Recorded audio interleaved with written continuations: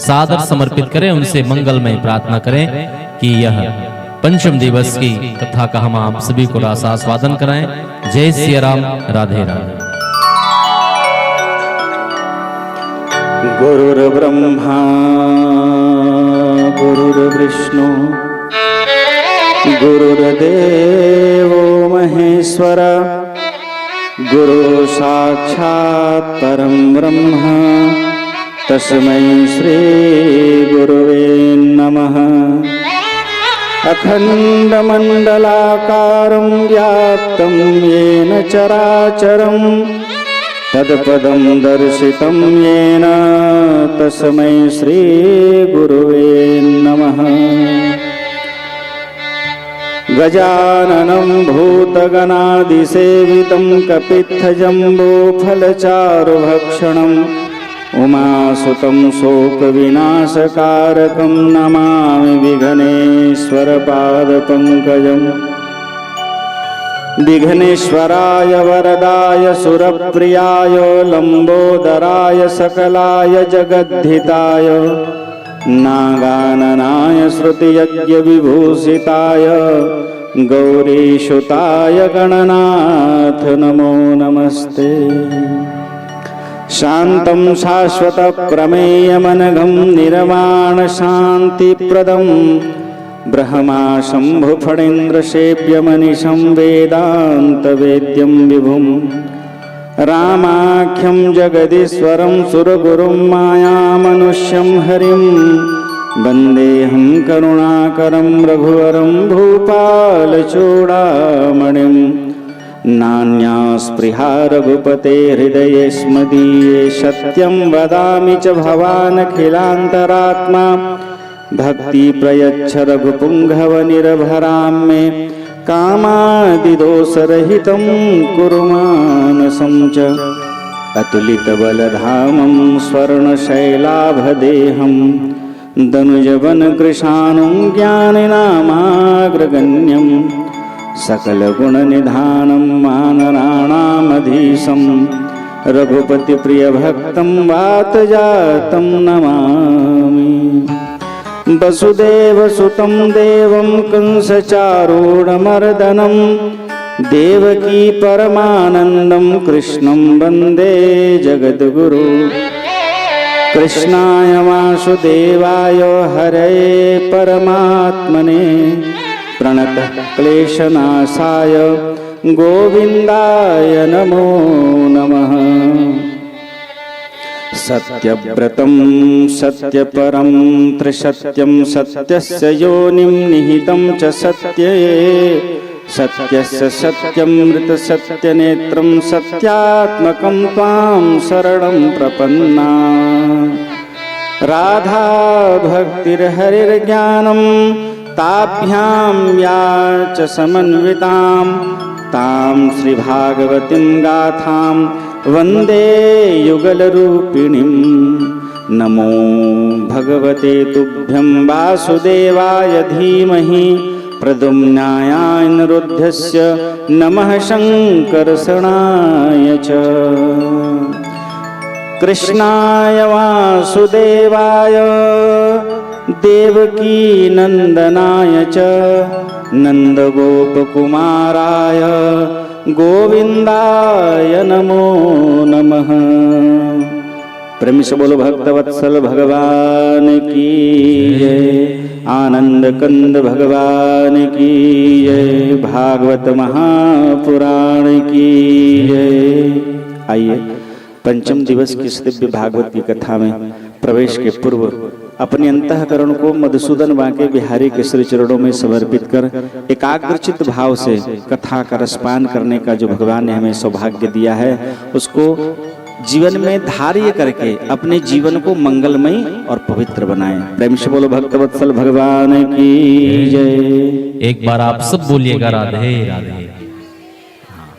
आइए भजन का आश्रय लें और मन वाणी और कर्म की शुद्धि हम आप सब करें, और मन वाणी कर्म की शुद्धि हरिनाम संकीर्तन से सब करें। पश्चात मंगलमय कथा की यात्रा।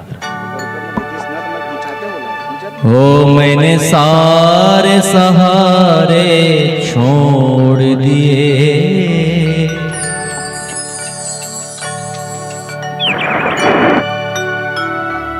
एक तेरा सहारा काफी है। जय हो जय हो। और जिनको जिनको भगवान के सहारे में खूब आनंद है, विश्वास है, एक बार सब उठाइए ना दोनों हाथ पूरे पूरे और पीछे पीछे ताली सेवा करते सब गाए। ओ मैंने सारे सहारे छोड़ दिए, एक तेरा सहारा काफी है।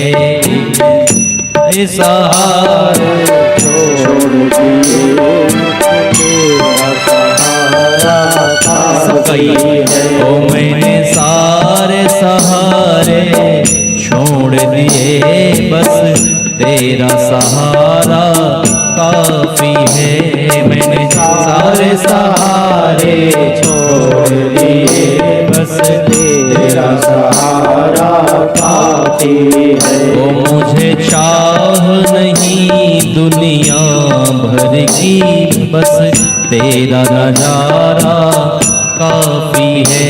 मुझे चाह नहीं दुनिया की, तेरा सहारा काफी है। ओ मैंने सारे सहारे छोड़ दिए, बस तेरा सहारा काफी है। मैंने सारे सहारे छोड़ दिए, एक तेरा सहारा काफी। दोनों हाथ ताली से बजाए जाए।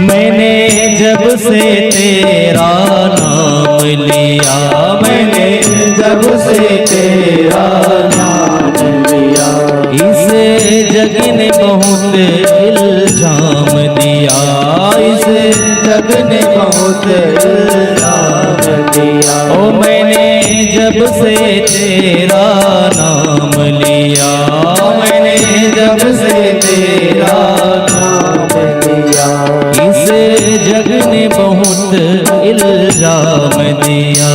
इस जग ने बहुत इल्जाम और ओ जब तूने मुझे बस थाम लिया, बस तूने मुझे यूं थाम, गाइए ना, बस तूने मुझे यूं थाम लिया, बस तूने मुझे बस थाम लिया। ओ बस मेरा गुजारा काफी है, बस मेरा गुजारा काफी है। ओ मैंने सारे सहारे छोड़ दिए, बस तेरा सहारा काफी है। मैंने सारे सहारे छोड़ दिए, बस तेरा सहारा भगवान बोली राघवेंद्र सरकार की जय हो।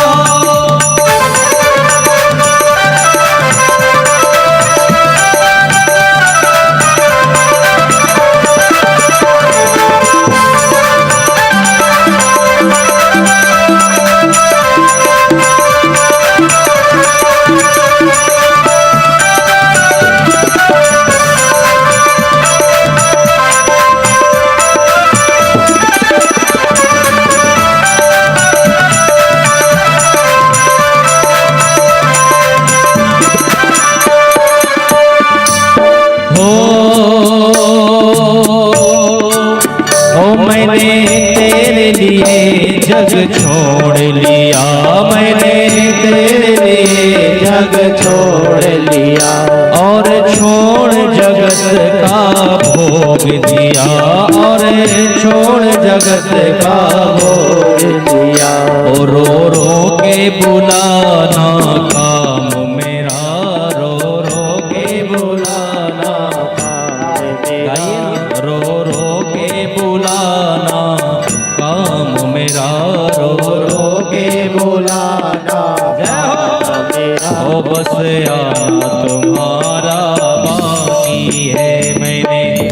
सारे सहारे छोड़ दिए, बस तेरा सहारा काफी है। ओ मैंने सारे सहारे छोड़ दिए, बस तेरा सहारा। और सभी गाइए। ओ राधे श्याम श्याम श्याम सीता राम राम राम, राधे श्याम श्याम श्याम सीता राम, राधे श्याम श्याम श्याम सीता राम राम राम। सभी ताली से गाएं, बोलिए राधे सरकार की। ओ सीता राम राम राम सीता राम राम राम, सीता राम राम राम सीता राम, सीता राम राम राम सीता राम राम राम, सीता राम राम राम सीता राम राम राम। ओ सीता राम राम राम सीता राम, सीता राम।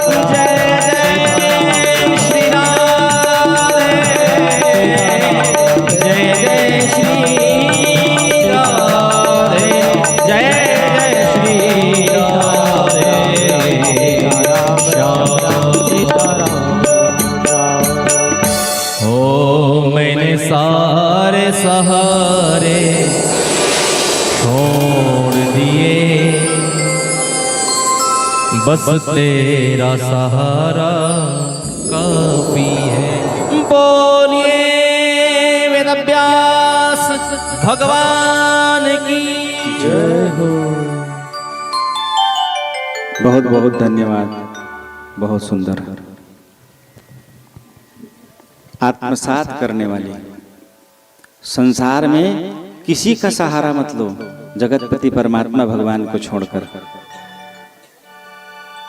गज और ग्राह की ये गीत है कि जैसे ग्राह को लगा कि भगवान मैं जिन पर भरोसा करता था, जिनको अपना समझ करके ये मेरे रक्षा करेंगे मैं समझता था, वो मेरी भूल थी।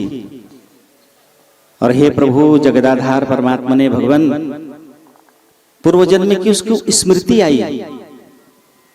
मैं रोज कथा में कह रहा हूं कि आप सभी भगवान के अनन्य भक्त रहे होंगे और उसी के प्रतिसाद आपको ऐसे सौभाग्य प्राप्त हो रहा है। हजारों लीलाएं हैं भगवान की, और जिन जिन भक्तों ने जिस प्रकार की भगवान की भक्ति की है, उसी का प्रतिसाद भगवान उनको दर्शन दिए हैं, उनके साथ लीला किए हैं। कैवल्य भक्ति जिन जीवात्माओं को प्राप्त होती है, उनको भगवान बांके बिहारी अपनी लीला में शामिल करते हैं। और जब जब भी भगवान का अवतरण होता है, तो परमात्मा उन भक्तों को अपनी लीला में शामिल करके गोप गोपियां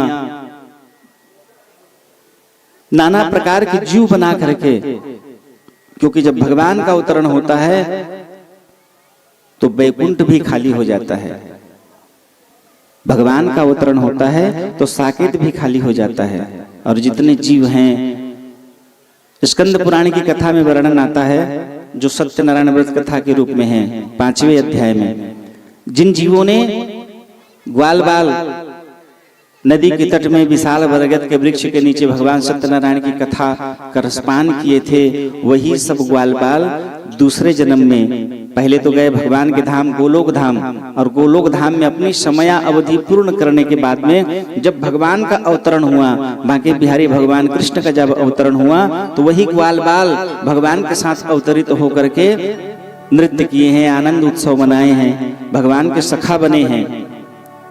तन सुखा मन सुखा श्री दामा, ये कौन है? पूर्व के वही ग्वाल हैं जिन्होंने भगवान की कथा सुन करके अपने जीवन को आनंदित किया। और तुंगध्वज नाम का राजा, सत्यव्रती, प्रजा के सुख में सुख की अनुभूति करने वाला, प्रजा के दुख में दुख की अनुभूति करने वाला, प्रजा को औरस पुत्र के समान लालन पालन करने वाला, और तुंगध्वज राजा भी भगवान का अनन्य भक्त बनकर के दूसरे जन्म में जब भगवान कृष्ण का अवतरण हुआ, तब उन जीवों का भी अवतरण हुआ। तो सतयुग में, त्रेता में, द्वापर में आप लोगों ने जरूर कोई ऐसा पुण्य किया होगा, और जिसके प्रतिसाद इस दिव्य कथा रूपी गंगा में स्नान करने का आप सबको पावन पुनीत अवसर भगवान प्रदान करा रहे हैं। तो ऐसे परम कृपालु जगदाधार जगदीश्वर के श्री चरणों में कोटि कोटि प्रणाम कि भगवान आपने जो हमारे पूर्व में किए हुए पुण्य के प्रतिसाद, इस प्रकार का भाव आपने हमें हमारे जीवन में प्रदान कराया और यही अनवरत नित्य निरंतर भक्ति हमें प्राप्त होती रहे और आपके श्री चरणों में हमारी आसक्ति बनी रहे।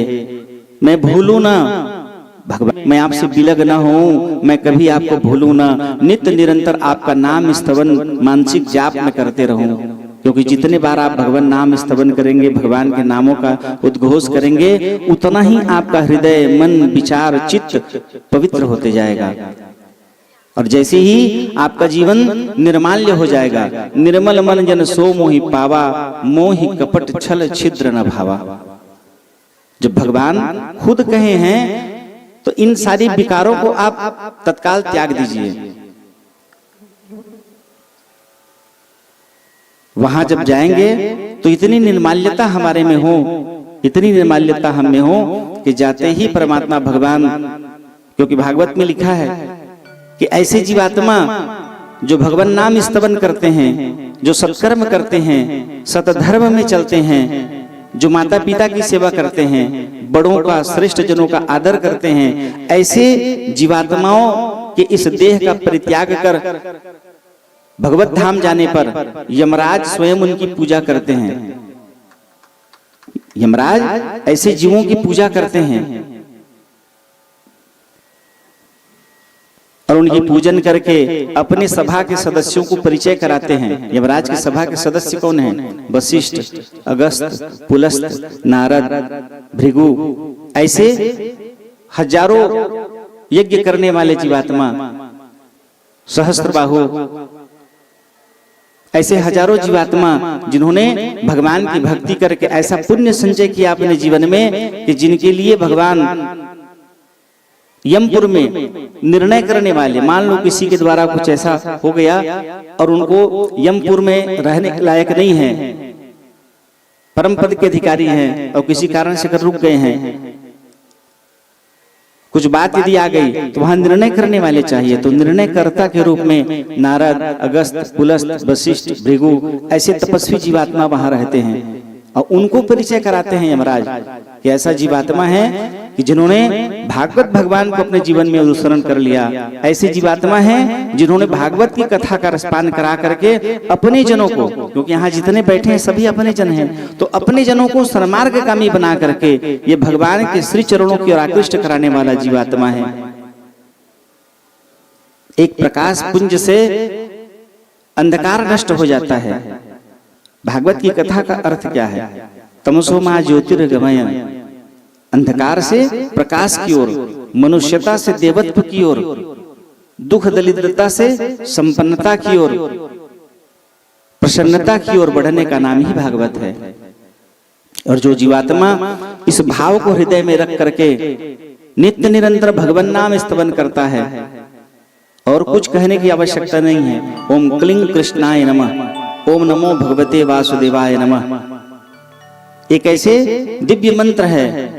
ओम घृणी सूर्याय नमः, आगे कल की कथा में आएगी। एक ऐसा अमोघ मंत्र है ये ओम घृणी सूर्याय नमः कि इस मंत्र का जाप करने के कारण कोढ़ी व्यक्ति अपने जीवन के पूर्व के सारे पाप ताप नष्ट कर गया, उस जन्म के भी पाप ताप नष्ट गया और इतना पुण्य उसने अपने जीवन में इस मंत्र को जाप करके एकत्रित कर लिया कि दूसरे जन्म में वो भगवान कृष्ण के ससुर बने। सोचिए कितना प्रभावशाली है ये मंत्र, ओम घृणी सूर्याय नमः। इस मंत्र का जाप करते हुए सूर्य नारायण को यदि जल दिया जाए तो सूर्य नारायण अति प्रसन्न होते हैं। शिव जी को अनवरत लगातार बीच में रुकना नहीं चाहिए, लगातार जल गिरना चाहिए। परंतु सूर्य नारायण को यदि आप जल दे रहे हैं तो कम से कम 3 बार, एक लोटा में जल रखे हैं तो उस जल को गिराते जाइए, फिर बंद करिए, फिर गिराते जाइए, फिर बंद करिए और लगातार इसी मंत्र का जाप करना है। ओम घृणी सूर्याय नमः, ओम घृणी सूर्याय नमः, ओम घृणी सूर्याय नमः।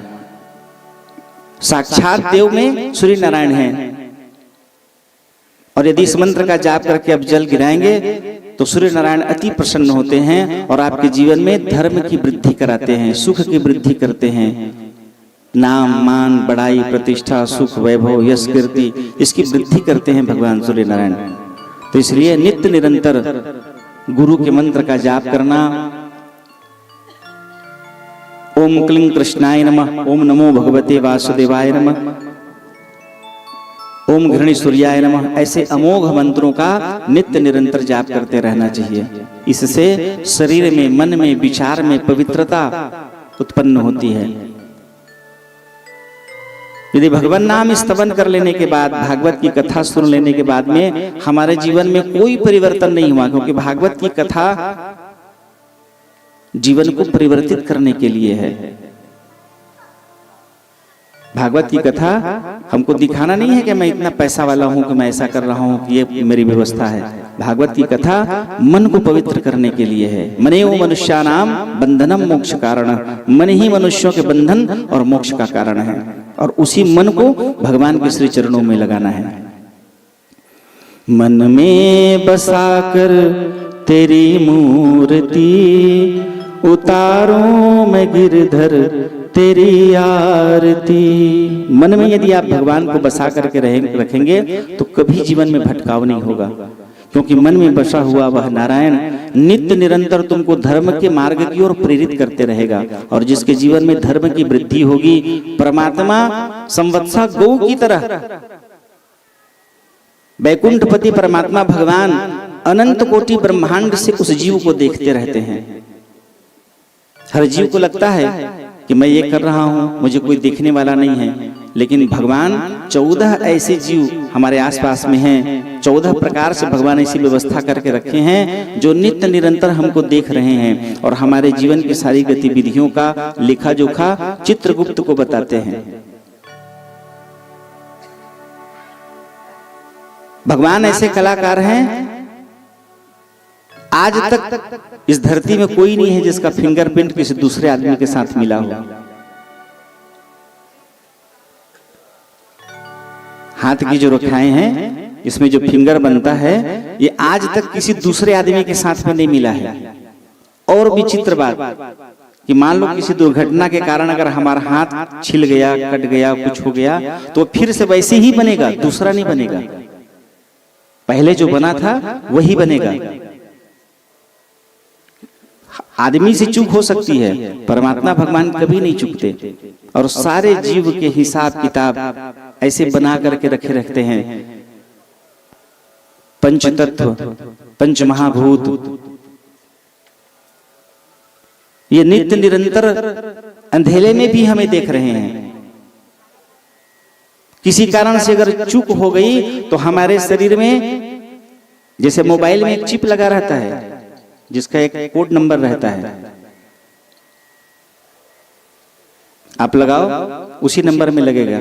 उसी तरह से मोबाइल में जैसे लगा हुआ है चिप, उसी तरह से हमारे शरीर में भी चिप लगा हुआ है, उसका नाम है श्रवण। और स्त्रियों के शरीर में लगा हुआ है, उसका नाम है श्रवणी। ये ब्रह्मा के द्वारा बनाए हुआ वो मानस पुत्र है। जितने लोग हैं संसार में उतने के शरीर में हैं, और उसके सारे हिसाब किताब को वो चित्रगुप्त को बताता है। और एक अकेला चित्रगुप्त अरबों खरबों लोगों की हिसाब किताब अपने पास जमा करके रखा है। जैसे ही जीव अपना देह त्याग कर वहां पहुंचता है, उसका पूरा लेखा जोखा उसको बताया जाता है कि तुमने अपने जीवन में क्या किया है। तो ये जीवन रूपी आईना जिसका नाम भागवत है, जिसका नाम रामायण है, इसको जीवन में धार्य करके अपने जीवन को परिवर्तित करिए। इसको सुनने के बाद में यदि जीवन में परिवर्तन नहीं हुआ तो समझ लीजिए आप केवल टाइम पास करने के लिए यहां बैठे थे।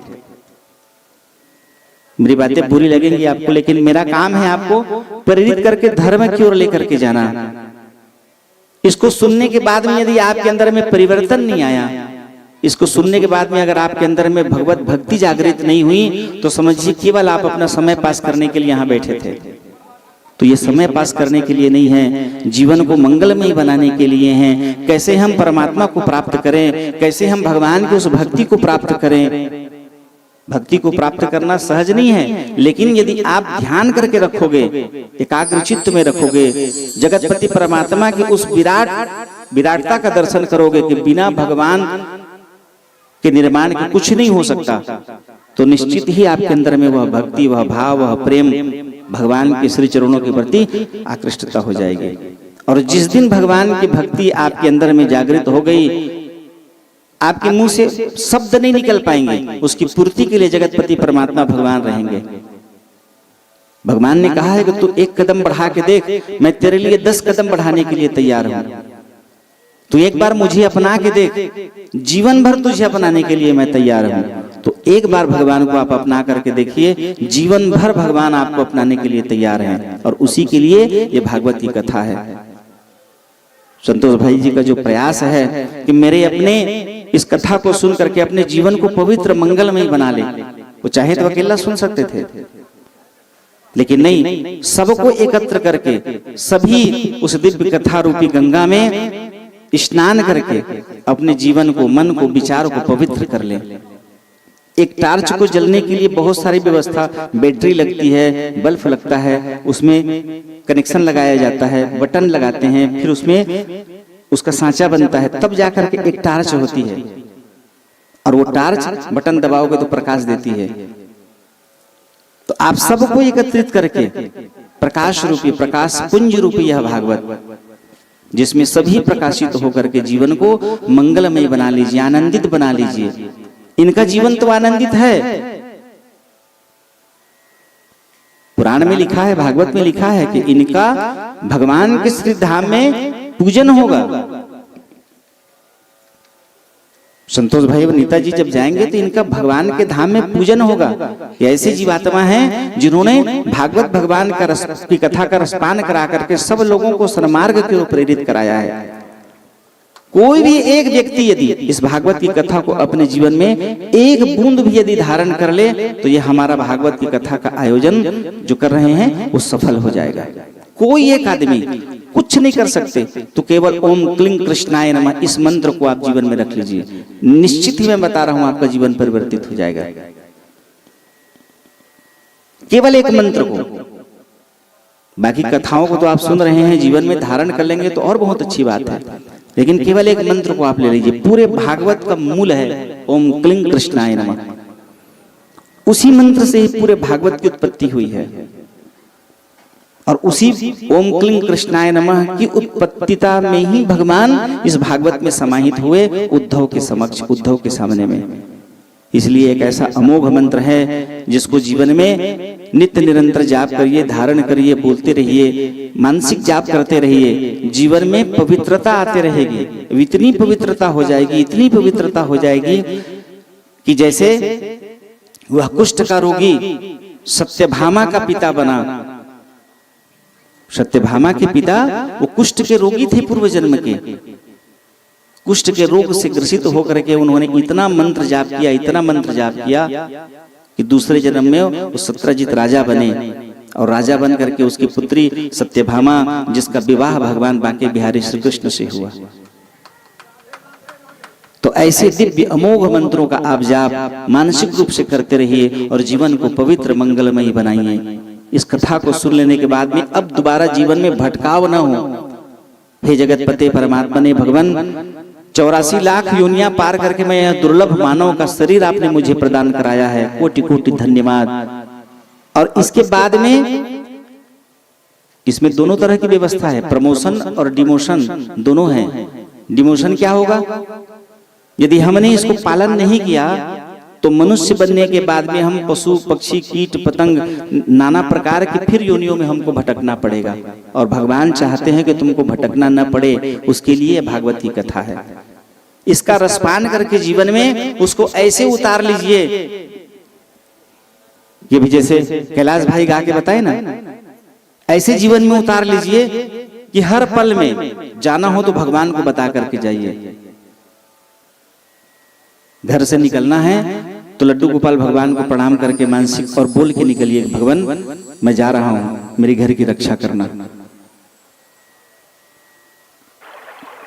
जैसे घर में माता पिता हैं और उनको बता करके आप यदि जाओगे तो उनको प्रसन्नता होती है। मान लो आप निकल गए, बताई नहीं है, कोई दूसरा आदमी आएगा पूछेगा कहाँ है, पता नहीं गा, मन तो बताबे नहीं करे कहाँ चल देते, पीड़ा लगती है ना माता पिता को। ठीक उसी तरह भगवान को प्रणाम करके, क्योंकि वो जगत पिता है, उनको आप प्रणाम करके बता करके निकलिए। लड्डू गोपाल भगवान जो हम अपने घर में स्थापित करके रखे हैं, परम पूज्य परमात्मा भगवान जगतपति जो हमारे घर में लड्डू गोपाल के रूप में स्थापित है, विवाह संस्कार में लड्डू गोपाल को साक्षी मान करके विधिवत वैदिक रीति से आपका पानी ग्रहण संस्कार किया गया है। वो लड्डू गोपाल भगवान नित्य पूजन के लिए है।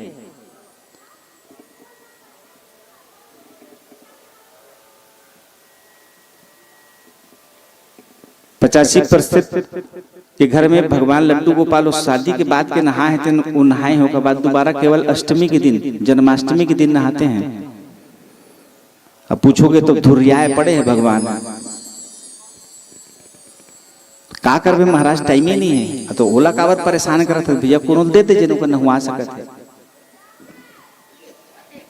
लड्डू गोपाल सास ससुर जो पानी ग्रहण संस्कार करके तुमको प्रदान कराए हैं, तो तोर चौकीदार नो है वहां कि घर में फटेरम टांग दे, चौकर डर कोई मतलब ही नहीं है तोला। तो जब तय भगवान के प्रति मतलब नहीं रखबे, भगवान तोर प्रति कहां ले मतलब रखे।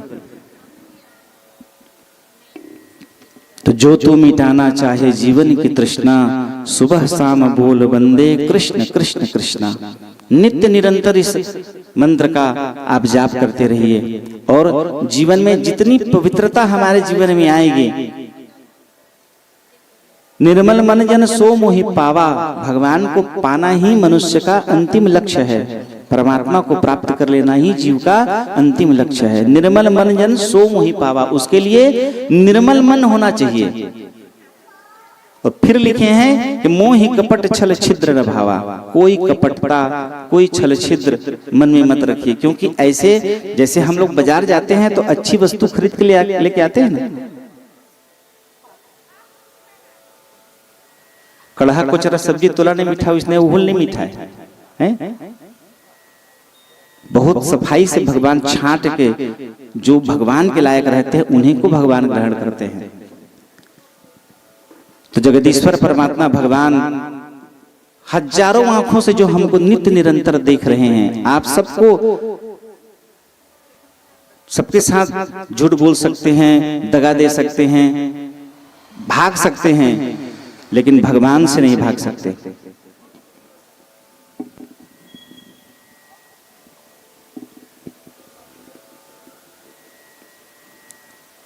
हजारों आंखों से परमात्मा भगवान आपको नित्य निरंतर देख रहा है, और मन में वो प्रेम का भाव बना करके,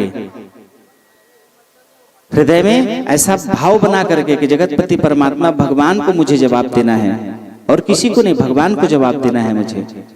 ये मन में भाव रख करके जीवन निर्वहन करिए, जीवन मंगलमय और आनंदित हो जाएगा।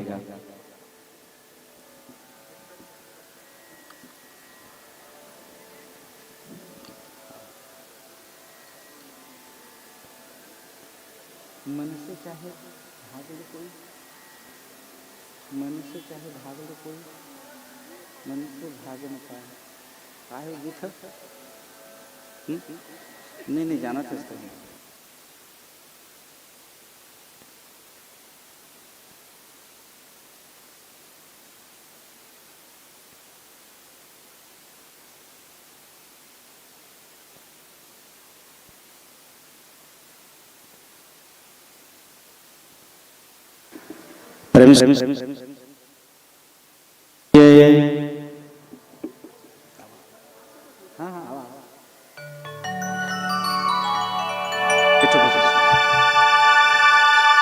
मथुरा वृंदावन सघन और यमुना के तीर, धन्य धन्य माटी सुघर, धन्य कालिंदी नीर। कृष्णा बोलो कृष्णा, बोलो कृष्णा, बोलो कृष्णा, कृष्णा बोलो कृष्णा, बोलो कृष्णा। सब गाइए, कृष्णा बोलो कृष्णा, बोलो कृष्णा, बोलो कृष्णा, कृष्णा बोलो कृष्णा, बोलो कृष्णा, जो कृष्णा कृष्णा नहीं बोल पा रहे हैं, उनके भीतर में अभी भी तृष्णा निकली नहीं है, तृष्णा को निकाल लीजिए। और सब गाइए ना एक लाइन पीछे पीछे। कृष्णा बोलो कृष्णा बोलो कृष्णा बोलो कृष्णा, कृष्णा बोलो कृष्णा बोलो कृष्णा। कृष्णा न जाए मन से, कृष्णा न आए मन में, कृष्णा न जाए मन से, कृष्णा न आए मन में, कृष्णा न जाए मन से, कृष्णा न आए मन में, कृष्णा न जाए मन से, कृष्णा न आए मन में। जतन करूं मैं हजार मेरे राम, कैसे कटेगी नैया पार घनश्याम जी, कैसे कटेगी नैया पार घनश्याम जी, कैसे कटेगी नैया पार। सब गाएं। और कृष्णा न आए मन से, कृष्णा न आए मन में, तृष्णा न जाए मन से, कृष्णा न आए मन में। जतन करूं मैं हजार मेरे राम, कैसे कटेगी नैया पार मेरे राम जी, कैसे कटेगी नैया पार मेरे राम जी, कैसे कटेगी नैया पार।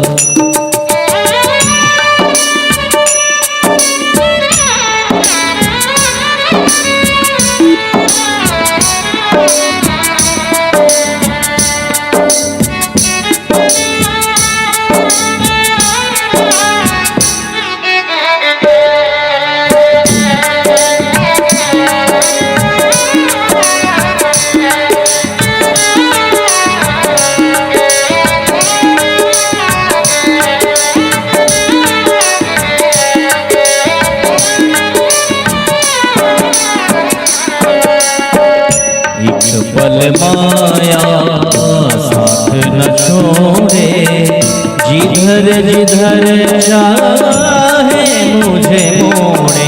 कृष्णा बोलो कृष्णा बोलो कृष्णा बोलो कृष्णा, ओ कृष्णा बोलो कृष्णा बोलो कृष्णा बोलो कृष्णा। हरि भक्ति से हरि पूजन से मेरा रिश्ता नाता तोड़े।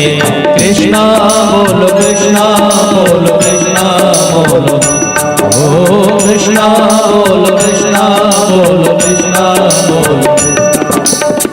माया न जाए मन से, भक्ति न आए मन में, माया न जाए मन से, भक्ति न आए मन में। माया न जाए मन से, भक्ति न आए मन में, माया न जाए मन से, भक्ति न आए मन में। जीवन न जाए यूं बेकार मेरे राम, कैसे लगेगी नैया पार मेरे राम जी, कैसे लगेगी नैया मेरे राम जी, कैसे लगेगी नैया पार मेरे राम जी, कैसे लगेगी नैया पार। जय जय श्री राधे, जय जय श्री राधे श्याम, जय जय श्री राधे श्याम। प्रेम से बोलो भक्त वत्सल भगवान की जय। अथ सर्वगुणोपेतः कालः परम शोभनः। परम कृपालु जगदाधार परमात्मा भगवान अपने निज भक्तों के ऊपर कृपा करने के लिए हेतु की कृपा भगवान का अवतरण हुआ। भागवत में भगवती राधा का वर्णन नहीं है, क्योंकि भागवत शुकदेव जी महाराज उनके परम गुरु हैं। और यदि राधा का नाम उनके सामने ले दिया जाए तो 6 महीने के लिए समाधिस्थ हो जाते थे। गुरु के प्रति उनका इतना प्रेम था, समाधिस्थ। तो इसलिए भागवत बनी। लेकिन गर्ग संहिता में इनका वर्णन है कि भगवान कृष्ण के 3 वर्ष पहले भगवती राधा का अवतरण हुआ। राधा भगवान कृष्ण का ही रूप है। भगवान मधुसूदन बांके बिहारी खुद अपने ही रूप को आईने में, भगवान सामने आईने में खड़े हैं और उन्होंने आईने के उस रूप को पूरा सजाया। एक स्त्री के रूप में।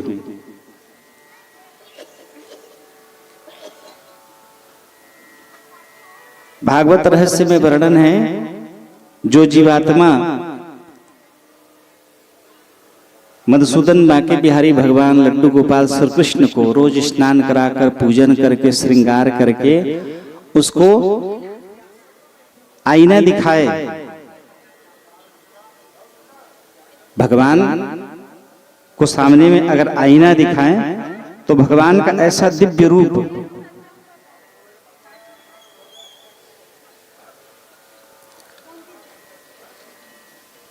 भगवान कृष्ण को आप श्रृंगार करा करके जब दर्शन कराओगे तो उनको राधा रानी का रूप दिखता है।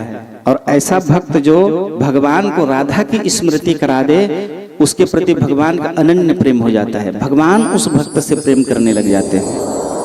तो भगवान बांके बिहारी कृष्ण जी ने ही अपने ही रूप को आईने में श्रृंगार करा कर जीवंत बनाया और निवेदन किए कि राधे,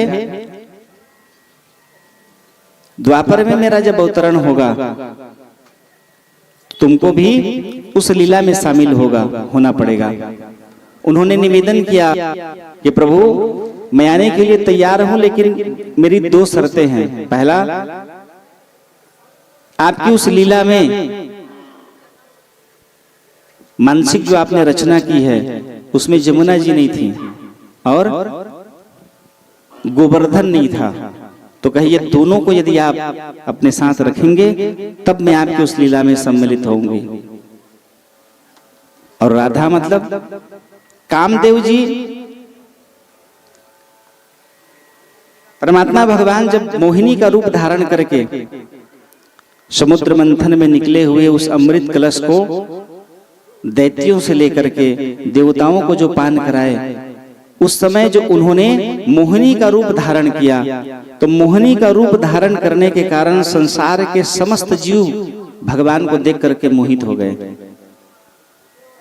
ब्रह्मा, शिव, अग्नि, सूर्य को छोड़ करके संसार के समस्त जीव, इतना मनोहारी भगवान का वह मोहिनी रूप था। और केवल एक व्यक्ति मोहित नहीं हुआ, पूरे संसार भगवान को देख करके मोहित हो गए। केवल एक व्यक्ति मोहित नहीं हुआ और वो है सूर्य नारायण। और सूर्य नारायण, उनके अंदर में वात्सल्यता एक पिता की तरह, उन्होंने मोहिनी रूपी भगवान को अपनी कन्या की तरह की दृष्टि से उनको देखा और उस भाव को भगवान समझ गए। और भगवान अति प्रसन्न होकर के कहे कि सूर्यदेव, आपके अंदर की जो वह भाव है, जो प्रेम है, मैं उससे अति प्रसन्न हूं। और मैं वचन देता हूं आपको, अगला मेरा अवतरण राधा के रूप में जब होगा तब आप इसी रूप के पिता बनेंगे। और वो राधा करोड़ों कामदेव जिसको देखकर लज्जित हो जाए, इतनी दिव्य, इतनी सुंदर। भागवत रहस्य में और गर्ग संहिता में इसका वर्णन है। अवतरित होने के बाद में भी भगवती आंख नहीं खोल रही थी। लगभग 1.5 वर्ष का समय व्यतीत हो गया था, न कुछ आंख नहीं खोल रही थी। और जैसे ही नारद जी पहुंचे और उन्होंने भगवान के रसमयी, आनंदमयी भजनों का रसास्वादन कराया, जिससे भगवती अति प्रसन्न हुई। और तब जाकर के भगवती ने आंख खोली। प्रेम से बोलो भक्तवत्सल भगवान की जय। भगवान कृष्ण का बंदी गृह में अवतरण हुआ। हमारे जीवन में थोड़ा भी यदि कुछ ऊंच नीच हो जाए तो हम भयभीत हो जाते हैं।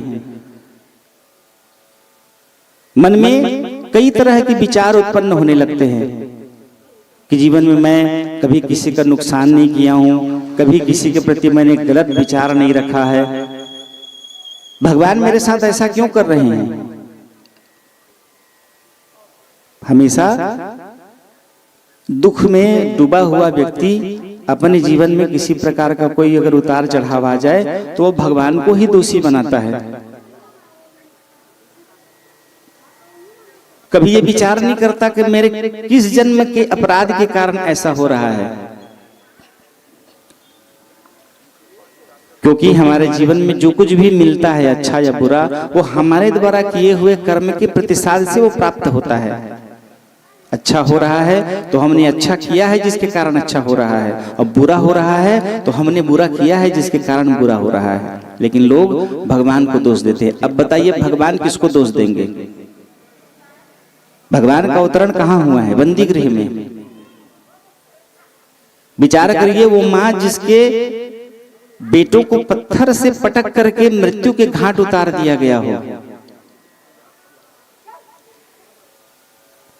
कल यदि आपको कहे कि आपको भगवान बना दिया जाएगा और भगवान के जीवन में जो कष्ट थे, जो दुख थे, वही दुख अगर आपके जीवन में प्राप्त हो तो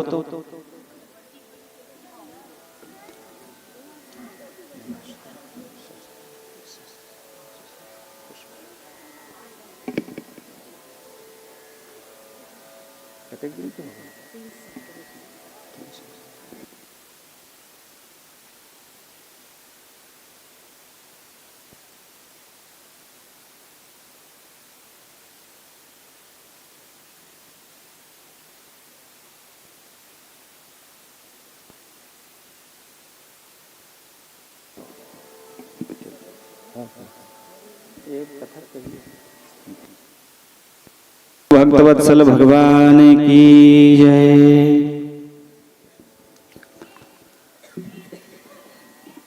जीवन की विडंबना देखिए, भले आज देवकी वसुदेव जगत पिता परमात्मा भगवान के पिता बनने का इनके जीवन में सौभाग्य प्राप्त हुआ, लेकिन उस सौभाग्य के लिए कितनी बलिदान देना पड़ा कि जिस माता पिता के सामने नवजात 24 घंटा भी नहीं हुआ है, बच्चा जैसे पैदा होता और वैसे ही पत्थर में पटक करके मृत्यु के घाट उतार दिया जाता। विचार करिए, वो भी सगे भाई के द्वारा। कंस कौन है? देवकी के भैया हैं, और उनके द्वारा पत्थर में पटक करके मृत्यु के घाट उतार दिया जा रहा हो। और आज उनको सुख प्रदान कराने के लिए 7वां रोहिणी के घर में स्थापित हुआ,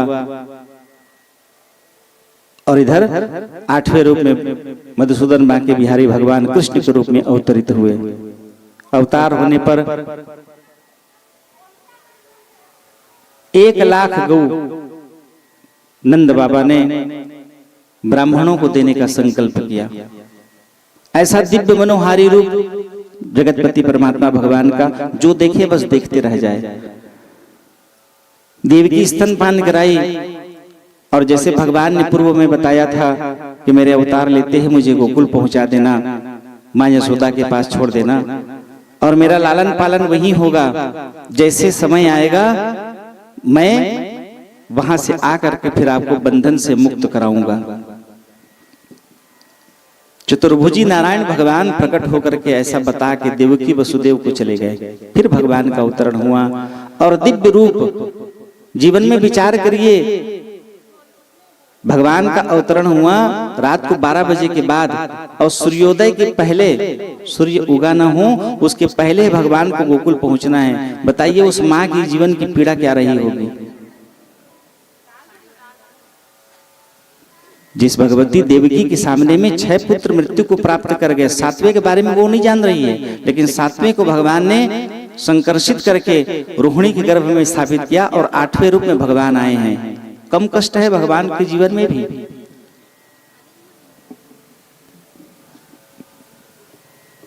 ये सारे पूर्व के किए हुए कर्म के अनुसार भगवान को भी भुगतान करना पड़ता है।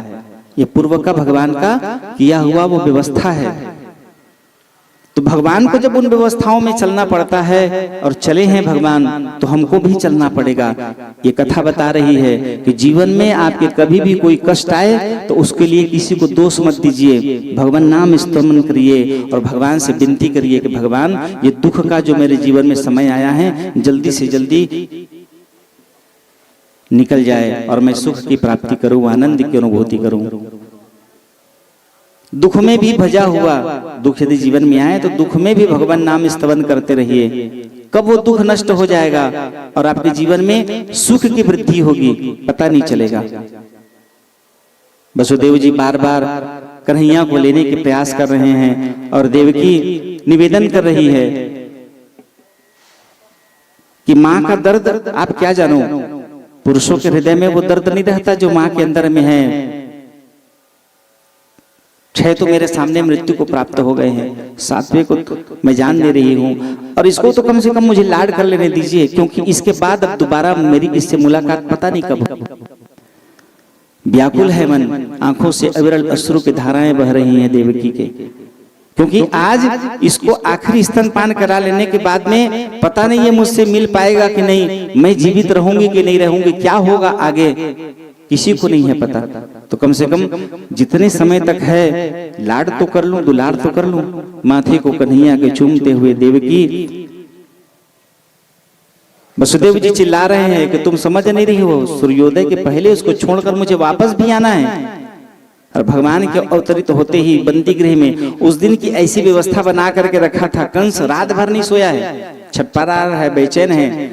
ऐसी व्यवस्था बना के रखा है कि हो सकता है कोई आदमी इनके साथ सांठ-गांठ कर ले, कोई मिल जाए तो मेरी व्यवस्था बिगड़ जाएगी। जिसके लिए मैं इसको बंदी गृह में बंद करके रखा हूं वो मेरी व्यवस्था बिगड़ जाएगी। तो हर 2 घंटे में वो सैनिकों को बदलता था, हर 2-2 घंटे में सैनिक बदलते थे।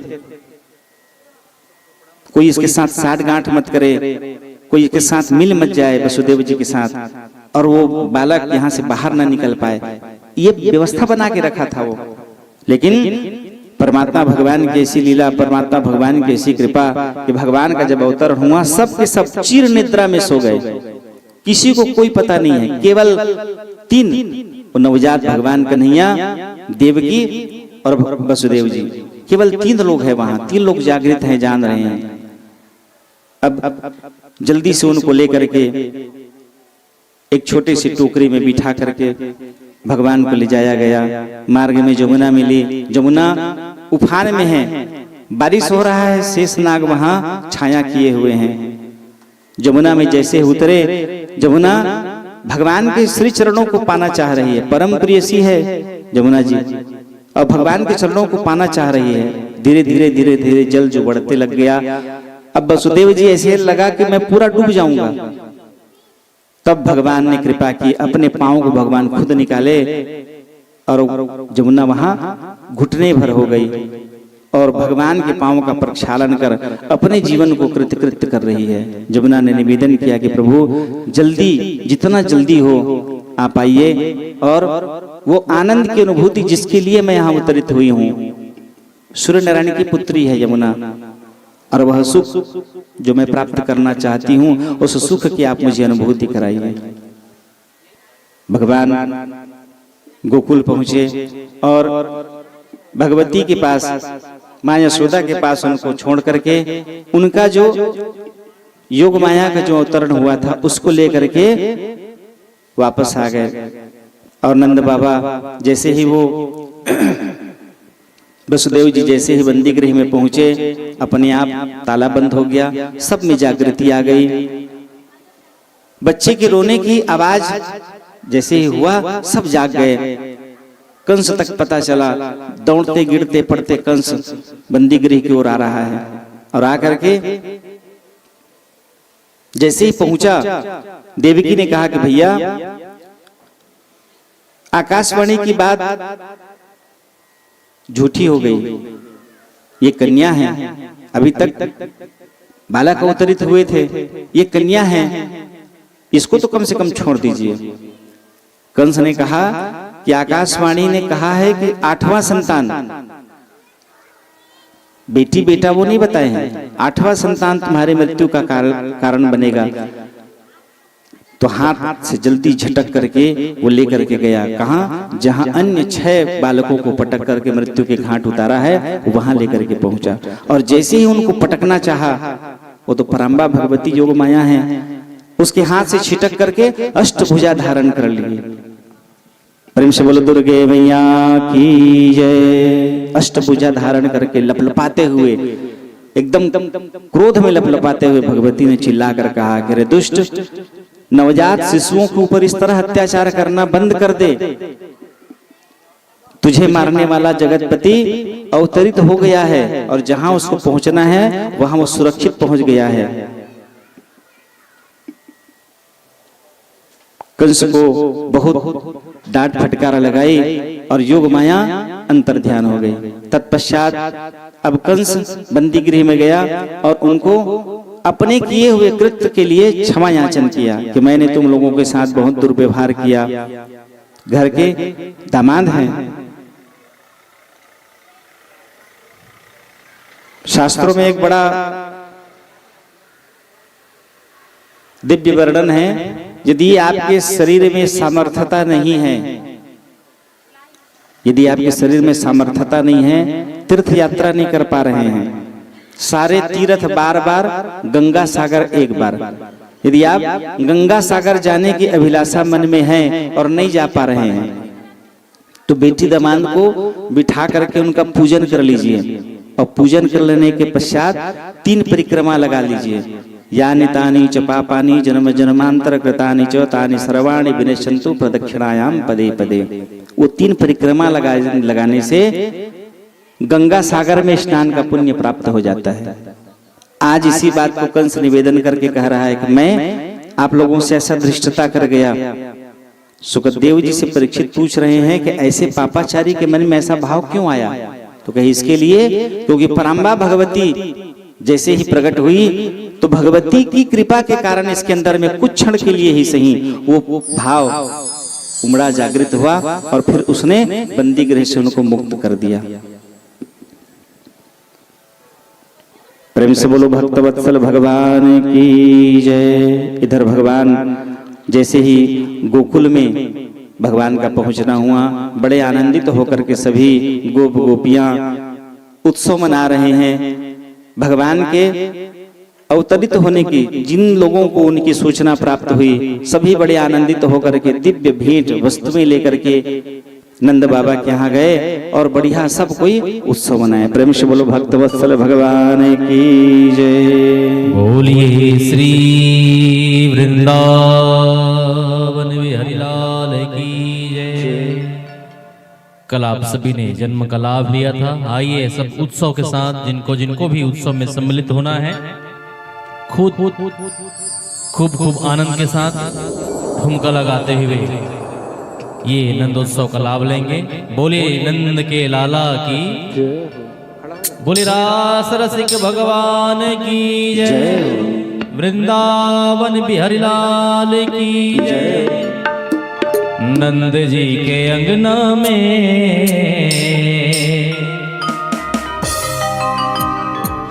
बज रही आज बधाई। और जो नंदोत्सव का लाभ ले रहे हैं उठाइए दोनों हाथ पूरे और एक साथ झूमते हुए गाइए, खूब ठुमका लगाएं। नंद जी के अंगना में बज रही आज बधाई। नंद जी के अंगना में बज रही आज बधाई। नंद जी के अंगना में बज रही आज बधाई। नंद जी के अंगना में बज रही आज बधाई।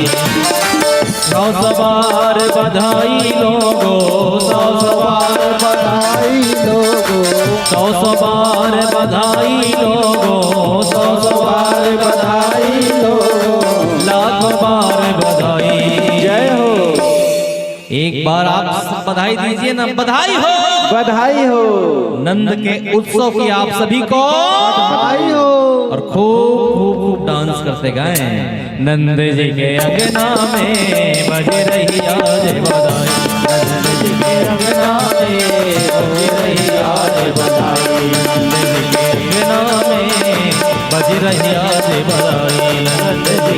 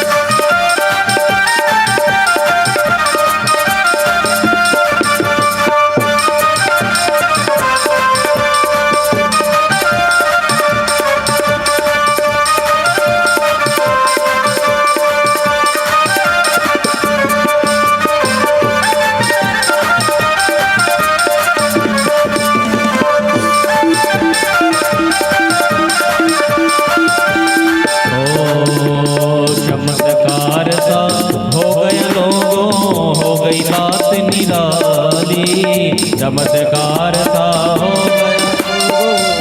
गई बात निराली, चमत्कार सा हो गया लोगों, हो गई बात निराली, चमत्कार सा हो गया लोगों, हो गई बात निराली। रात रात में नंद बाबा की, रात रात में नंद बाबा की, रात रात में नंद बाबा की, रात रात में नंद बाबा की दाढ़ी हो गई काली। बधाई हो, बधाई हो, बोले नंद के लाला की जय हो। नंद जी के अंगना में बज रही आज बधाई, नंद जी के अंगना में बज रही आज बधाई, नंद जी के अंगना में बज रही आज बधाई, नंद जी के अंगना में बज रही आज बधाई।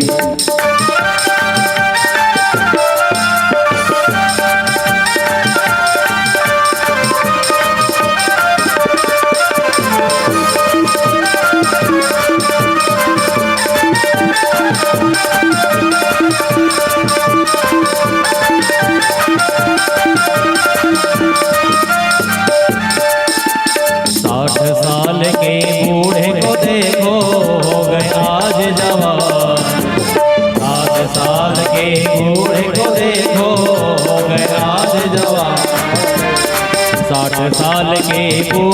देखो हो गए आज जवान, 60 साल के बूढ़े को देखो हो गए आज जवान। ओ नाचे कूदे धूम मचावे, नाचे कूदे धूम मचावे, ओ नाचे कूदे झूम मचाए, नाचे कूदे झूम मचाए, औ गाए मिट तारे जय हो। बोली नंद के लाला की जय हो। आप सब ठुमका लगाते गाइए ना। नंद जी के आंगन में बज रही आज बधाई, नंद जी के आंगन में बज रही आज बधाई, नंद जी के आंगन में बज रही आज बधाई, नंद जी के आंगन में बज रही आज। बोली नंद के लाला की जय हो।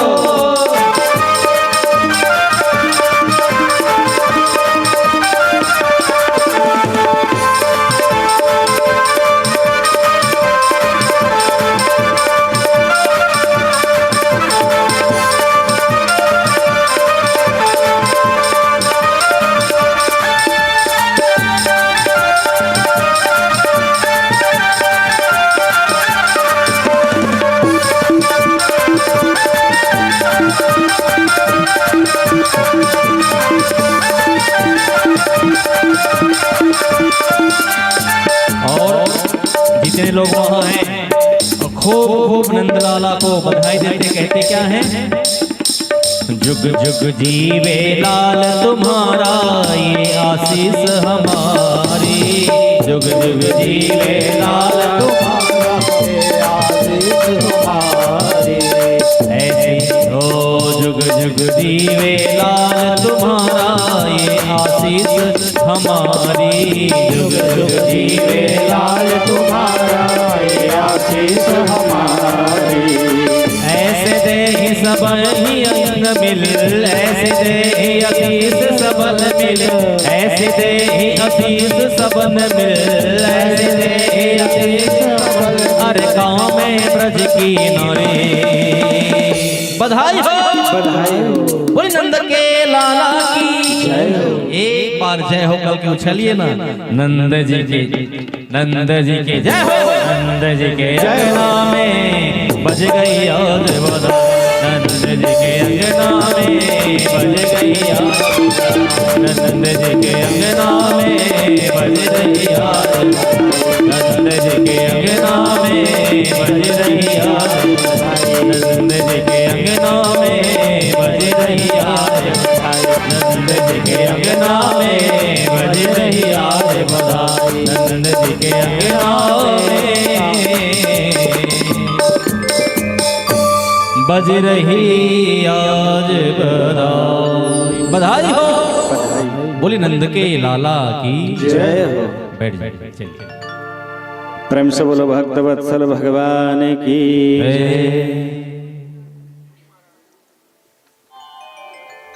जिन भक्तों ने जिस प्रकार भगवान की भक्ति की, उसी तरह भगवान उनको सुख प्रदान करा रहे हैं। जिनके हृदय में दुर्भाव था, वो दुर्भाव के साथ अवतरित हुए। जिनके अंदर में सद्भाव था, वो सद्भाव लेकर के अवतरित हुए। जो भगवान के साथ नृत्य करना चाहते हैं, जो भगवान के साथ आनंद उत्सव मनाना चाहते हैं, जो भगवान को माखन मिश्री खिलाना चाहते हैं, जो भगवान के साथ मित्र बन के रहना चाहते हैं, तो जैसे जैसे लोगों ने जिस प्रकार भजा है भगवान को, उन जीवों को उसी तरह प्रभु सुख प्रदान करा रहे हैं। एक जीवात्मा जिसने भगवान को भजा दुष्टता में, क्या दुष्टता थी कि भगवान के सौम्य मनोहारी रूप को देख करके वो मोहित हो गई, और मोहित होकर के उसने कहा कि कितना दिव्य सुंदर बालक है, मैं इसको स्तनपान करा दूं। भगवान ने कहा तथास्तु। और जैसे ही भगवान, ये कौन है? राजा बलि की पुत्री रत्नमाला, जिस भाव से आप भगवान को भजोगे, ये कथा बताना चाह रही है, उसी के अनुसार भगवान आपको सुख की अनुभूति कराएंगे। जैसे रत्नमाला के हृदय में हुआ कि कितना दिव्य सुंदर बालक है, इसे देखकर मेरे हृदय में ममत्व जागृत हो गई, और मुझे ऐसा ममत्व लग रहा है कि मैं इसको स्तनपान करा दूं। भगवान उसके मन के भाव को पढ़ करके भगवान ने कहा कि तथास्तु। और जैसे ही 3 पग में राजा बलि की पूरी संपदा को 2 पग में ही भगवान ने सब कुछ अपने पास वापस ले लिया, तब ये इतना क्रोधित हो गई कि ऐसे बालक को मैं विषपान करा दूं। तब भी भगवान ने कहा तथास्तु। और आज उसी का समय आया। ये जीव दुष्टता के भाव के कारण वो रत्नमाला दूसरे जन्म में पूतना बन करके अवतरित हुई। इसलिए भगवान को भजते समय मन में कुभाव लेकर के मत आइए। भगवान को कभी अपने जीवन में मिलने वाले किसी दुख, किसी कष्ट के लिए भगवान को जिम्मेदार मत बनाइए। उसके जिम्मेदार आप स्वयं हैं। यदि सुख मिल रहा है तो भी आपने सुख कमाया ही इसलिए मिल रहा है। जीवन में दुख मिल रहा है तो आपने दुख कमाया ही इसलिए मिल रहा है। भगवान को दोष मत दीजिए। भगवान के प्रति यदि आप भाव रखोगे तो भगवान उस कमल के पुष्प के समान हैं। कमल के पुष्प में यदि आप जल डालोगे तो वो जल मोती बन करके नीचे गिरता है। भगवान को आपके द्वारा लगाया गया किसी बात का कोई दोष भगवान को नहीं लगेगा, लेकिन भगवान को दोषी ठहराने के कारण आपका जीवन कलंकित हो जाएगा। पूतना रत्नमाला क्रोधित हो गई। भले ही ये दिव्य सुंदर बालक है जिसे मैंने अपनी स्तनपान कराने का मानसिक मैंने प्रेम संकल्प कर दिया, परंतु ये ऐसा दुष्ट बालक है जिसके कारण मेरे पिता का सर्वस्व चला गया। जिसका गया है उसको पीड़ा नहीं है, क्योंकि उसको सुतल लोक प्रदान कराए भगवान, और आज भी जीवित है। राजा बलि आज भी जीवित है और सुतल लोक में राज कर रहे हैं, जिसकी चौकीदारी स्वयं भगवान कर रहे हैं गदाधर के रूप में। तो जिसका सब कुछ गया उसको पीड़ा नहीं हुई, उसकी बेटी को पीड़ा हो गई, और उसने कहा कि ऐसे दुष्ट दुराचारी बालक को मैं जहर से भरा स्तनपान करा दूं। भगवान ने तब भी मुस्कुराते हुए कहा तथास्तु। और आज वही रत्नमाला पूतना बनी, और पूतना मन में कुभाव लेकर के कंस के पास पहुंची। कंस चिंतातुर अवस्था में है। जैसे भगवती की कृपा बनी, उसको ज्ञान हुआ, अब उससे विलग होने पर व्याकुल मन से ये बैठा सोच रहा है कि कैसे करके मैं वहां तक पहुंचूं।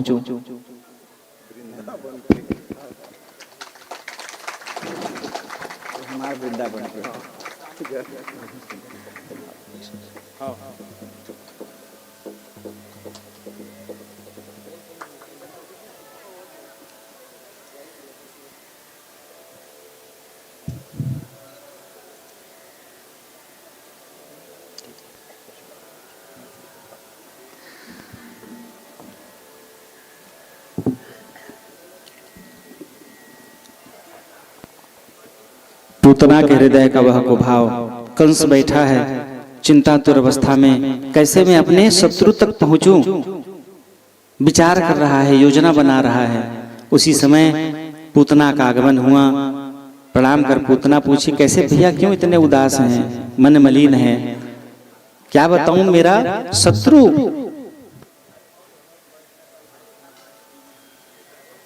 इतने दिनों तक मैं जिसकी प्रतीक्षा कर रहा था, वो शत्रु मेरे कारागृह से निकल कर चला गया।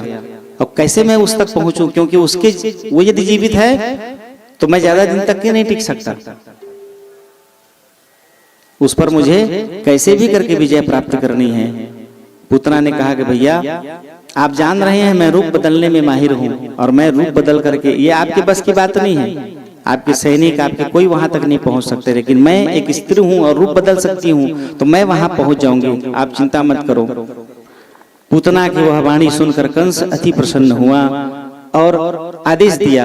अब पूतना बढ़िया दिव्य रूप बना करके गीत वादन करते हुए पूतना जब गई गांव में जाती, अब उसको भी पता नहीं है कि कहाँ जाना है, तो आसपास क्षेत्र के जितने बच्चे उस समय 2 दिन पहले और 2 दिन बाद वाले जो बच्चे अवतरित हुए हैं, उन सबको विष पिलाने का संकल्प लेकर के वो निकल गई और गांव में जाते ही प्रसन्नता रहती है, लोगों से पूछती भाई किसी के घर में बालक अवतरित हुआ है।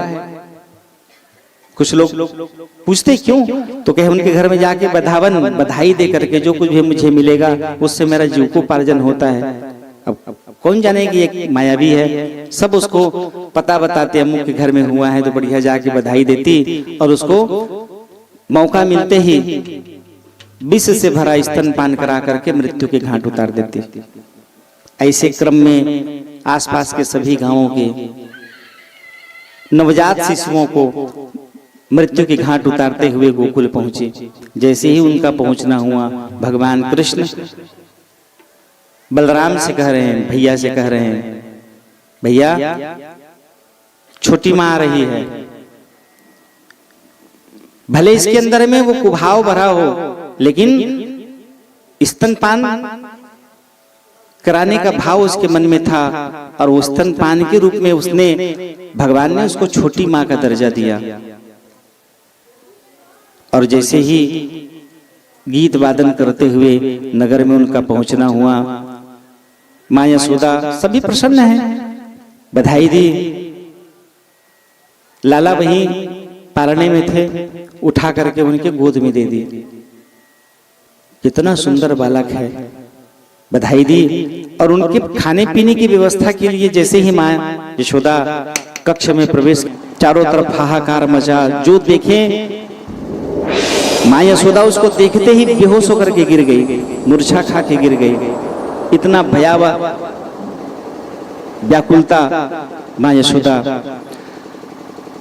सीढ़ी लगा करके भगवान को वहां से निकाला गया, बहुत मुश्किल से भगवान को खींच के निकाले। भगवान स्तनपान में इतने लीन थे, वो छोड़ना ही नहीं चाह रहे थे। सुखदेव जी कहे, परीक्षित, भगवान एक बार जिस पर अपना प्रेम समर्पित कर देते हैं, एक बार भगवान जिसको पकड़ लेते हैं ना, उसको छोड़ते नहीं है इतना जल्दी। और इस प्रकार पूतना का प्राणांत हुआ। जैसे ही भगवान को, कन्हैया को, कृष्ण को लाया गया, मां यशोदा उसको लेकर के गौशाला में गई और गाय के पूंछ से पूरे सर्वांग शरीर को स्पर्श कराते हुए मंत्रोच्चार कर रही है, भगवान से विनती कर रही है कि भगवान, हे अग्निदेव, वरुण देव, नारायण, जगदाधार, आप मेरे पुत्र के मस्तक की रक्षा करें, आंखों की रक्षा करें, हृदय की रक्षा करें, घुटनों की रक्षा करें। सर्वांग शरीर में गाय के पूंछ से स्पर्श कराते हुए मां यशोदा मंत्रोच्चार कर रही है। गाय के खूर के बीच में लगा हुआ उसको गोरज कहते हैं। उस गोरज को निकालकर, उस धूली को निकाल करके भगवान के पूरे शरीर में, जैसे पाउडर लगाते हैं वैसे पूरे शरीर में उस धूली को लगा करके मला गया। अव्यादजो अग्निमणिमास्तव जाग्नयोथुः यज्ञो अच्युतः कटितटं जठरं हयास्यः यत्केशवस्तदुर ईश इनस्तु कंठं विष्णुं भुजं मुखमुरुक्रम ईश्वरग्रह। हे यज्ञ नारायण, आप मेरे बच्चे की, कन्हैया के हृदय की रक्षा करें। विष्णु भगवान बाहों की रक्षा करें। अनंत ईश्वर भगवान सर्वांग शरीर की रक्षा करे, इस प्रकार मंत्रोच्चार करते हुए माँ यशोदा भगवान को प्रार्थना प्रणाम कर रही है। उन दिनों नंद बाबा नगर की जिम्मेवारी अन्य ग्वालों को सौंप करके कंस को टैक्स पटाने गए हुए थे। और जैसे ही नंद बाबा का वसुदेव जी से मुलाकात हुआ तो उन्होंने बताया ज्यादा समय तक आपको बाहर नहीं रहना चाहिए, आपके नगर में चारों तरफ आतताई जीवों का प्रवेश हो गया है और उनको बच्चों को सुरक्षित रखने के लिए बहुत सतर्क रहना चाहिए, आपको ज्यादा समय उनको नहीं दिए, जल्दी आप घर जाइए। मन ही मन विचार करते हुए नंद बाबा चले आ रहे हैं, क्यों मुझे वसुदेव जी ने कुछ देर भी नहीं रुकने दिया, जल्दी भेज दिया। जैसे ही वहां पहुंचे तो पूतना के विशाल शरीर को देख करके वो समझ गए कि इसी के कारण मुझे बार बार घर जाने के लिए भेजा जा रहा था। उसके विशाल शरीर को देख करके बाबा अत्यंत दुखी हुए और मन में विचार करने लग गए कि भगवान की ऐसी कृपा कि जगदीश्वर परमात्मा भगवान ने आज मेरे बालक की रक्षा की। फिर उनके शरीर को कई खंडों में विभक्त करके, विशाल शरीर था तो 5-5 फीट का उनके शरीर को काट करके और फिर चिता पर डाल करके अग्नि संस्कार कराया गया। और पूतना का देह जब जला तो उनके जलने से चारों तरफ चंदन की खुशबू आ रही है। सुखदेव जी पूछे, परीक्षित पूछे सुखदेव जी से कि प्रभु पूतना तो राक्षसी है, उसके मरने पर अग्नि संस्कार जब कराया गया तो चंदन की खुशबू क्यों आ रही है? सुखदेव जी कहे कि परीक्षित, परमात्मा भगवान के होठों से स्पर्श करने के कारण उसके शरीर की सारी राक्षसत्व गुण समाप्त हो गया और उसका शरीर निर्मल हो गया और जिसके कारण चंदन की दिव्य खुशबू आई। महाविष्णु जैसे ही पूतना पहुंची तो पहुंचते ही महाविष्णु ने महालक्ष्मी से कहा कि छोटी माँ रही है, उनका माँ कौशल्या, माँ सुमित्रा की तरह आदर करो, उनको सम्मान दो। और जैसे ही उनका वैकुंठ पहुंचना हुआ, जगतपति परमात्मा भगवान महाविष्णु दिव्य स्वागत किए, आरती बंदन किए। सुखदेव जी कहे परीक्षित, जो स्थान भगवान राम ने माँ कौशल्या, सुमित्रा, कैकेयी को प्रदान कराया, आज वही दिव्य स्थान महाविष्णु पूतना को प्रदान करा रहे हैं। प्रेम से बोलो भक्तवत्सल भगवान की जय। बोलिए श्री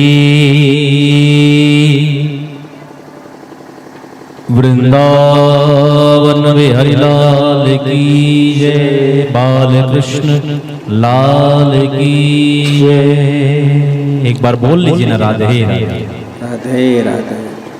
और हमारे संतोष भैया ने ये 51 रुपये पुनः उन्होंने दिया है, एक बार खूब खूब ताली बजा दीजिए। और उन्होंने गीत, एक भजन की फरमाइश की है और कोशिश मैं करता हूँ। बोले वृंदावन बिहारी लाल की जय, हरि ओम।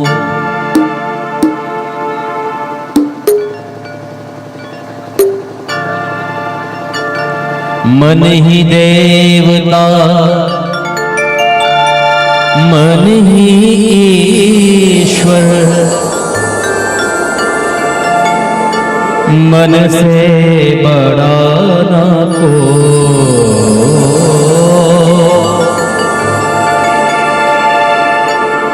मन उजियारा जब जब फैले, जग उजियारा हो। इस उजले दर्पण पर प्राणी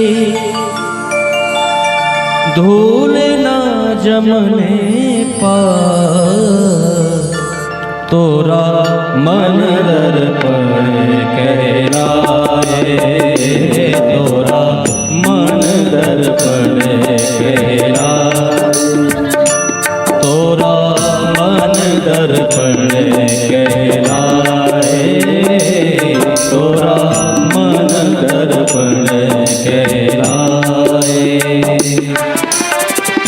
भले बुरे सारे कर्मों को, भले बुरे सारे कर्मों को देखे और दिखाए, तोरा मन दर्पण कहलाए, तोरा मन दर्पण कहलाए।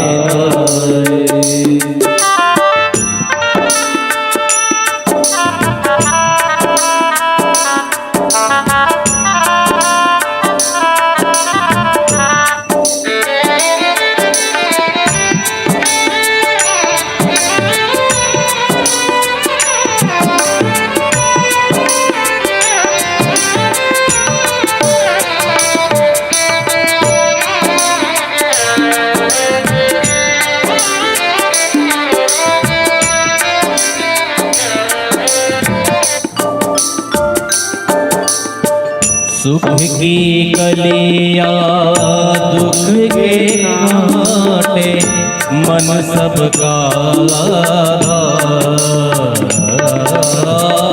सुख की कलियां दुख के कांटे, मन सबका सुख की कलियां दुख के कांटे, मन सबका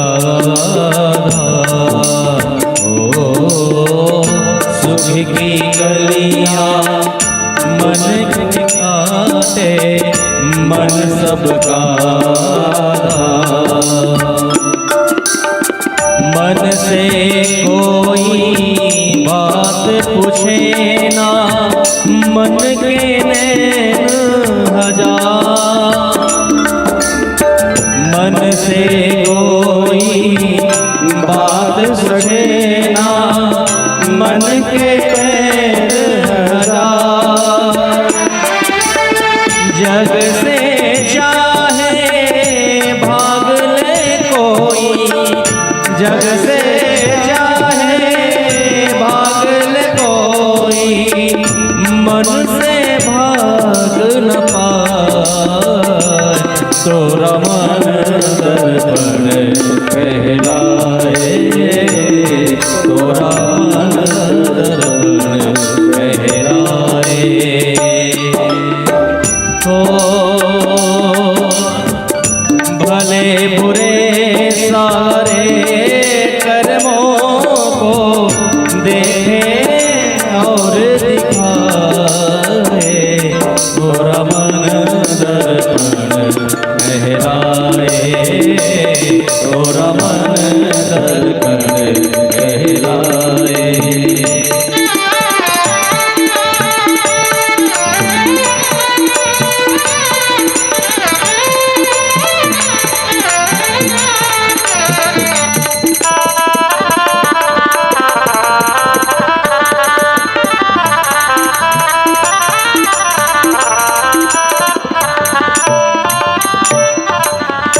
तन की दौलत ढलती जाया, मन का धन अनमोल, तन की दौलत ढलती जाया, मन का धन अनमोल, तन के कारण मन के धन को मत माटी में रो, मन की कदर भुलाने वाले, मन की कदर भुलाने वाले, हीरा जन्म गवाए, तोरा मन दर्पण कहलाए, तोरा मन दर्पण कहलाए। भले बुरे सारे कर्मों को, भले बुरे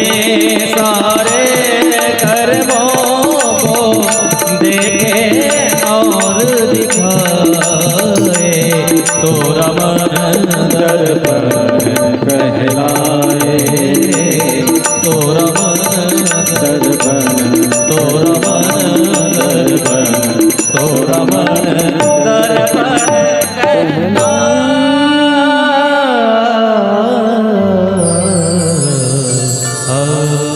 जय जय श्री राधे जय जय श्री राधे जय जय श्री राधे श्याम।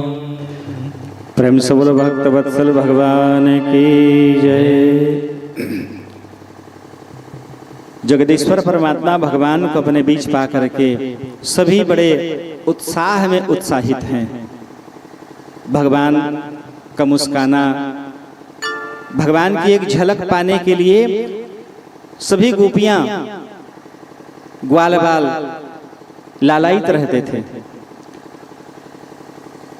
इधर भगवान को अपने बीच पा करके अपने जीवन को पूरे उत्सव में इन्होंने परिणत कर दिया। सभी एक जगह एकत्रित होकर के जिनको जिस प्रकार के व्यंजन बनाने में निपुणता है वो उसी प्रकार के व्यंजन बना करके एक जगह एकत्रित होकर के भगवान नाम कीर्तन कर रहे हैं। माँ यशोदा लाला को छकड़े में सुला करके और बहुत से उनके ग्वारने जिनको एकत्रित करके कीर्तन कर रहे हैं, उनके भी बच्चे वहां बढ़िया झुंड बना करके लाला सोया हुआ है और ये सब कीर्तन में लगे हैं। भगवान की पूजा करके जो लाए हुए अपने सामग्री हैं भोज प्रसादी उनको भगवान को अर्पित किए और कीर्तन में लीन हो गए। कीर्तन में इतने लीन हो गए कि कन्हैया को भूख लग रही है और किसी का ध्यान नहीं है कन्हैया की ओर। भगवान अब रोना प्रारंभ किए, फिर भी किसी का ध्यान नहीं जा रहा है। कितने में भगवान ने अपने पांव को उठाया और जोर से छगड़े में पटके। पटकने से पूरा छगड़ा कई खंडों में विभक्त हो गया। उसमें रखा हुआ दूध, माखन, मिश्री सब बिखर गया। दौड़ते हुए माँ यशोदा पहुंची और लाला को हृदय से लगा करके, भैया बलराम को हृदय से लगा करके रोहिणी व्याकुल हैं, विचलित हैं कि लाला को कोई चोट नहीं लगा। भगवान की विशेष कृपा है। माथा को चूमते हुए फिर बच्चों को डांटते हुए कह रहे हैं कि तुम लोगों ने बदमाशी की होगी, छगड़े के ऊपर सब चढ़ गए और जिसके कारण ये झगड़ा टूट गया। बालकों ने कहा कि हम लोगों ने कुछ नहीं किया है, ये कन्हैया ना पांव उठा करके जैसे ही पटका है जिसके कारण ये झगड़ा टूटा है। कोई विश्वास नहीं कर रहे हैं। सुखदेव जी कहे परीक्षित भगवान पांव को क्यों उठाए? क्योंकि वहीं पर एक उत्कच पहुंचा हुआ था, उसका शरीर किसी को दिखाई नहीं पड़ रहा है, लेकिन परमात्मा भगवान से कहां कोई बच सकता है।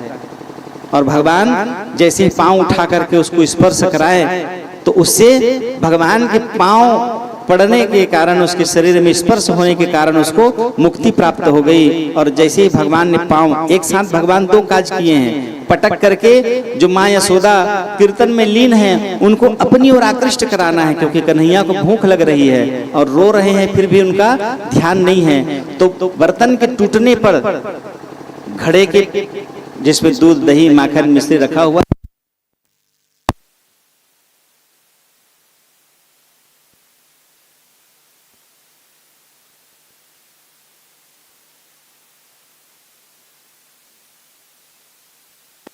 श्री राधे श्री राधे, उसके टूटने पर उनका ध्यान आकृष्ट हुआ और दौड़ करके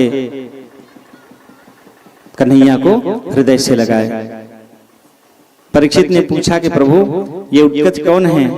कहिए हिरण्याक्ष का पुत्र। एक दिन ये लोमस ऋषि के आश्रम में गया और जाकर के उत्पात मचाने लगा। वाटिका में जो फूल फुलवारी लगी थी, तुलसी लगा था, उसको उखाड़ने लगा।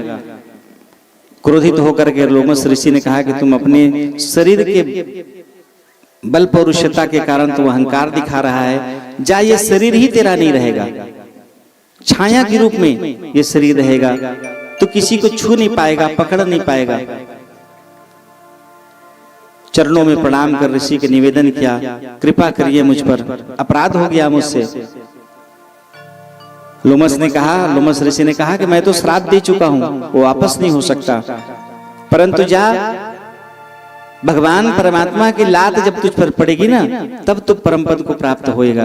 और आज उसी के लिए भगवान अपना पांव उठाए और उत्कच का जैसे ही स्पर्श हुआ वो दिव्य धाम को प्राप्त हुआ और नीचे पांव पटक कर भगवान ने माताओं को अपनी ओर आकृष्ट किया। प्रेम से बोलो भक्तवत्सल भगवान की जय, आनंद कंद भगवान की जय। भगवान एक दिन अपने शरीर को वज्र की तरह बना लिए।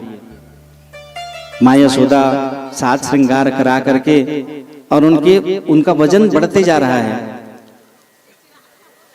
भगवती पारणी में उसको जैसे ही लिटाए, बवंडर भयंकर बवंडर के रूप में दैत्य वहां पहुंचा।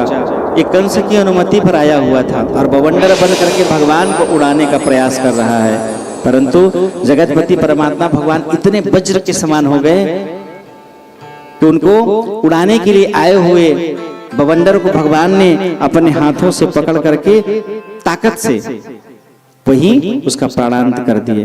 दुर्वासा ऋषि के शाप से सहस्त्रबाहु नर्मदा के तट में अपनी पत्नियों को लेकर के गया हुआ था और उदंडता पूर्वक उसने दुर्वासा को प्रणाम नहीं किया। जान रहा है ऋषि हैं तो उनको प्रणाम नहीं किया। ऋषि क्रोधित हो गए और क्रोधित होकर के कहे कि जाओ तृणावर्त तुम जीवन निर्वहन करोगे। निवेदन किया, प्रार्थना की तो कहे भगवान बाके बिहारी कृष्ण के रूप में जब अवतरित होंगे, महाविष्णु के अंशी के रूप में भगवान का जब अवतरण होगा तो भगवान के स्पर्श से तुम परम पद को प्राप्त करोगे। आज तृणावर्त भगवान की कृपा से परम पद को प्राप्त किया। प्रेम से बोलो भक्तवत्सल भगवान की जय। गर्गः पुरोहितो राजन् यदुनां सुमहातपा ब्रजं जगामनन्दस्य वसुदेव प्रचोदितः तं दृष्ट्वा परमं प्रीतः प्रत्युत्थाय कृताञ्जलिः आनचित् दिवः प्रणिपात पुरः शरम्। गर्गः पुरोहितो राजन्, गर्गाचार्य यदुकुल के वसुदेव जी के आचार्य हैं और आचार्य के द्वारा इनका नामकरण करना है। वसुदेव जी जान रहे हैं कि मेरा पुत्र यशोदा और नंद बाबा के यहाँ है। बलराम ये जान रहे हैं बलराम भी मेरा पुत्र है और उनका नामकरण करना है और किसी को पता न चले। और गर्गाचार्य मेरे आचार्य हैं, इनके द्वारा यदि उत्सव के रूप में नामकरण कराया जाएगा तो कंस को जानकारी हो जाएगी और कंस को यदि पता चलेगा कि ये वसुदेव के पुत्र हैं तो उनका प्राण संकट में आ जाएगा। इसलिए उन्होंने निवेदन किया किनसे? गर्गाचार्य से, और कहे कि आप जाकर के उनका गुप्त रूप में नामकरण कर दीजिए। रोहिणी के गर्भ से जो मेरा पुत्र अवतरित हुआ है उसका आप नामकरण कर दीजिए। गर्गाचार्य जी बड़े प्रसन्न हुए और भगवान नाम स्तवन करते हुए चले आ रहे हैं। गर्गाचार्य त्रिकालज्ञ थे, भूत भविष्य वर्तमान सबको जानने वाले, बड़े आनंदित होकर के भगवान नाम स्तवन करते हुए चले आ रहे हैं। अपने जीवन की भगवान को धन्यवाद दे रहे हैं, अपने इस जीवन को सराहित कर रहे हैं कि भगवान ने मुझ पर ऐसी कृपा की है कि आज जगतपति परमात्मा भगवान का मैं नामकरण करूंगा। और जैसे ही गर्गाचार्य पहुंचे गोकुल, बढ़िया उनका स्वागत किया गया और स्वागत करने पर उन्होंने बताया कि रोहिणी के गर्भ से अवतरित बालक का मैं नामकरण करने के लिए यहाँ उपस्थित हुआ हूँ।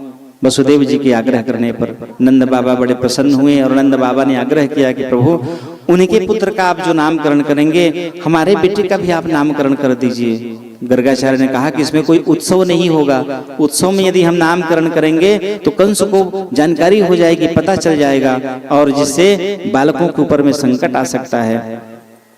निवेदन किए और गौशाला में भगवान का नामकरण हुआ। गौरी गणपति कलश नवग्रह स्थापित करके 10 दिक्पाल पंचलोकपाल इनका आवाहन पूजन कर एक छोटा सा हवन कर लेने के पश्चात गौशाला में भगवान का नामकरण किया गया। उनके विषय में नंद बाबा ने बताया कि बड़े विद्वान हैं, त्रिकालज्ञ हैं, सब कुछ जानने वाले हैं। तो ये जानकार हैं कि नहीं, जानने के लिए रोहिणी ने अपने पुत्र को माँ यशोदा को दे दिया और यशोदा ने अपने पुत्र को रोहिणी की गोद में। पूजन के पश्चात नामकरण का जब समय आया तब गर्गाचार्य ध्यान किए और ध्यान करके वो जान गए कि जगतपति परमात्मा भगवान भक्तों के ऊपर कृपा करने के लिए प्रभु मनु शतरूपा के तपस्या के प्रतिसाद भगवान अवतरित हुए हैं। भगवान गर्गाचार्य ने कहा कि जो रोहिणी के गोद में बैठा है ये यशोदा का पुत्र है। 3 बार ये अवतार लेकर के इस धराधाम में अवतरित होकर के माता पिता को सुख देने के लिए, भक्त जनों को सुख देने के लिए इनका अवतरण हुआ है। ये रोहिणी के गोद में जो बैठा है ये यशोदा का पुत्र है। इसका नाम कृष्ण होगा, जगत के पालन करने वाले। और जो यशोदा के गोद में बैठा है ये रोहिणी का पुत्र है। जब जब इसका अवतार होता है कृष्ण का, जब जब अवतरण होता है तब तब ये इनकी सेवा करने के लिए इनका अवतरण होता है। ये शेषावतार पूर्व में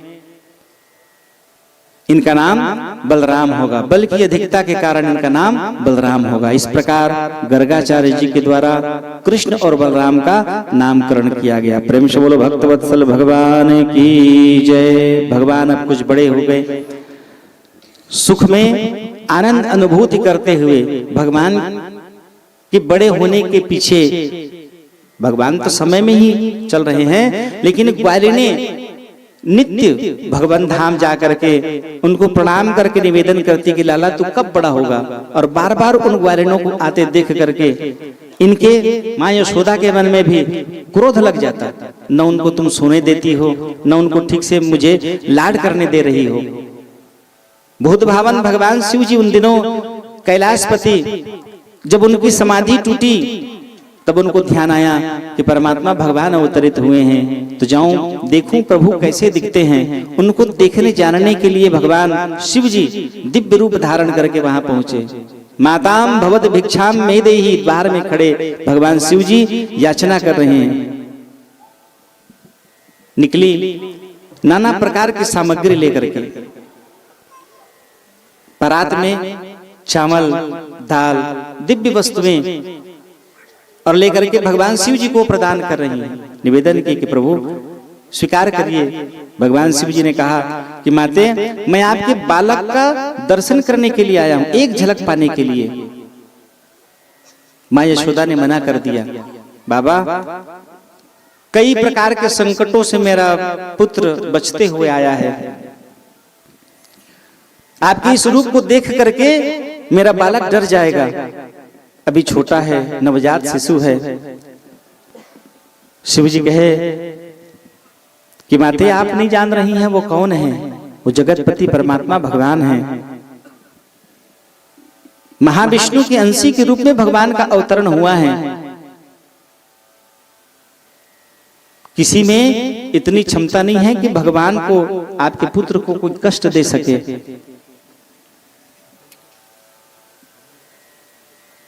आपकी नजर लग जाएगी, दृष्टि पड़ जाएगी, हो सकता है कोई विकार कोई भाव मेरे बालक को नुकसान कर जाए। बाबा आप चाहो तो इससे और अधिक अन्न अनाज दान मैं आपको दे सकती हूँ। भगवान शिव जी मुस्कुराए और भगवान शिव जी कहे कि माते जितने अनाज के दाने तुम मुझे दान कर रही हो उतने 1000 हीरे मैं उनके चरणों में समर्पित कर सकता हूँ। एक झलक मुझे दिखा दो, तुम चाहो तो उसके बदले में हजारों हजार हीरे मोती जवाहरात तुम जो चाहोगे मैं देने के लिए तैयार हूँ, लेकिन एक झलक मुझे अपने लाल की दिखा दो। मेरी बरसों की तपस्या कन्हैया के एक झलक पा लेने से मेरी बरसों की तपस्या पूर्ण हो जाएगी। माते मेरा निवेदन स्वीकार करो और मुझे शीघ्रता से शीघ्र अपने उस बालक का दर्शन करा दो। माँ यशोदा बार बार निवेदित कर रहे, भगवान शिव जी को मना करते जा रहे हैं।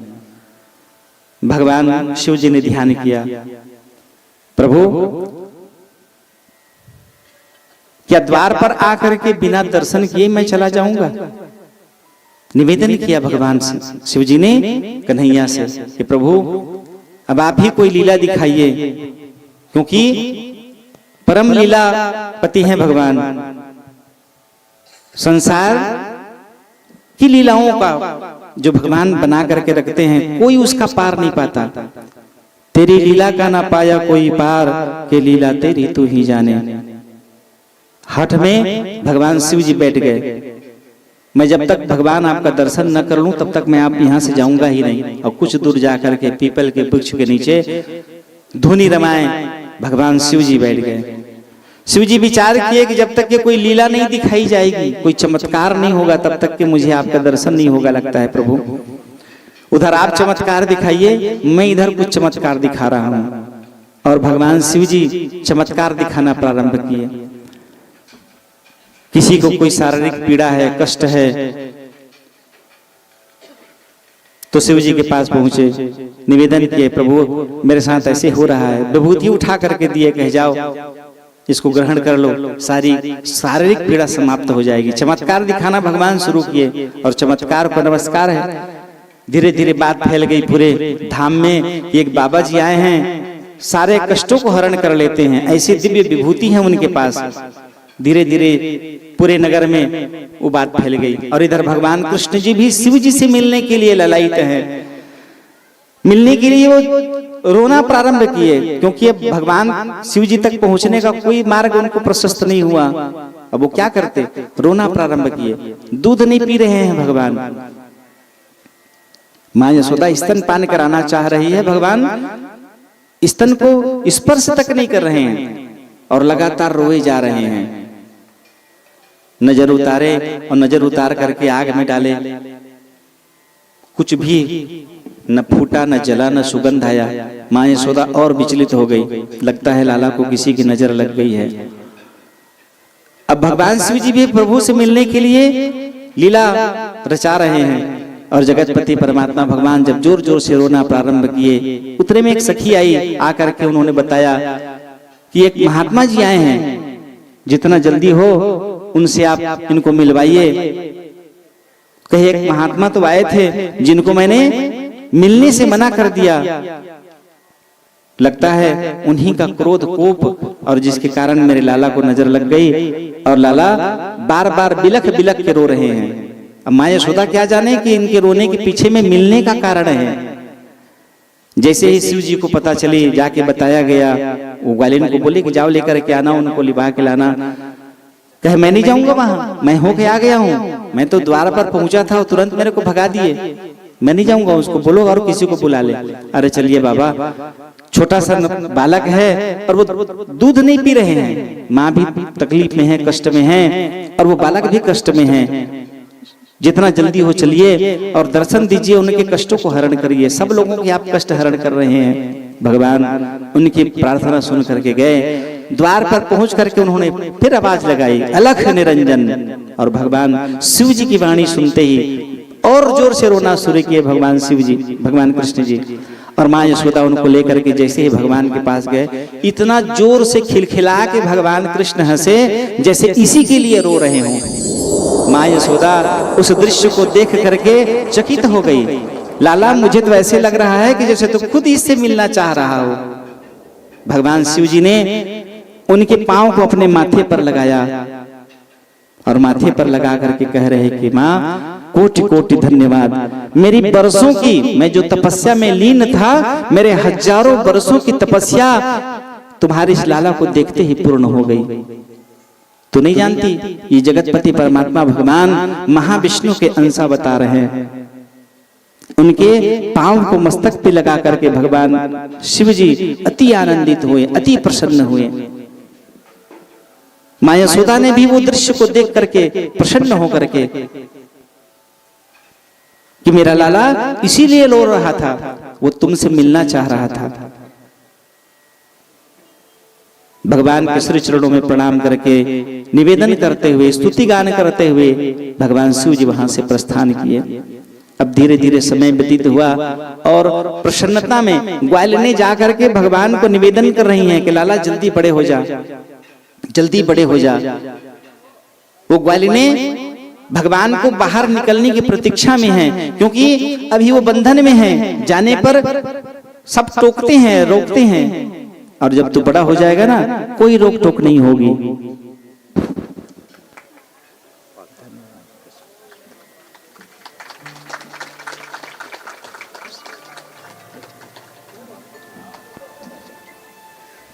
प्रेम से बोलो भक्त वत्सल भगवान की जय।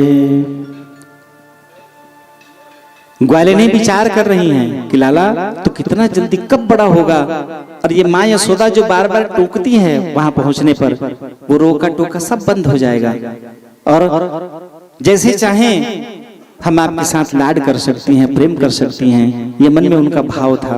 और धीरे धीरे भगवान घुटवन चलते हुए जगतपति परमात्मा भगवान का अवतरण अपने उन निज भक्तों को सुख प्रदान कराने के लिए है। कंस रावण को मारना तो एक बहाना है, उन भक्तों को सुख प्रदान कराना है। कौन भक्त? काकभुसुंड जी। काकभुसुंड से पूछा गया कितनी अवस्था होगी आपकी? काकभुसुंड ने कहा, मुंह को देखे तो एते दिन भयऊ 20 ब्रह्म नाश भय गए। मेरे सामने 20 ब्रह्मा पैदा होकर मृत्यु को प्राप्त हो गए हैं। अभी 21वां ब्रह्मा चल रहा है और उतने वर्षों से मैं बांके बिहारी भगवान की जूठन खाकर अपना जीवन कृतकृत्य कर रहा हूं। ऐसे परम सौभाग्यशाली काकभुसुंड जी महाराज कंवई के रूप में भगवान की भक्ति कर रहे हैं हिमालय पर्वत में। उनको दर्शन देने के लिए भगवान दूध रोटी खाते हुए बिखेर रहे हैं भगवान।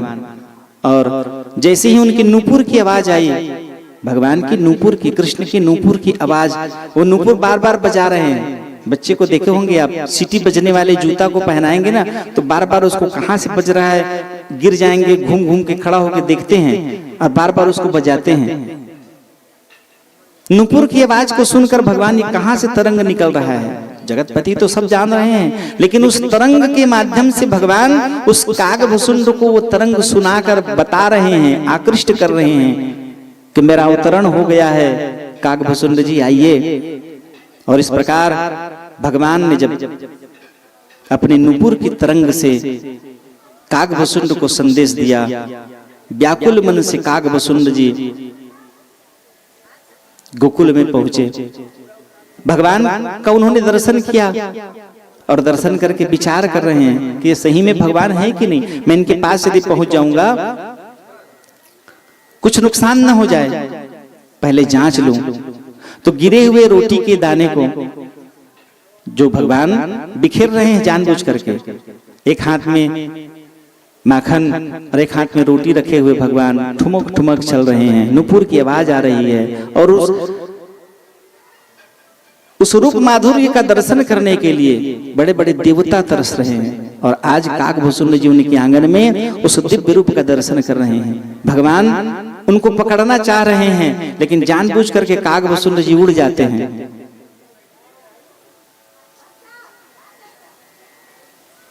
रोटी का टुकड़ा काकभुसुंड जी पकड़े हुए और उड़ गए।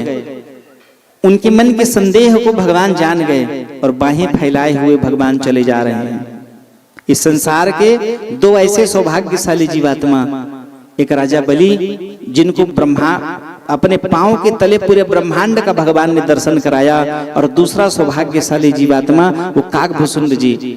बाहें फैलाए हुए भगवान पीछे पीछे चले जा रहे हैं और उड़ते हुए काकभुसुंड जी रोटी का टुकड़ा मुख में रखे हैं और बार बार पीछे पलट करके देखते हैं। और जगतपति परमात्मा भगवान के निज रूप का वो ऐसे माधुर्य रूप का दर्शन कर रहे हैं। और भगवान उड़ते हुए उनको पूरे ब्रह्मांड का, कितने ब्रह्मांड, 3,50,00,000 ब्रह्मांड का उन्होंने दर्शन कराया। और लौट करके भगवान के ही चरणों में, क्योंकि जितनी लीलाओं में, जितने ब्रह्मांड में कागभूषुंड जी प्रवेश किए, सभी ब्रह्मांडों में यही लीला चल रही थी और जिसका उन्होंने दिव्य रूप दर्शन किया और फिर वापस आकर के भगवान के चरणों में लौट करके प्रणाम करने लग गए। तेरी लीला का ना पाया कोई पार, कि लीला तेरी तू ही जाने। मुख में रखे हुए उस रोटी के टुकड़े से उड़ता हुआ कागभूषुंड जी पूरे ब्रह्मांड का दर्शन कर भगवान को धन्यवाद कर रहे हैं कि प्रभु, इस संसार का मैं परम सौभाग्यशाली जीवात्मा हूँ जिसको आपने एक ही पल में पूरे ब्रह्मांड का दर्शन कराया। बड़े बड़े देवताओं को वह सौभाग्य प्राप्त नहीं होती और उसी सौभाग्य के कारण कागभूषुंड जी महाराज 20 ब्रह्मा उनके समक्ष जन्म ले गए। चतुर्युग सहस्त्राणी दिनमेकम पितामह, चारों युग की आयु है 43 लाख वर्ष।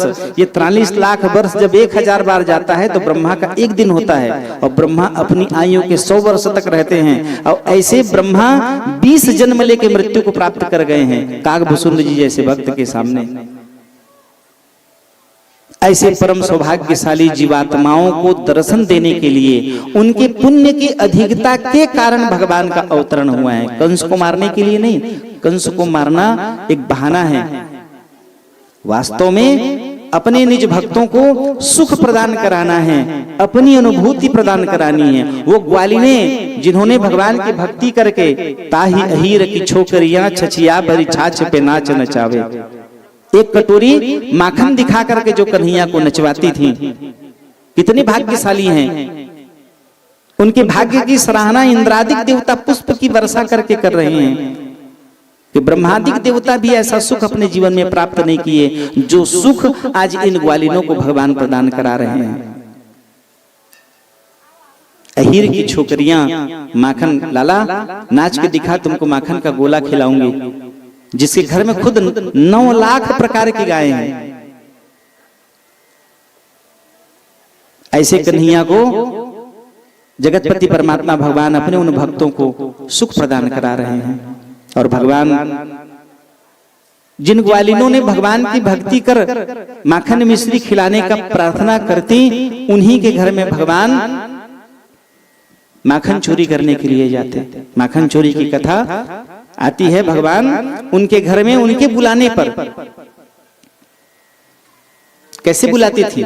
भगवान का पूजन कर माखन मिश्री का भोग लगाते हुए वो ग्वालिनें निवेदन कर रही हैं, त्वदीयमस्तु गोविंद तुभ्यमेव समर्पयेत् प्रसीद पुरुषो भुक्त्वा गृहाणार्ध परोहरि। हे प्रभु, आप अपने अधरों से इस दिव्य भोग को ग्रहण कर मेरे इस जीवन को कृतकृत्य करिए। और जैसे ही वो निवेदन करती, उसके उस निवेदन को स्वीकार कर भगवान अपने तन सुखा मन सुखा श्रीदामा उनके साथ में भगवान का पदार्पण होता। और वो घर में, वो खुद चाहती थी, उनके चाहने पर ही भगवान वहां पहुंचते थे और माखन मिश्री खाकर तोते को, बानर को, मित्रों को माखन मिश्री खिला करके और आनंद पूर्वक भगवान प्रस्थान करते। एक ग्वालिन जिसके घर में भगवान का प्रवेश नहीं हुआ, वो बड़ी दुखी है, बार बार भगवान से आग्रह कर रही हैं। आज भगवान क्रम से सबके घर में जाते थे, आज उनके घर में जाने का सौभाग्य भगवान प्रदान कराए। उन्होंने निवेदन किया कि प्रभु, ये माखन शिखर में टंगा हुआ माखन आप इसको ग्रहण करिए। और वो जमुना जी चली गई। जमुना जी जाकर के वो स्नान करने, भगवान अपने मित्रों को लेकर के वहां प्रवेश किए। एक दूसरे तीसरे में भगवान चढ़े हैं। और जैसे ही भगवान शिखर के ऊपर में रखे हुए मटकी में जैसे उनका हाथ पड़ा, ढक्कन खोले, नीचे दिए। और पहले भगवान भोग लगाते थे माखन का गोला, जैसे ही भोग लगाए नीचे को दिए। अपने ही भोग लगा पाए थे, वैसे में ही वो सखी दरवाजा खोलकर, जैसे ही दरवाजा खोली, सामने में देखे कन्हैया शिखर में टंगे हुए उस माखन को भगवान ने, मटकी को भगवान ने जैसे पकड़ा है, दरवाजा खुला। ये दोनों जो नीचे तन सुखा मन सुखा उसके ऊपर में है भगवान, ये दोनों डर के मारे भाग गए। जैसे ही इनका भागना हुआ, वो दही माखन जो ऊपर में था वो पूरा मटका उड़ेल के शरीर में उनके लग गया। सुखदेव जी कह रहे हैं परीक्षित ऐसे दिख रहे हैं भगवान जैसे लड्डू गोपाल को कोई पंचामृत से स्नान करा रहा हो। ऐसा दिव्य मनोहारी स्वरूप इंद्रादिक सभी देवता उनके भाग्य की सराहना कर रहे हैं कि कितने सौभाग्यशाली हैं ये ग्वालिने, जिनको साक्षात जीवंत रूप में भगवान बांके बिहारी को ऐसे दिव्य पदार्थों में स्नान कराने का सौभाग्य प्राप्त हो रहा है। और माखन में सने भगवान कृष्ण को वो ग्वालिन देख करके नीचे उतारी,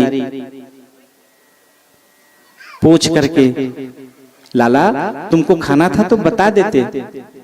कन्हैया ने कहा कि चोरी करके खाने में जो आनंद है वो मांग के खाने में नहीं है। ये तो सारा चीज मेरे भी घर में है, लेकिन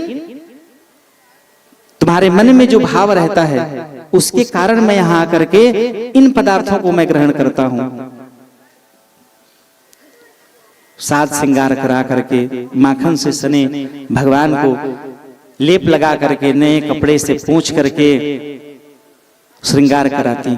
वो ग्वालिन जिसके घर में माखन चोरी के लिए भगवान गए थे, देरी में आने के कारण उसके मन में क्रोध उत्पन्न हो गया कि सबके घर में लीला कर लेने के बाद में आखिर में मेरे घर में आए हैं। तो उनके बाह को पकड़ करके कन्हैया बड़बड़ाते चिल्लाते हुए, सब ग्वालिने मां यशोदा के घर में जा करके शिकायत कर चुकी हैं कन्हैया की, लेकिन वो किसी की बात नहीं सुन रही हैं, क्योंकि रंगे हाथों नहीं पकड़ा गया है। आज पूरे माखन में सने हुए कन्हैया को वो ग्वालिन बड़बड़ाते चिल्लाते हुए, चलो बहुत प्रशंसा करती है ना तुम्हारी, तो आज मैं यशोदा को बताती हूँ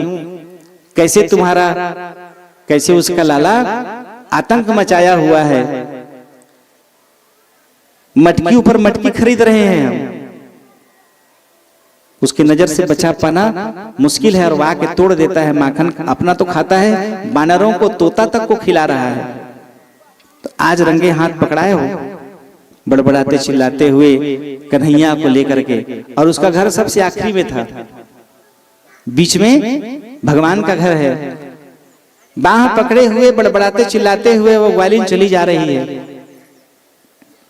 जो देख रहे हैं उस दृश्य को, जो देख रहे हैं वो भी विचार कर रहे हैं। हमारे घर में 9 लाख गायें हैं, इतने नौकर चाकर हैं, मुझे क्या जरूरत, मुझे क्या कमी। हमारी माँ कहती है ना, आज चलो बताती हूँ। अब बड़बड़ाते चिल्लाते हुए कन्हैया के हाथ को पकड़े हुए लिए चली जा रही है। दरवाजे पर खड़ा होकर के उसने जोर से आवाज लगाई, सखी यशोदा निकल और देख अपने लाला की करतूत। इतने दिनों तक हम उसके बारे में बताते थे, तुमको विश्वास नहीं होता था। आज देख इसको रंगे हाथ पकड़ के लेकर के आई हूं तेरे सामने, और देख तेरा लाला कितना उपद्रव मचाया है मेरे घर में। पूरा चारों तरफ दही माखन मिश्री को बिखेर दिया है, पूरा हंडी तोड़ दिया है, और ये माखन से नहाया हुआ, पूरा शरीर में सर्वांग माखन लगा हुआ है। देख इसको।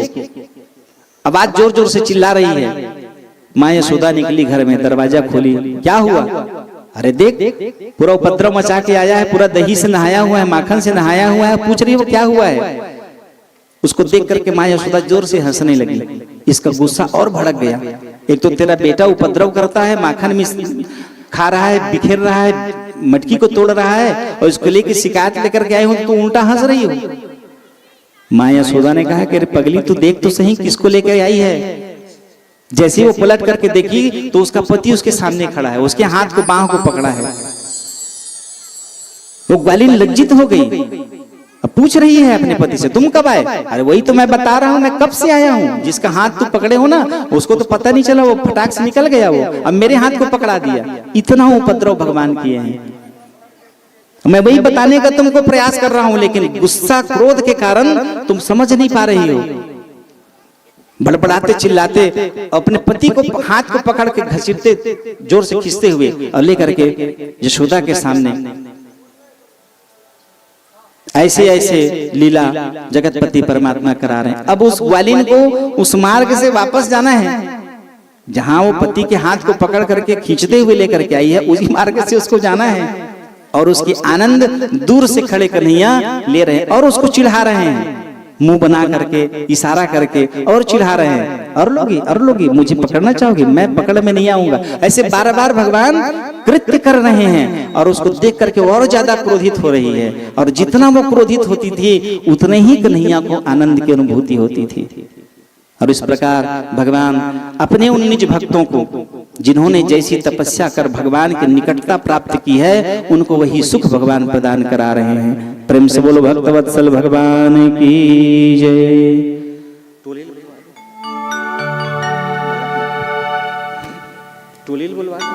बोलिए श्री माखन चोर भगवान की जय। एक बार आप सब बोले ना, माखन चोर भगवान की जय। एक बार और बोल लीजिएगा, राधे राधे। जोर से बोलना पड़ेगा, चोर भगवान राधे राधे की जय हो। आइए माखन चोरी के साथ हम आप सभी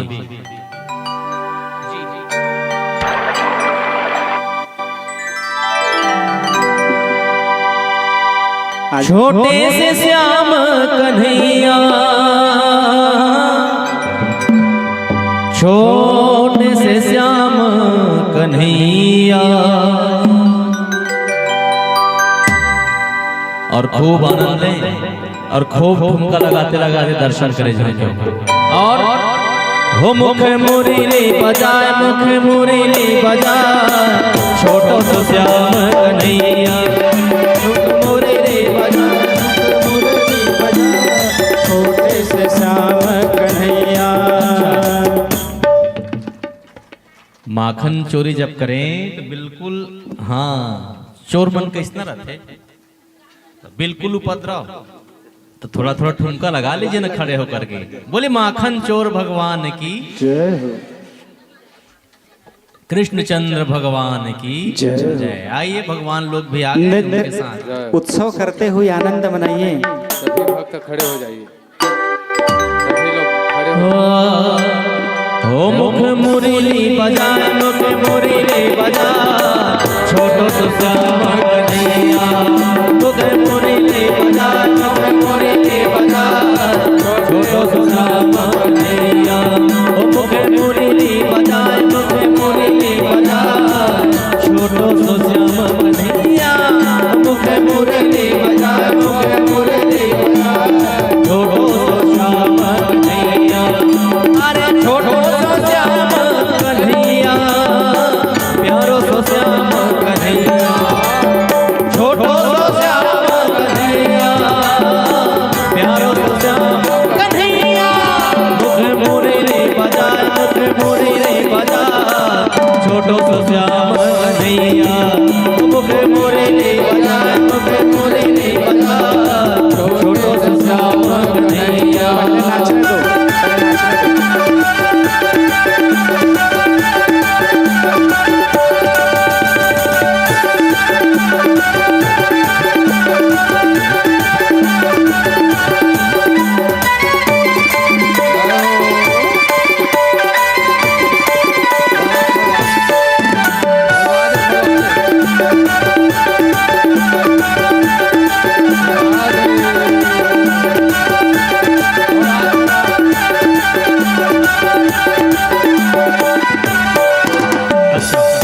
भगवान को बीच में रख करके पहले नृत्य आनंद उत्सव मना लीजिए और उसके बाद फिर जा करके वो मटके तोड़ेंगे। हाँ, और तरुण भाई और बहुरिया तक को हो जाए बीच में। हाँ, चलिए, और हमारे पूज्य गुरुदेव जी की ओर से 201 रुपए उन्होंने हमको आशीर्वाद दिया है। खूब खूब ताली बजा दीजिए। और कल भी उन्होंने दिया था, एक बार खूब आनंद के साथ बोलिए, बोले सतगुरुदेव भगवान की जय हो। मुख मुरली बजाए, मुख मुरली बजाए, छोटो सो श्याम कन्हैया, मुख मुरली बजाए, मुख मुरली बजाए, छोटे से श्याम कन्हैया। अरे छोटो सो श्याम कन्हैया, प्यारो सो श्याम कन्हैया, छोटो सो श्याम कन्हैया, प्यारो सो श्याम कन्हैया। मुख मुरली बजाए, मुख मुरली बजाए, छोटो सो श्याम कन्हैया, मुख मुरली बजाए।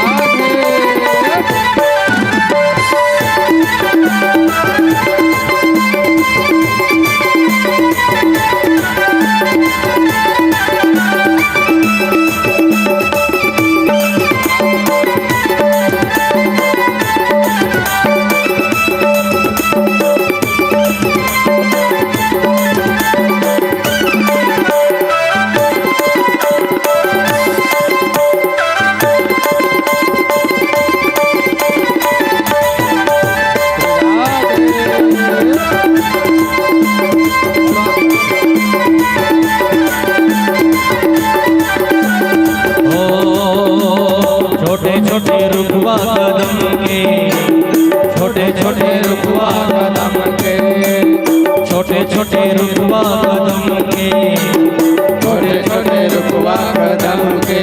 वो भुइया लह से जाए, भुइया लह से जाए, पीछे मगवर कन्हैया। भुइया लह से जाए, भुइया लह से जाए, छोटे मगवर कन्हैया। ओ मुखे मुरली बजाए, मुखे मुरली बजाए, छोटो सो श्याम कन्हैया।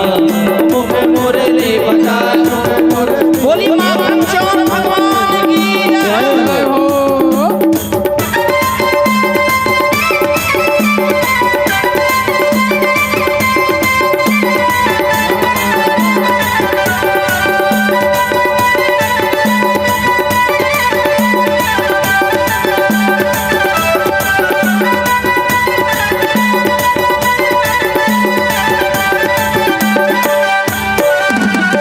सांकुर गली है गोकुल के, अरे सांकुर गली है सांकुर गली है गोकुल के, अरे सांकुर गली है गोकुल के, अरे सांकुर गली है गोकुल के, अरे सांकुर गली है गोकुल के। ओ राधा बनिया जाए, राधा बनिया जाए, पीछे मगवर कन्हैया। ओ मुखे मुरली बजाए, मुखे मुरली बजाए, छोटो सो श्याम कन्हैया। अरे छोटो सो श्याम कन्हैया, प्यारो सो श्याम कन्हैया। छोटो सो श्याम कन्हैया, प्यारो सो श्याम कन्हैया। हाँ, अब मटकी के पास ले जाए भगवान को, चलिए। और एक बार बोले माखन चोर भगवान की जय हो, कृष्णचंद्र भगवान की जय हो। मुख मुरली बजाए, मुख मुरली बजाए, छोटो सो श्याम कन्हैया। मुख मुरली बजाए, मुख मुरली बजाए, छोटो सो श्याम कन्हैया।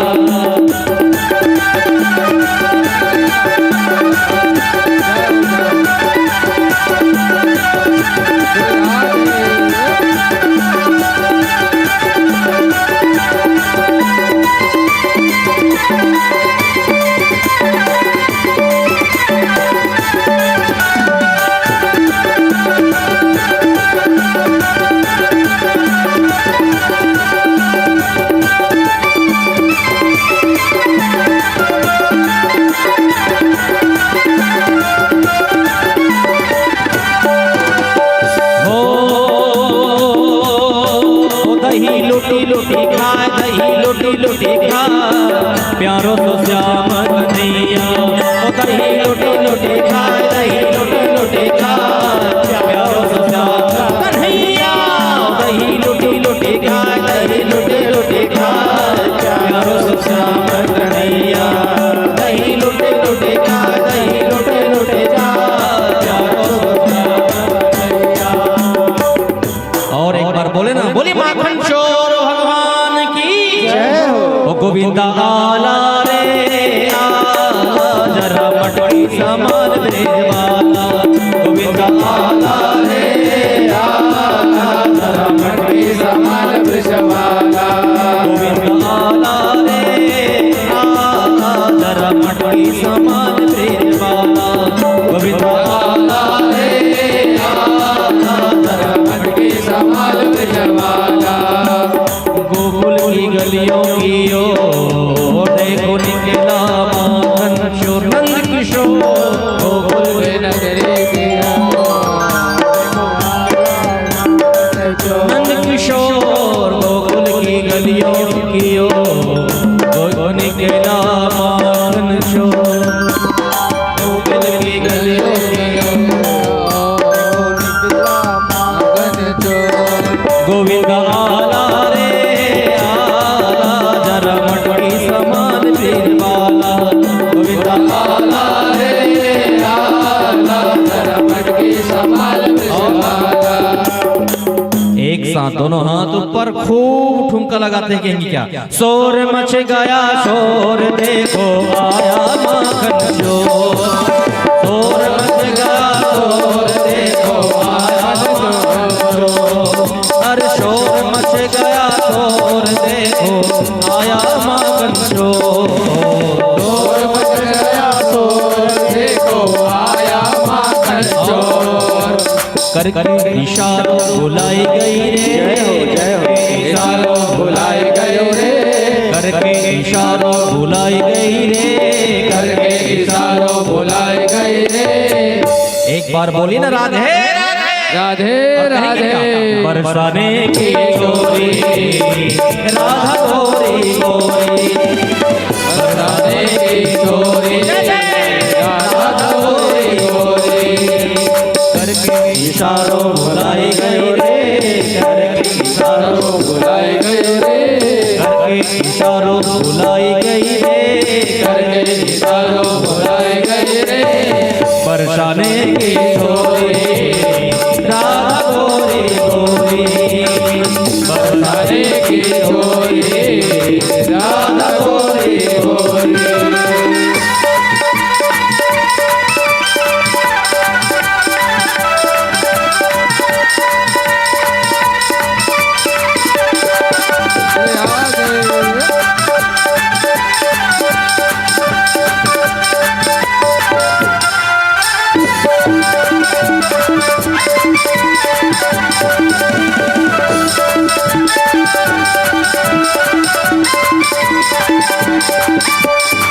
जो गाना मेरा गाँव न जाने, जो गाना मेरा गाँव न जाने, जो गाना मेरा गाँव न जाने, जो गाना मेरा गाँव न जाने, जो गाना मेरा गाँव न जाने, जो गाना मेरा गाँव न जाने, जो गाना मेरा गाँव न जाने, जो गाना मेरा गाँव न जाने। मुझे बरसाने बताई गई रे, मुझे बरसाने बताई गई रे, अरे मुझे बरसाने बताई गई रे, मुझे बरसाने बताई गई रे।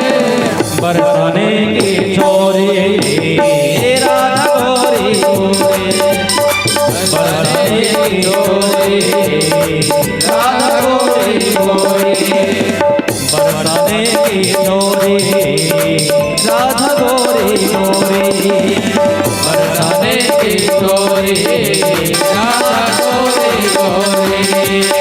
बरसाने की चोरी राधा गोरी गोरी, बरसाने की चोरी राधा गोरी गोरी। बोली माखन शोर भगवान की जय, आनंद कंद भगवान की जय, जय श्री राधे। बैठ जाए। जय जय श्री राधे, जय जय श्री राधे।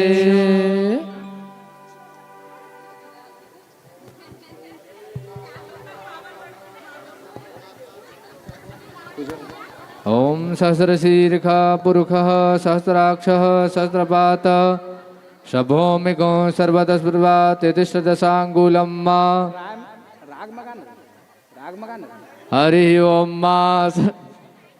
स्वस्ति न इन्द्रो बृहस्रवाः, स्वस्ति नः पूषा विश्ववेदाः स्वस्ति नस्तारिक्षो अरिष्टनेमिः, स्वस्ति नो बृहस्पतिर्दधातु पृगस्वः परुदः पश्चिमिन्मातरः शुभं यावानो विदधे सुजगमयः। अग्निर्जिह्वा मनवः सूरचक्षुषो विश्वे नो देवा अवसागमन्यः। भद्रं कर्णेभिः शृणुयाम देवा, भद्रं पश्येमाक्षभिजत्राः स्थिरैरङ्गैः। दृष्टुवागुंसनो बिर्भसे महि देवहितं यदायुः। सदमिन्नो शरदो अन्ति देवा यत्रा न शुक्रा जरसन्तनूनां मा। पुत्रासो यत्र पितरो भवन्ति मानो मध्यारिखदायुगन्तो। अदितिर्ज्योरदितिरन्तरिक्षमदितिर्माता च पिता च पुत्रः। विश्वे देवा अदितिः पञ्चजना अदितिर्जा तमदितिर्जनित्वं माद्योः। शान्तिरन्तरिक्षगो शान्तिः पृथिवी शान्तिरापः। कृष्णत्वदीयपदपङ्कजपञ्जरन्ते अद्येवमेव विशतो मानसराजहंस प्राणप्रयाणसमये अपवातपित्तये कंठावरोधनविधौ स्मरणं गुभस्ते।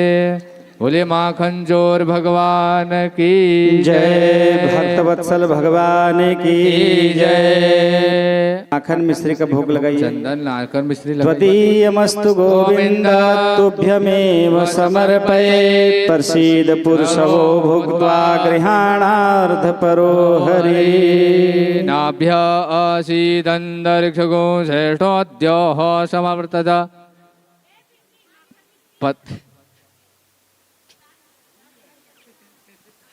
पद्भ्यां भूमिर्दिशा श्रोत्रान् तथा लोका नित्यानंदकरी वराभयकरी सौंदर्यरत्नाकरी निर्धूताखिल घोर पावन करी प्रत्यक्ष माहेश्वरी प्रालेयाचलवंश पावन करी काशीपुराधीश्वरी भिक्षां देहि कृपावलंबन करे मातान्नपूर्णेश्वरी गोपाल बालं भुवने कपालं संसारमायामतिमोहजालं यशो विशालं शिशुपालकालं बालं मुकुन्दं मनसा स्मरामि। नैवेद्यं निवेदयामि राधाकृष्णाभ्यां नमो नमः।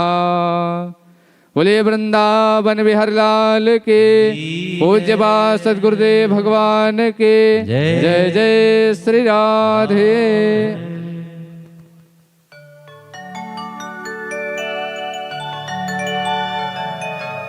संवार देता है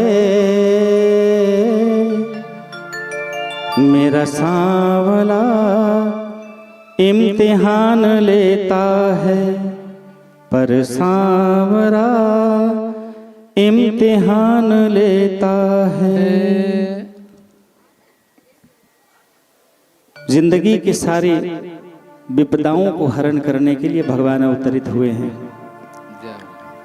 अपने उन निज भक्तों के ऊपर कृपा, जिन्होंने जैसी भगवान की भक्ति की, भगवान की निकटता चाहा, सानिध्यता प्राप्त करनी चाहिए। ग्वाल के रूप में, ग्वाल बाल के रूप में, मित्र के रूप में, सखा के रूप में, यहाँ तक भक्तों की भक्ति की पराकाष्ठा जब हो गई तो उन गायों की पुकार में भगवान बछड़े बन गए। वो गाय जिनको भगवान ने चराया है वो साधारण गाय नहीं थी, उन्होंने भी भगवान की भक्ति की थी। जगतपति परमात्मा भगवान उन अपने निज भक्तों को वही सुख प्रदान कराने के लिए, सुख के पुंज हैं नारायण, सुख के धाम हैं भगवान। जिन भक्तों ने जैसी भक्ति की भगवान की और जो निवेदन किया, जो आराधन की, उसी के अनुसार भगवान ने उनको वह पुण्य भगवान प्रदान कराए। जिन ग्वालिनों ने भगवान की भक्ति कर, अभी ग्वालिने भगवान के बड़े होने पर, थोड़ा बड़ा हो जा लाला, फिर तुमको हम अपने पास लेकर के जाएंगे। उस समय माँ यशोदा, नंद बाबा, कोई रोक टोक नहीं होगी। ग्वालिने फट से उठा करके लाला को ले जाती, स्टूल में खड़ा करा के मेहंदी रचाते हुए कह रही हैं कि मैंने मेहंदी रचाई श्याम तेरे नाम की। लाला ये देख, हाथ में हम मेहंदी रचा रहे हैं तुम्हारे नाम की।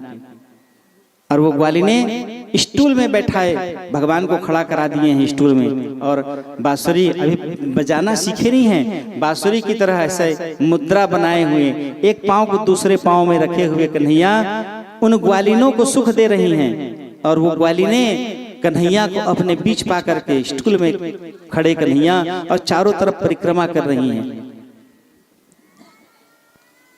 वो कन्हैया जिसके सर्वांग शरीर में पूरा ब्रह्मांड विद्यमान है, पुष्प की वर्षा करके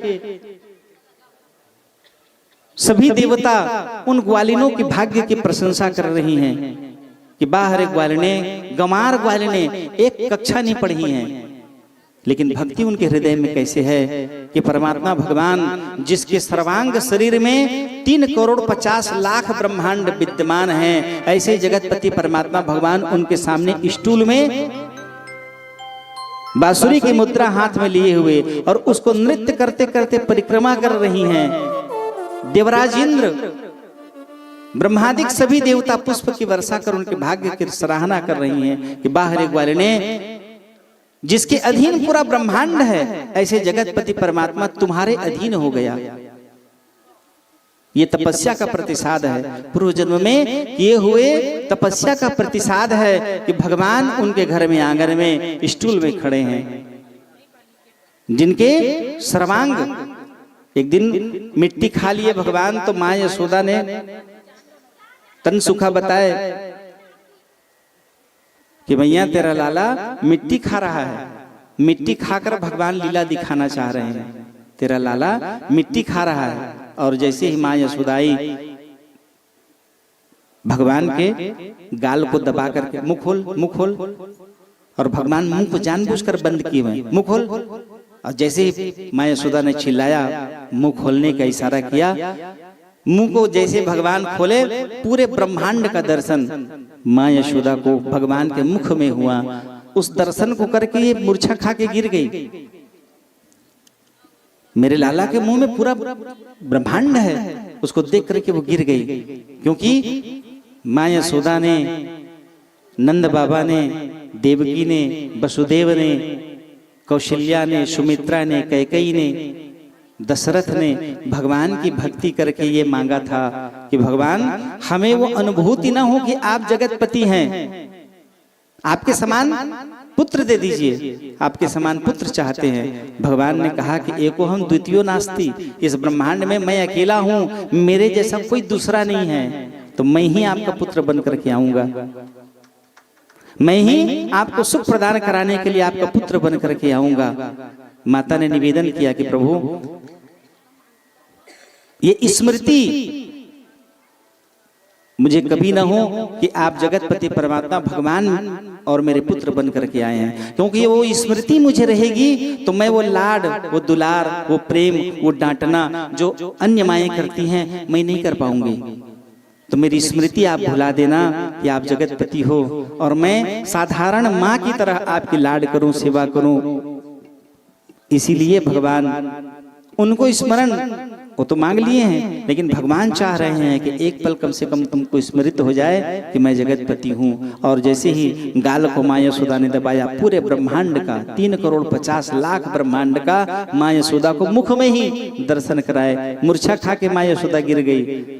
भगवान ने हाथ फेरते हुए सारी स्मृतियां समाप्त कर दी। उसको पता ही नहीं चला कि मैं गाल को दबा के, मुख को देख के ब्रह्मांड का मैंने दर्शन किया है। ऐसे परम कृपालु परमात्मा उनको सुख प्रदान करा रहे हैं। जब भगवान का अवतरण हुआ तो अष्ट सिद्धियां मूर्त रूप में वहां नाच रही हैं, अटखेलियां कर रही हैं, नृत्य कर रही हैं। क्यों? क्योंकि जगतपति परमात्मा भगवान की नयन सुख, भगवान निरंकारी हैं, भगवान का कोई आकार नहीं है। आज भगवान आकार लेकर के अवतरित हुए हैं।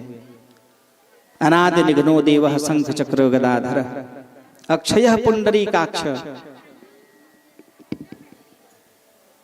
अनंत पुण्य पुंज और पूरा ब्रह्मांड भगवान के ही शरीर में, सर्वांग शरीर में विद्यमान है। ऐसे ब्रह्मांड को अपने शरीर में बसाए हुए परमात्मा भगवान कृष्ण की परिक्रमा कर वो सखियां, वो ग्वालिने अपने भाग्य की सराहना करते हुए, मैंने मेहंदी रचाई श्याम तेरे नाम की नृत्य कर रहे हैं। एकदा गृहमादिषु यशोदानंदन गेहिनी। शुकदेव जी महाराज परीक्षित को दिव्य कथा का रसपान कराते हुए कह रहे हैं कि मुक्ति भगवान के पास आकर के कह रही है कि मुक्ति कहे गोपाल सो मेरी मुक्ति बताए, ब्रज रज उड़ मस्तक लगे तो मुक्ति मुक्त हुई जाए।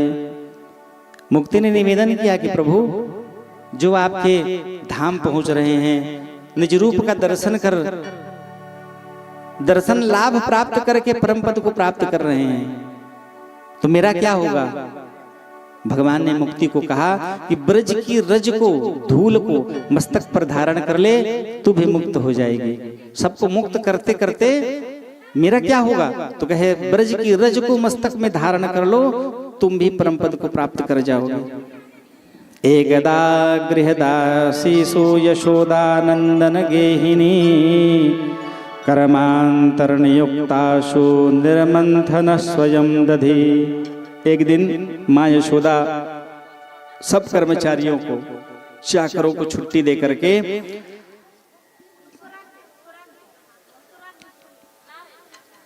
खुद दही मंथन में लग गई, दही मथने में लग गई। उस दिन भगवान कृष्ण अपने मित्रों से खेल कूद करके, आनंद मना करके दौड़ते हुए वापस आया। माँ यशोदा आग में दूध को पका रही है और इधर दही मथ रही है। बिलौनी निकाल कर उसको घी बनाना है। और भगवान कृष्ण दौड़ते हुए आए और आ करके माँ के गोद में बैठ गए और स्तनपान करने लगे, दूध पी रहे हैं। इधर जलते हुए आग प्रचंड हुआ और उस आग की घोर तपिश के कारण जो गर्म दूध को पकाने के लिए माँ यशोदा रखी है, उसमें उफान आ गया। उसको बचाने के लिए माँ यशोदा कन्हैया को छोड़ करके दौड़ते हुए चल दी और आग को खींचकर दूध को शांत की। भगवान इतने मग्न होकर के माँ यशोदा का स्तनपान कर रहे थे, इतने आनंदित होकर के कि माँ का छोड़ के जाना इतना व्याकुल कर दिया उनको कि गुस्से में भगवान ने मथ रहे दही को एक लात लगाई और पूरा दही वहीं पर बिखर गया। दही, माखन, मिश्री पूरा सब वहीं पर बिखर गया। माँ यशोदा आग को शांत करके वापस जब लौटी जहां दही मथ रही है, उस दृश्य को देख करके एकदम क्रोधित हो गई और भगवान के कान को पकड़ के, बाह को पकड़े, चिल्लाते हुए कि सही में लाला, तेरी उदंडता बढ़ते जा रही है। गांव के लोग ठीक कहते हैं, मेरे कारण तू बिगड़ते जा रहा है और मैं अब सुधरेगा, अब सुधरेगा ऐसा कह के ना तेरे सारे उपद्रवों में पर्दा डाल रही थी, लेकिन आज बर्दाश्त से बाहर हो गया। आज तुमको मैं मजा चखाती हूँ।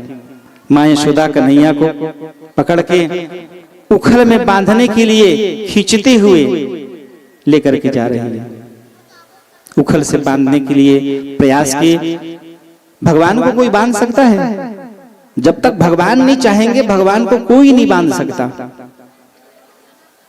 जैसे ही भगवान को बांधने का वो प्रयास करती, रस्सी छोटा पड़ जाता। ये क्रोध में तमतमाई बड़बड़ाते हुए, क्या कमी है हमारे घर में? चौथेपन का तू लाल है, तेरे सारे नखरे हम लोग सह रहे हैं और तू इस प्रकार का उपद्रव मचाते जा रहा है। क्या कमी है हमारे घर में? 900 गायें, माखन, मिश्री, कोई चीज की कमी नहीं है, लेकिन नहीं, तुझे तो पड़ोसी के घर जाकर के उपद्रव करना है। उसके घर के माखन मिश्री तेरे को अच्छा लगता है? कभी सोचा है? इस प्रकार के उपद्रव करने से हमारे नाम प्रतिष्ठा, हम लोग गांव के बड़े लोगों में हमारी गिनती होती है, प्रतिष्ठित लोगों में हमारी गिनती होती है। तू जाके पूरी प्रतिष्ठा को धूमिल कर रहा है। कन्हैया चुप है। तू कुछ बोलता क्यों नहीं? माँ यशोदा चिल्ला के कन्हैया से कह रही, तू कुछ बोलता क्यों नहीं? कन्हैया कहे, माँ तू तो बोल रही है। अच्छा मैं बोल रही हूँ, तेरे को अच्छा लग रहा है? फिर पलट के तू ऐसा करता क्यों है? भगवान ने कहा कि माँ तू जानती नहीं, वो ग्वालिनी बुलाती है इसलिए मैं जाता हूँ। उनके बुलाने पर ठीक है, तो उनके बुलाने पर जाता है, लेकिन मैं तो मना कर रही हूँ ना, ऐसा उपद्रव मत किया करो। माना है किसी दिन मेरी बात को? बड़बड़ा चिल्ला रही है, उखल से बांधने का प्रयास कर रही है। दोनों तरफ गांठ पारना है, नहीं बांध पा रही, छोटा हो जाता है। रस्सी छोटी पड़ गई तो यहीं रुक, मैं रस्सी लेके आती हूँ। अब पूरी ईमानदारी से कन्हैया खड़े हैं।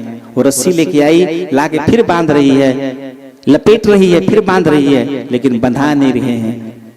धीरे धीरे समय व्यतीत हो गया। भगवती थक गई कृष्ण को बांधते बांधते, लेकिन कृष्ण को बांध नहीं पा रही है। क्यों? क्योंकि क्रोध में भगवान नहीं बंधते, प्रेम में भगवान बंधते हैं। जब माँ यशोदा थक गई तब उन्होंने निवेदन किया कि लाला तू बंध जा रे, मैं थक गई। और जैसे उसने कहा कि तू बंध जा, एक ही पल में भगवान वहीं तुरंत बंध गए।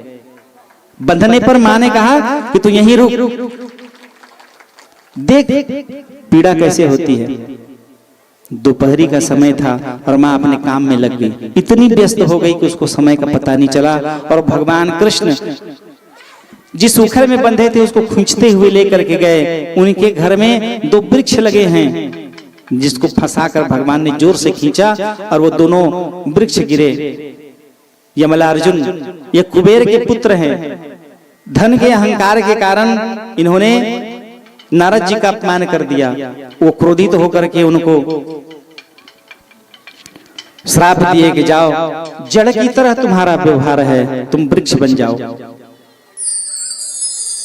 इन दोनों ने भगवान से, नारद जी से प्रार्थना किया कि प्रभु हम पर कृपा करिए, अपराध हो गया, क्षमा करिए।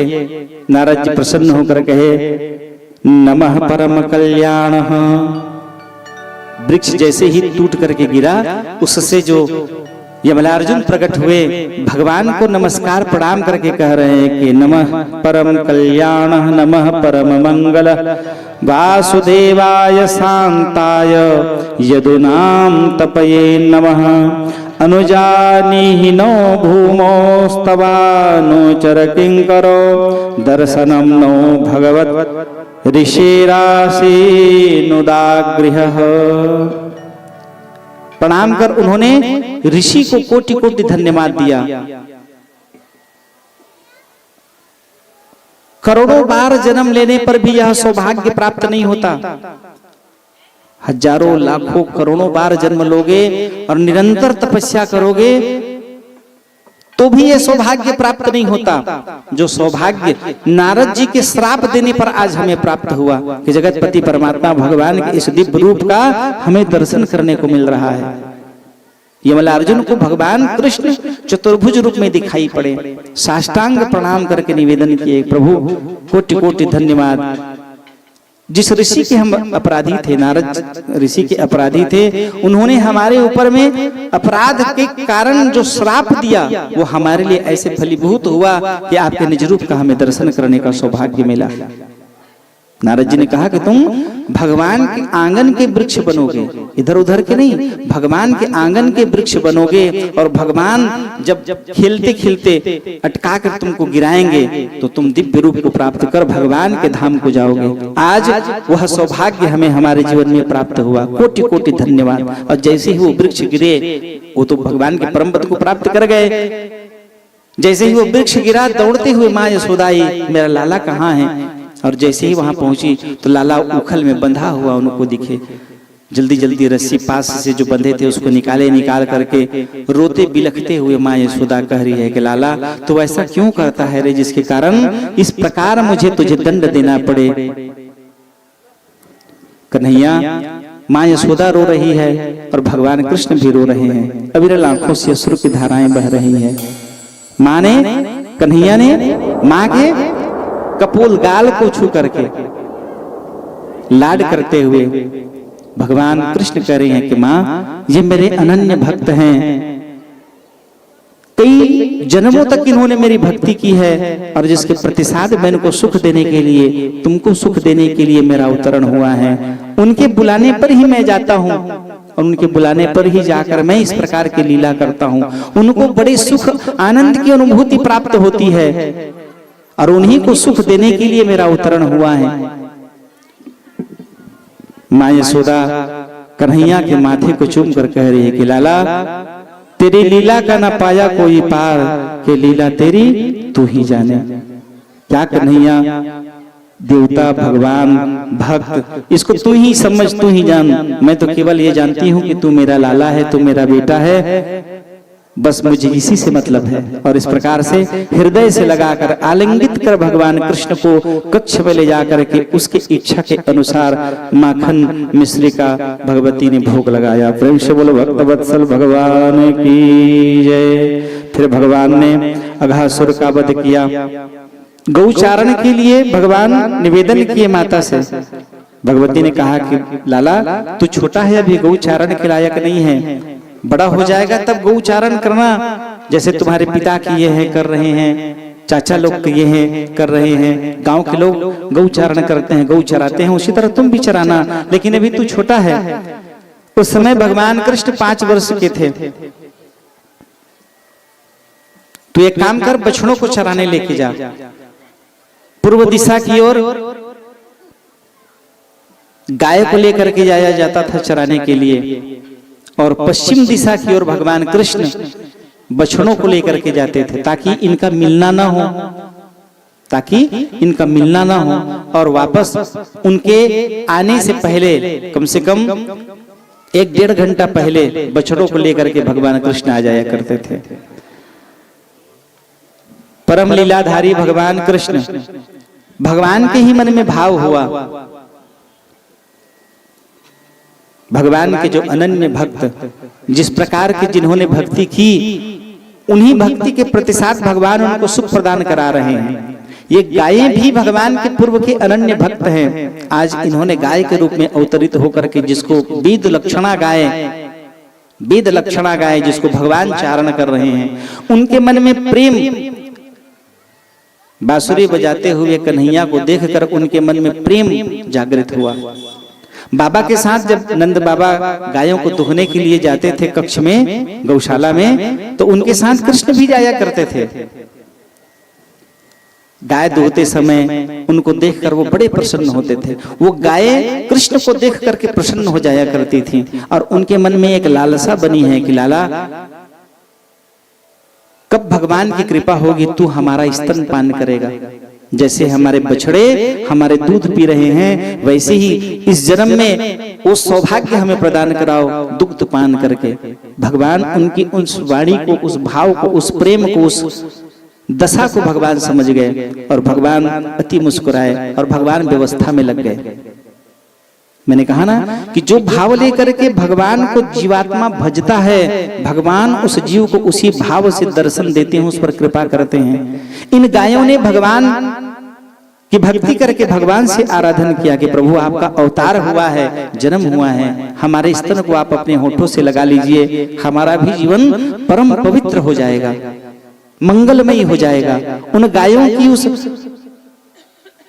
प्रेम को, पुकार को भगवान ने श्रवण कर लिया, सुन लिया, और भगवान बछड़ों को चारण करते समय बलराम, कृष्ण, तन सुखा, मन सुखा, श्री रामा सबको लेकर के बछड़ों को चराने के लिए लेकर के गए हुए हैं। भगवान विचार किए,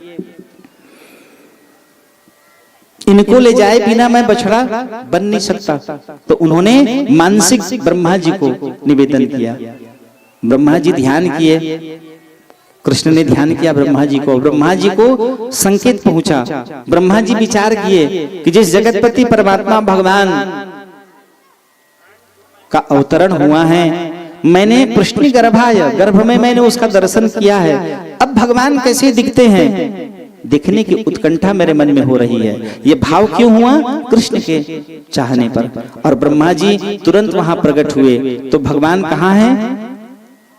आम के वृक्ष के नीचे जगतपति परमात्मा भगवान अपनी मित्र मंडलियों को लेकर के गए हैं बछड़ा चराने के लिए, और सब बढ़िया आनंदित होकर के माखन, मिश्री, दही, रोटी जो जैसा अपने पास लेकर के गए हैं, उस भोग को भगवान एक दूसरे को खिला करके आनंद अनुभूत करा रहे हैं। किसी के पास दही चावल है, किसी के पास माखन मिश्री है, किसी के पास रोटी है, कोई चावल की रोटी बनाया है, कोई गेहूं की रोटी रखा है, कोई विविध प्रकार के व्यंजन रखे हैं, और बछड़े चारण करते समय टिफिन जो बना कर रखे हैं उसको आपस में बांट करके वो उसको खिला रहा है, वो उसको खिला रहा है। और ब्रह्मा जी जैसे पहुंचे उस दशा को देख करके विचलित हो गए। उनके मन में हुआ कि जगतपति परमात्मा भगवान अवतरित हुए हैं, क्या यही जगतपति परमात्मा भगवान है जो इन गंवार ग्वालों की जूठन खा रहे हैं?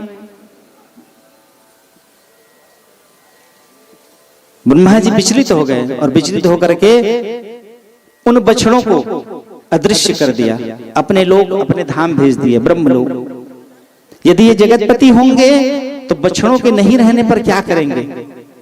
कुछ देर बाद भगवान मित्रों को कहे, तुम लोग जाओ जल्दी से बछड़ों को वापस लेके आना, गायों के घर पहुंचने से पहले बछड़ों को लेकर के पहुंचना है, तो जल्दी से उनको वापस लेकर के आओ। मैं तब तक तुम्हारे सामग्री को जो लेकर टिफिन वगैरह है उसको मैं हम सब एकत्रित कर रहा हूं, मैं तुम लोग जाओ जल्दी से। ये सब वापस गए। जहां गए बछड़े तो है ही नहीं वहां, ब्रह्मा जी उन सब ग्वालों को भी अदृश्य करके अपने धाम भेज दिए। भगवान कृष्ण ने ध्यान किया और ध्यान कर भगवान देख रहे हैं कि ब्रह्मा जी कृत्य किए हैं। अपने ही शरीर से भगवान कृष्ण ने निज रूप बनाया, छोटे छोटे बछड़े बने भगवान, और अपने ही शरीर से भगवान ने ग्वालों का रूप धारण किया। और बड़े प्रसन्न चित्त होकर के भगवान, बड़े आनंदित होकर के भगवान अपने मित्रों को, जो खुद बने हैं, अपने ही शरीर से भगवान ने मित्र बनाए हैं और बछड़ों को बनाए हैं, उनको लेकर के बड़े आनंदित होकर के भगवान चले जा रहे हैं। जैसे ही भगवान का पहुंचना हुआ, तन सुखा मन सुखा श्रीदामा के रूप में भगवान जब अपने घर में प्रवेश किए तो उनको देख करके माएं अति प्रसन्न हो गई। आज उनको हृदय से लगाकर आलिंगित करके माथा चूमते हुए करे, लाला तू तो बड़ा सुंदर दिख रहा है, आज तेरा बड़ा ही मनोहारी रूप है। माथा को चूम करके कह रही हैं। भगवान मुस्कुराते हुए कह रहे हैं कि जगतपति परमात्मा को जो तुम्हारी लालसा थी, उन माओं के हृदय में वो लालसा थी कि अपने पुत्र की तरह हम कन्हैया को लाड कर सके, इसके लिए भगवान ग्वाला बन करके, सभी ग्वाले बन करके भगवान खुद ही उनके घर में प्रवेश किए। बछड़ों को जब ढीला गया, 1000 किसी जगह में यदि गाय हैं, 1000 गाय है और एक बछड़े को यदि आप ढीलोगे तो अपने मां को सूंघ कर पहुंच जाएगी वहां तक।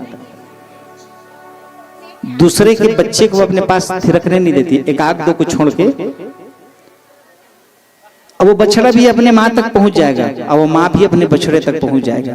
आज परमात्मा भगवान जैसे ही अपना निज रूप बछड़े का बना करके वहां दुग्ध पान के लिए पहुंचे, गौ दोहन के लिए ग्वाला जब गया और बछड़ा रूपी कन्हैया को जब छोड़ा गया तो दौड़ करके वो अपनी गाय के पास गई, रंभाते हुए सूंघ करके वो मां जान गई, वो गौ माता, कि हमारे मन के भाव के लिए परमात्मा भगवान ने बछड़े का रूप धारण कर, उस दिन वो गौ माता जो 3 लीटर दूध देती थी वो 5 लीटर दूध दे रही है, बड़ी आनंदित है, बड़ी प्रसन्न है और अपने भाग्य की सराहना कर रही है कि जगतपति परमात्मा भगवान बछड़े बन करके हमारा स्तनपान कर रहे हैं।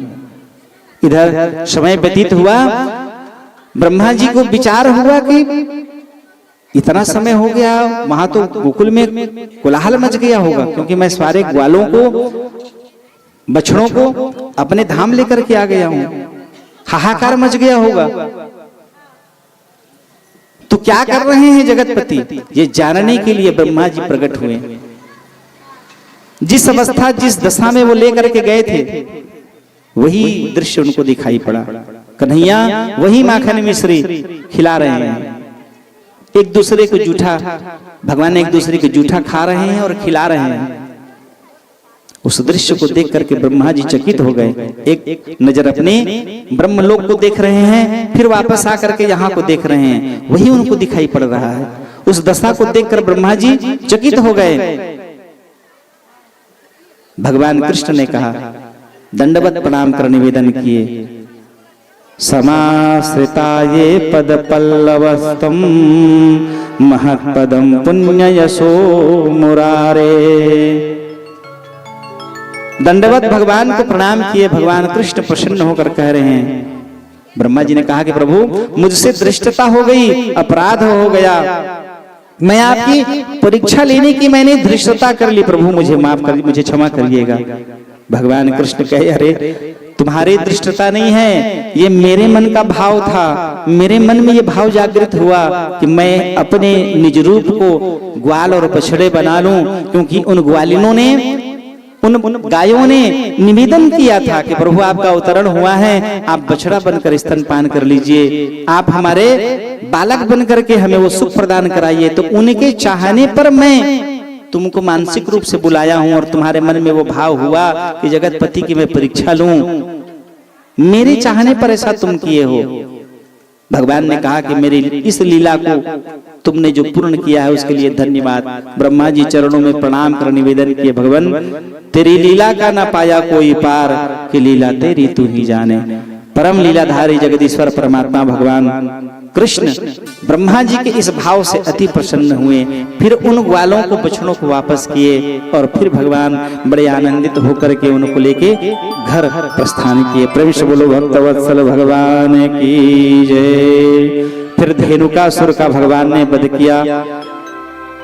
तत्पश्चात अब भगवान गौचारण गायों को चराने की भगवान में योग्यता उम्र आई और गौचारण के लिए भगवान वन में चले गए। वहां उन्होंने धेनुकासुर नाम के दैत्य का वध किया। कालिया नाग जिसके फुफकार से जमुना जी का वह जल दूषित होकर जहरीला हो गया था और जिसको मुक्त कराने के लिए भगवान योजना बनाए और भगवान कृष्ण, भैया बलराम, तनसुखा, मनसुखा, श्रीदामा इनको साथ लेकर के गौचारण के बहाने वहां पहुंचे। गेंद खेल रहे हैं भगवान कृष्ण और तनसुखा का वो गेंद भगवान ऐसे जोर से मारे कि वो जाके जमुना जी में गिर गया। तनसुखा चिल्लाते हुए कि मुझे गेंद ला के दो, मैं वही गेंद लूंगा। भगवान कृष्ण कहे घर चलो, ऐसे ऐसे 10 गेंद तुमको दे दूंगा। कहे मुझे 10 गेंद से मतलब नहीं है, वही गेंद चाहिए। भगवान तो चाहते थे, ठीक है प्रतीक्षा कर, मैं भी लेके आता हूँ वो गेंद। और भगवान कूद गए। कहाँ? जमुना जी में कूद के भगवान कालिया नाग उसकी जहां वो सो रहा है वही भगवान पहुंचे। ऐसा दिव्य भगवान का रूप उसको देख के कालिया नाग की पत्नी मोहित हो गई। निवेदन की, इतने सुंदर शिशु रूप में आप हैं और आप पता नहीं है आप कहां पहुंचाए हैं। ये कालिया नाग का क्षेत्र है। वो इतने क्रोधित रहते हैं कि तुमको देखते ही पता नहीं तुम्हारे साथ क्या कर डाले। और तुम्हारा ये मनोहारी स्वरूप, मैं नहीं चाहती कि इसको किसी प्रकार की कोई क्षति हो, इसलिए आपसे निवेदन है जितना जल्दी हो शीघ्रता से शीघ्र आप यहाँ से चले जाइए। भगवान कृष्ण कहे कि मैं जिससे तुम मुझे बचाने का प्रयास कर रही हो, मैं उसी से मिलने के लिए आया हूं। जगाओ उसको, मैं उसी से मिलने के लिए आया हूं। नागिन ने कहा कि आप नहीं जानते, वो इतने क्रोधित हैं, उनका स्वभाव इतना क्रोध भरा हुआ है, वो पता नहीं आपको क्या नुकसान कर दे। मेरे विचार में आप तुरंत जाइए यहां से। आपके ऐसे दिव्य मनोहारी रूप।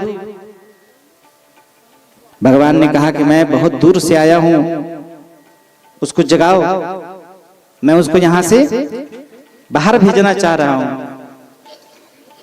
दोनों के बीच में वार्तालाप चल रही थी, इतने में ही कालिया नाग जागृत हो गया और गुस्से में, जैसे अधूरे नींद में किसी को आप जगा दो, कोई आदमी अगर सोया है अधूरे नींद में जगा दो तो जैसे क्रोध लगता है, उसी तरह से अधूरे नींद में जागने से कालिया नाग एकदम क्रोधातुर होकर के बढ़ा और अपने जहरीले फन को भगवान के ऊपर में जोर से पटका। तो पूछा नहीं कौन हो तुम, ये तो पूछ रही थी, वो पूछा नहीं। और जैसे ही फन को जोर से पटका, भगवान पीछे कूद गए। और पीछे कूदने पर हजारों फन है उसका।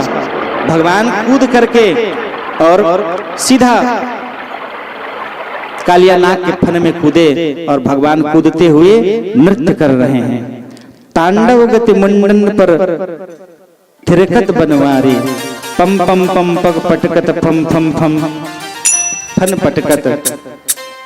भगवान कृष्ण एक फन से दूसरे फन में, दूसरे फन से तीसरे फन में पूरे ब्रह्मांड का भार लेकर के नृत्य कर रहे हैं।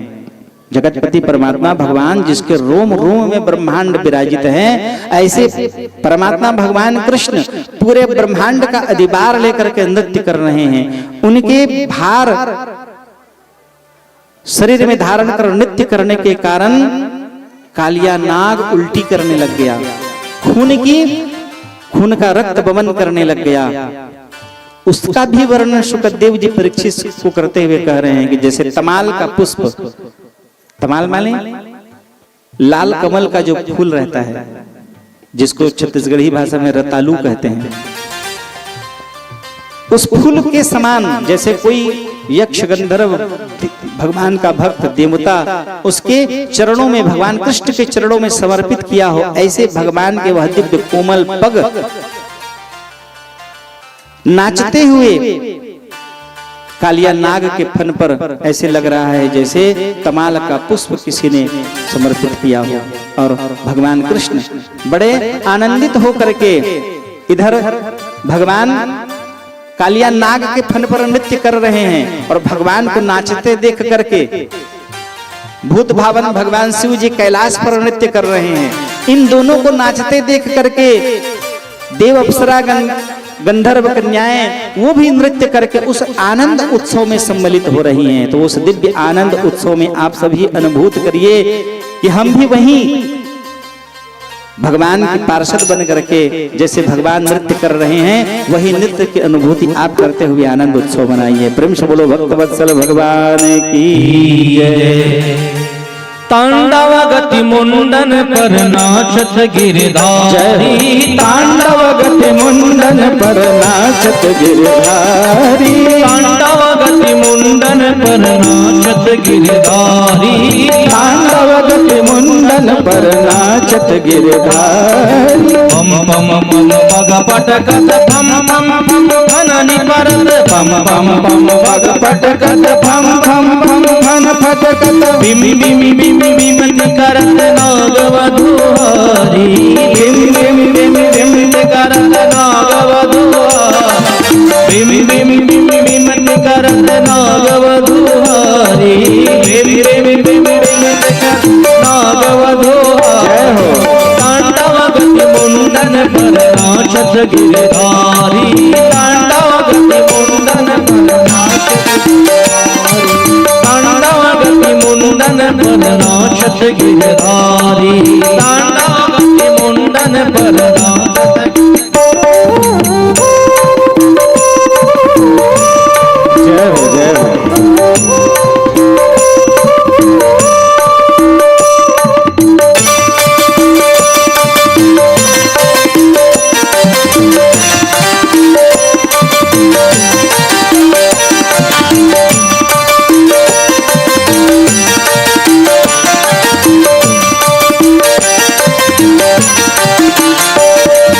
शशिक शशिक शनकादि नंदन नारद मुनि, शशिक शशिक शनकादि, शशिक शशिक शनकादि नंदन नारद मुनि, शशिक शशिक शनकादि नंदन नारद मुनि, गंगं मुनि गंधर्व नाचत देहारी, गंगं गंगं गंग मुनि गंधर्व नाचत देहारी,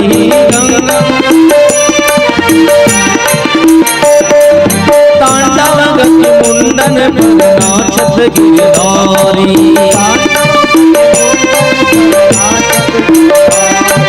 सूरदास प्रभु की वाणी किम किम कहूँ न जानी, सूरदास प्रभु की वाणी किम किम कहूँ न जानी, चन चन चन चरण परत निर्भय भयकारी, चन चन चन चरण परत निर्भय भयकारी। तांडव गति मुंडन पर नाचत गिरधारी, तांडव गति मुंडन पर, तांडव गति मुंडन पर नाचत गिरधारी, तांडव गति मुंडन पर नाचत गिरधारी। आप लोग भी मीठा मीठा स्तुति करें ना देवताओं की भांति। दोनों हाथ एक बार पसार के गाइए। ताना दे ताना दे ताना ना दिर दे, ताना दे ताना दे ताना ना दिर दे, ताना दे ताना दे ताना ना दिर दे, ताना दे ताना दे ताना ना दिर दे, ताना रे दानी ताना रे ताना ना दिर दे, ताना रे दानी ताना रे ताना ना दिर दे, ताना दे ताना दे ताना ना दिर दे, ताना दे ताना दे ताना ना दिर दे, ताना दे ताना दे ताना ना दिन दिन ना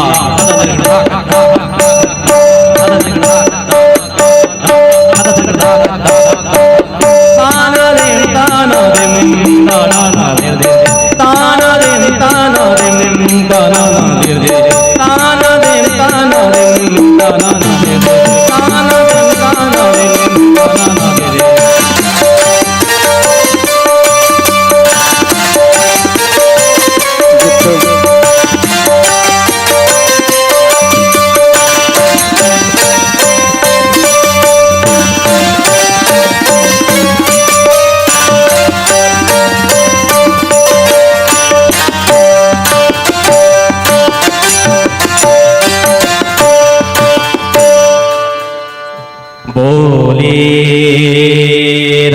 रास रसिक भगवान की जय। बहुत बढ़िया, बहुत सुंदर। प्रेम से बोलो भक्त वत्सल भगवान की जय। जो भक्त जैसे भक्ति किए हैं, किन्हीं को श्राप मिला, कोई पुण्य अर्जित किए और उसी के प्रतिसाद इनका अवतरण हुआ है। कालिया नाग रमणदीप छोड़ करके यमुना जी में अपने प्राण बचाने के लिए बसा हुआ है। कालिया नाग पूर्व जन्म में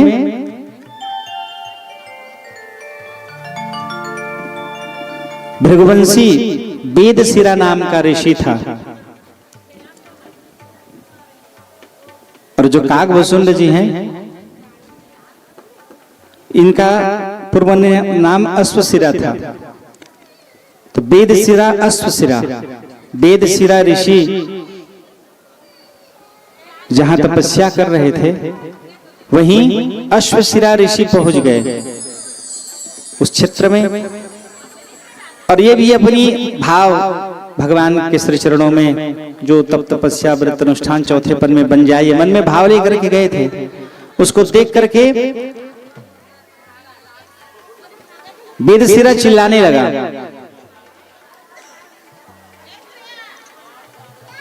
तुम यहाँ कहाँ आ गए? ये मेरा क्षेत्र है, मेरी जगह है, तुम्हारे कारण मुझे भगवान की भक्ति करने में परेशानी होगी, दुविधा होगी। दोनों के बीच में वार्तालाप चल रही थी। अचानक क्रोधातुर होकर के वेदशिरा ने चिल्लाते हुए वेदशिरा ने कहा कि तू कौवे की तरह कांव कांव कर रहा है, तो जा तू काकभूषुंड हो जा, कौवा हो जा। वेदशिरा ने जैसे ही अश्वशिरा को कहा, अश्वशिरा वो ही क्रोधित होकर के कहे कि तू सर्प की तरह जीभ लपलपाते हुए उदंडता पूर्वक मुझसे व्यवहार कर रहा है, तो जा तू सर्प हो जा। तो यही वेदशिरा आज कालिया नाग बना है, और इसी के ऊपर उद्धार करने के लिए भगवान नृत्य करते हुए रक्त का वमन, खून की उल्टी कर रहा है, और वो छिटकता हुआ खून भगवान के चरणों में ऐसे छिटक रहा है। सुखदेव जी कहे कि परीक्षित मानो कोई तमाल का पुष्प भगवान के चरणों में समर्पित कर रहा हो, और नृत्य करते हुए भगवान को देख करके भूत भावन भगवान शिव जी तांडव नृत्य करने लग गए। इन दोनों को नाचते देख करके अप्सराएं गंधर्व वो गान करने लग गए। ऐसा दिव्य मनोहारी दृश्य, बड़े सभी देवता उस दृश्य को देख करके आनंदित हो गए। प्रेम से बोलो भक्तवत्सल भगवान की जय।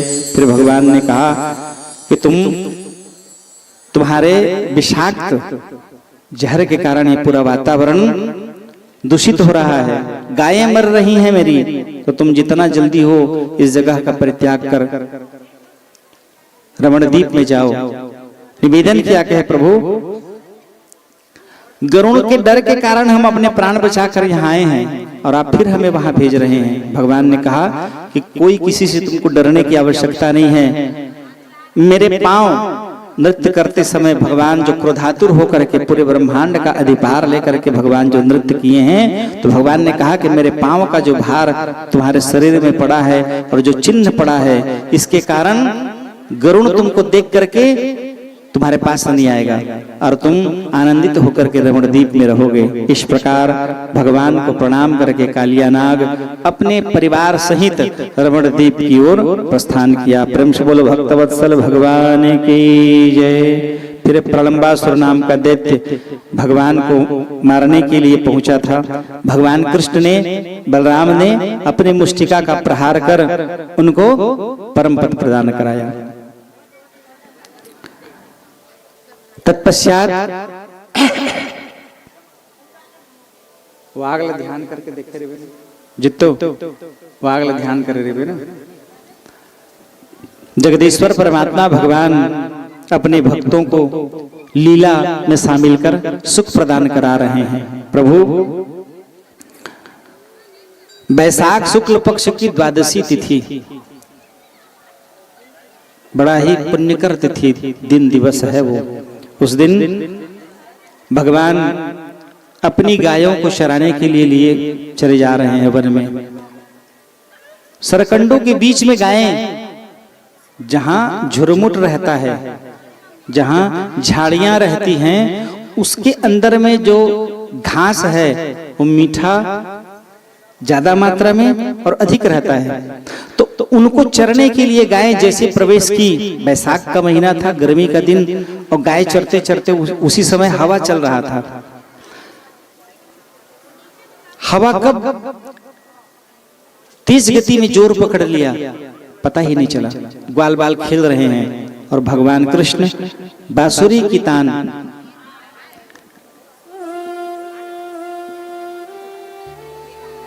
भागवत रहस्य में वर्णन है, भगवान कृष्ण को बांसुरी शिव जी ने प्रदान की है। कैसे प्रदान की? भगवान शिव जी ध्यान किए, कृष्ण जी ध्यान किए कि प्रभु पूर्व में मैं जब मेरा राम अवतरण हुआ था तो राम के रूप में अवतरित होने पर आप हनुमान जी बन करके पग पग पर मेरी सेवा किए, रक्षा किए। वो भयावह युद्ध जो रावण के बीच में मेरे साथ हुआ, उस रावण को जीत पाना मेरे बस में नहीं था, लेकिन आपकी कृपा से मैं उन पर विजय प्राप्त कर सका। भरत भाई कपि से उर्ण हम नाही, तो मेरा कृष्ण के रूप में अवतरण हो रहा है प्रभु, क्या सेवा रहेगी।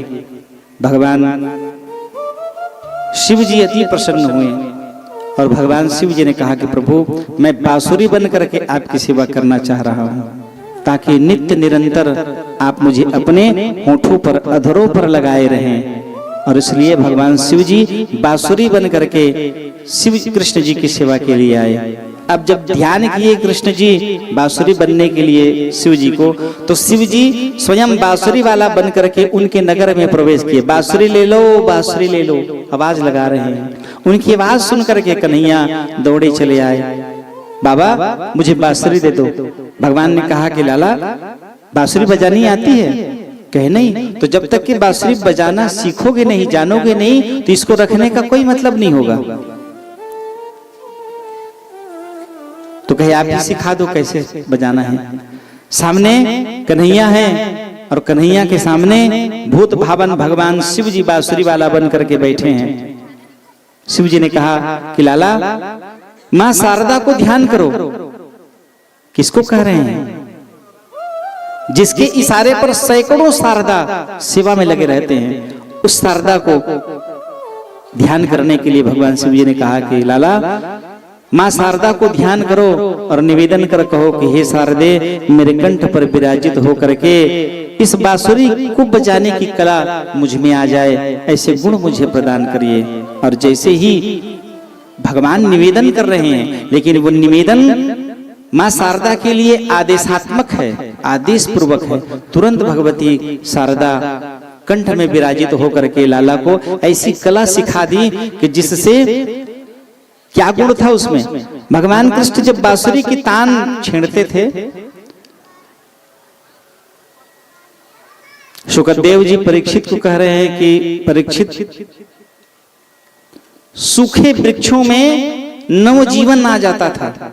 मान लो कोई वृक्ष सूख गया है पानी की कमी के कारण या उम्र के कारण, तो भगवान कृष्ण उसके किनारे में जब बांसुरी की तान करते थे तो बांसुरी की धुन से वो निर्जीव, वो जो वृक्ष है जो सूख गया है, उसमें नव अंकुरण पत्ते खिलाते थे। ग्वालिनें जब अपने घर में भोजन बनाती थी तो सूखे लकड़ी को पकड़ा करके आग जला रही हैं, उस सूखे लकड़ी में भगवान की बांसुरी की जब वो तान छेड़ते थे, एक एक ग्वालिनों का नाम लेते थे भगवान कृष्ण, तो उनके पास वो तरंग पहुंच करके वो सूखे लकड़ियों में नौ पल्लव आ जाता था। जो आग में जल रही हैं वो गीली हो जाती थी, पत्ते खिलाते थे। नौ पत्ते आने पर, गीले होने पर वो आग बुझ जाती थी। वो ग्वालिनी आकर के कृष्ण को चिल्लाती कि लाला तुम ऐसा बांसुरी मत बजाया कर, क्योंकि हमारा भोजन नहीं बन पाता तेरे कारण, और भोजन नहीं बनने के कारण सास ससुर की उलाहना हमको सुनना पड़ता है। ऐसे परमात्मा भगवान कृष्ण बांसुरी की तान छेड़े बैसाख शुक्ल पक्ष की द्वादशी में सुमधुर संगीत अपने भक्त जनों को श्रवण करा रहे हैं। ब्रह्मादिक सभी देवता उस मधुर तान को सुन करके गदगद भाव से बड़े आनंदित होकर के उनकी उस बांसुरी के तान को श्रवण कर रहे हैं। उसी समय उन सरकंडों में आग लग गया।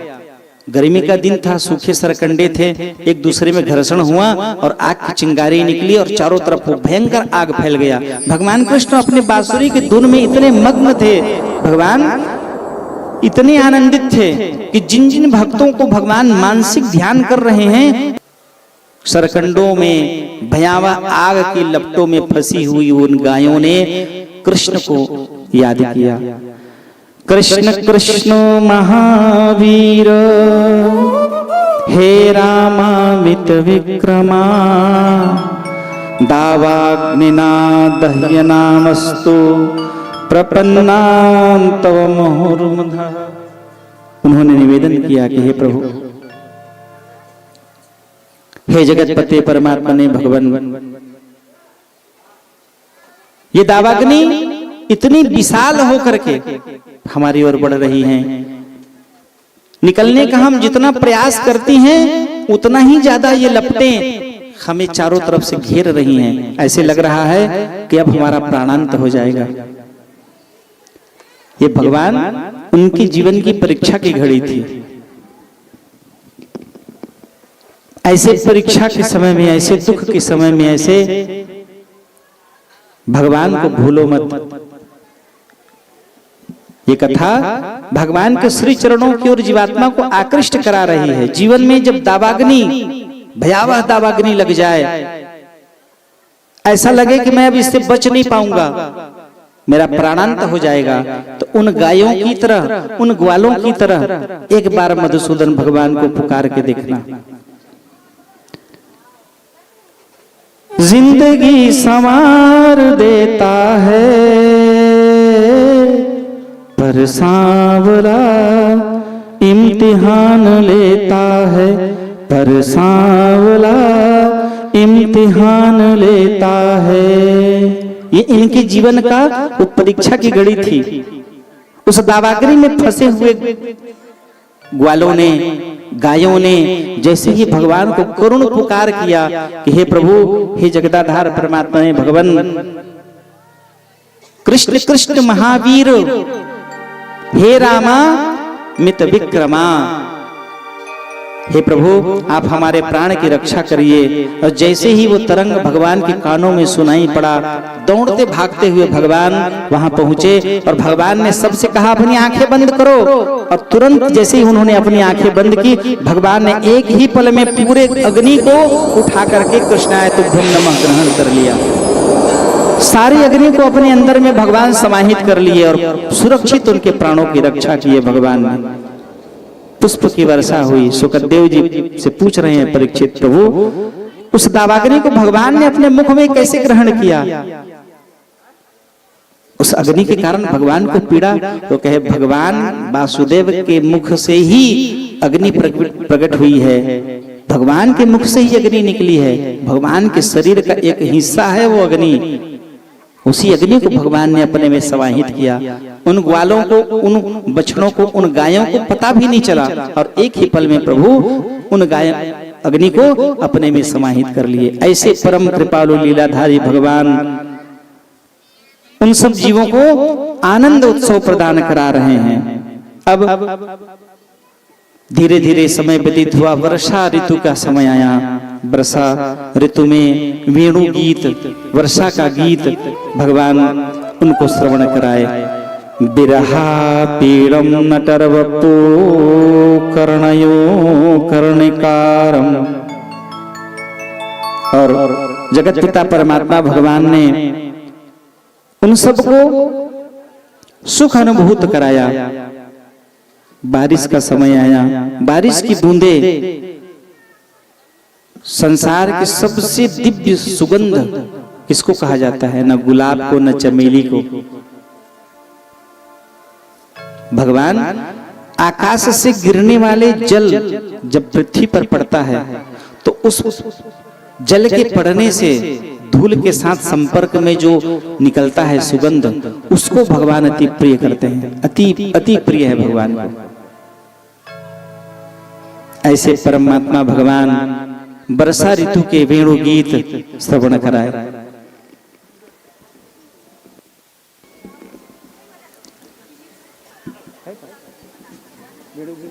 वर्षा गीत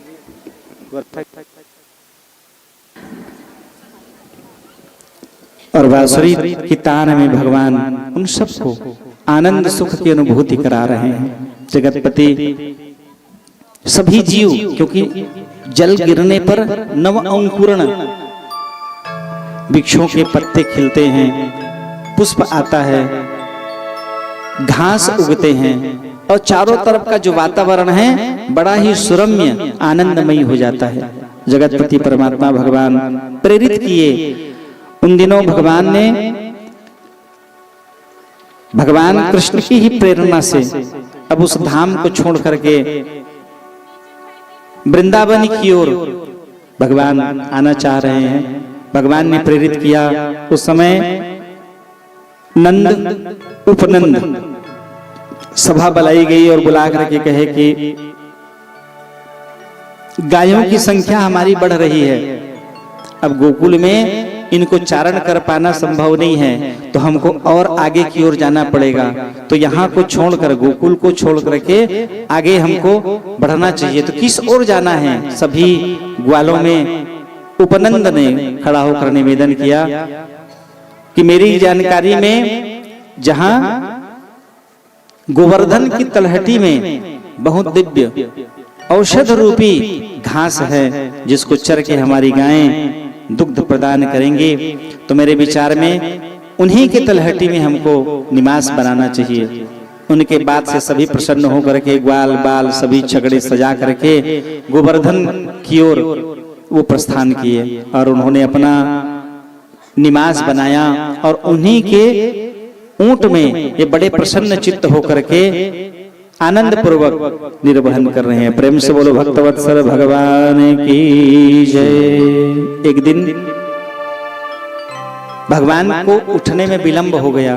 इधर सब लोग बढ़िया तैयारी कर रहे हैं, नाना प्रकार के पकवान बनते जा रहा है। घी की खुशबू, उन दिनों तेल का चलन नहीं था, घी से ही पूड़ी बनाते थे। दिव्य खीर, मालपुआ, जिनको जैसे भोग भोजन बनाने में रुचि है, निपुणता है, वो उसी प्रकार के व्यंजन बना रहे हैं। जिसको खीर बनाने में आनंद है, किसी को मालपुआ बनाने में, कोई बहुत अच्छा पूड़ी बनाता है, बहुत नरम पूड़ी, कोई जलेबी बनाने अच्छा आता है। तो जैसे जिनको भोग बनाने आ रहा है उसी प्रकार के भोग बना करके अपने परम आराध्य। उन दिनों वर्षा ऋतु का अधिकार इंद्र के पास में है। अलग अलग देवता है, अलग अलग कामना के लिए हैं। तो इंद्र के पास में वर्षा ऋतु का अधिकार है। वो जहां चाहे वर्षा करा सकते हैं, जहां चाहे सूखा रख सकते हैं। तो नंद बाबा इंद्र की पूजा के लिए एक दिन, साल में एक दिन तय किया गया था कि उस दिन देवराजेंद्र की पूजा करके विविध प्रकार के सामग्रियां उनको भेंट के रूप में प्रदान करेंगे। तो आज सभी ग्वाल बाल एकत्रित होकर के इंद्र की पूजन में लगे हुए हैं। घर की गृहिणियां दिव्य भोग बना रही हैं, कोई रबड़ी, कोई जलेबी, कोई मालपुआ। उनकी खुशबू से भगवान जागृत हुए और जैसे ही भगवान की जागृति आई, भगवान बड़े प्रसन्न होकर के बाबा के पास पहुंचे, प्रणाम कर पूछे, बाबा आज कोई विशेष त्योहार दिन है? क्योंकि चारों तरफ घी की सुगंध आ रही है, दिव्य भोगों की प्रसादी की खुशबू आ रही है। बाबा ने कहा कि आज देवराज इंद्र को पूजन करके धन्यवाद करने का समय है। भगवान पूछे क्यों उनको धन्यवाद करना है?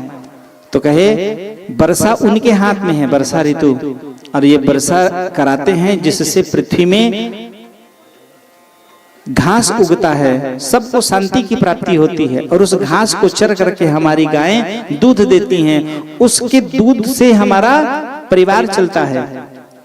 भगवान ने कहा कि ये तो उनका काम है, जैसे सब देवताओं को अधिकार दिया गया है, तो ये उसका अधिकार है कि तुमको जहां वर्षा की आवश्यकता है तो वर्षा कराना है। ये कोई हमारे ऊपर एहसान थोड़ी करते हैं, कोई कृपा थोड़ी करते हैं, ये उनका काम है करने का।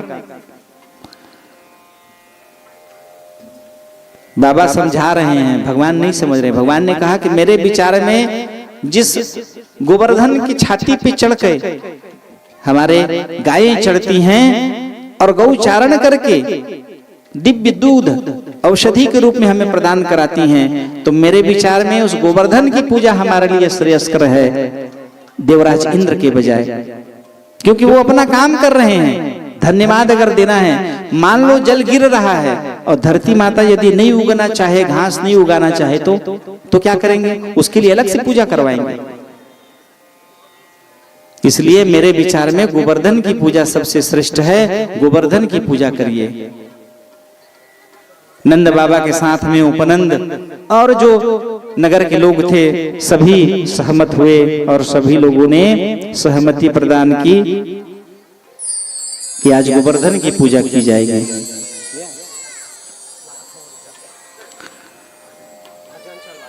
सब बढ़िया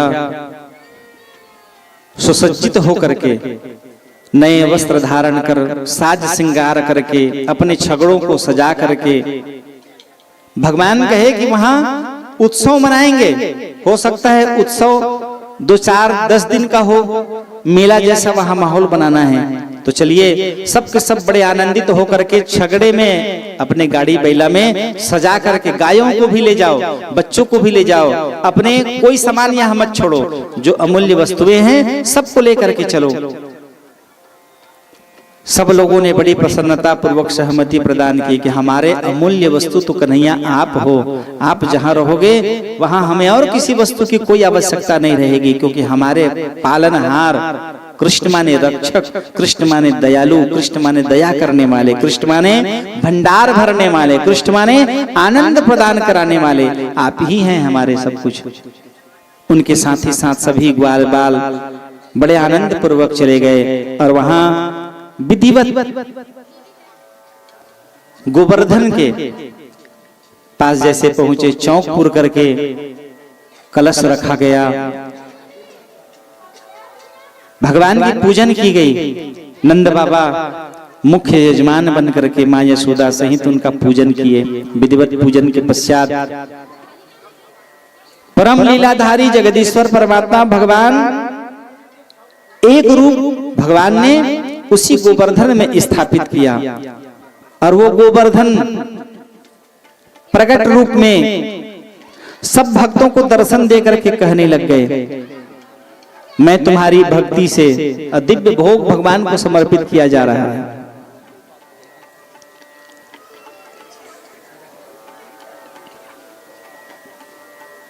नाना प्रकार की वस्तुएं, रबड़ी, मलाई, मालपुआ, जलेबी, कलाकंद, काजू कतली, जिमी कांदा सब बना करके भगवान को अर्पित किए हैं।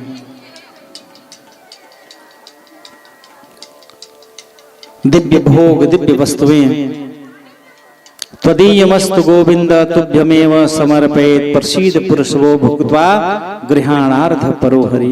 हे जगदीश्वर परमात्मा ने भगवान आप ही के द्वारा बनाए हुए इस ब्रह्मांड के अलौकिक इन दिव्य वस्तुओं को आप अपने अधरों से लगाकर हमारे जीवन को कृतकृत्य करिए।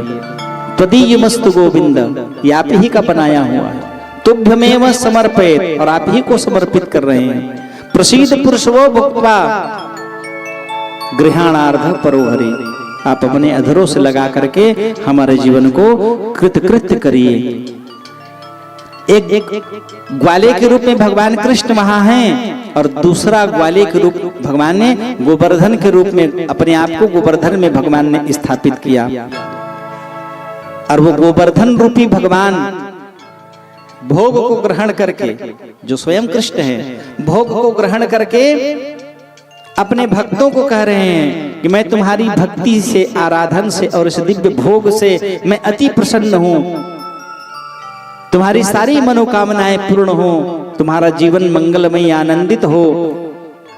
मेरे ऊपर तुम इसी तरह गौचारण करते रहो और तुम्हारे गवें औषध रूपी दिव्य दुग्ध तुमको पान कराने। गोवर्धन रूपी भगवान ने कहा कि आने वाले समय में बड़ी गंभीर बात भगवान कृष्ण रूपी गोवर्धन ने उन ग्वालों को कहा कि आने जीवन में जब कभी भी तुम्हारा संकट आए,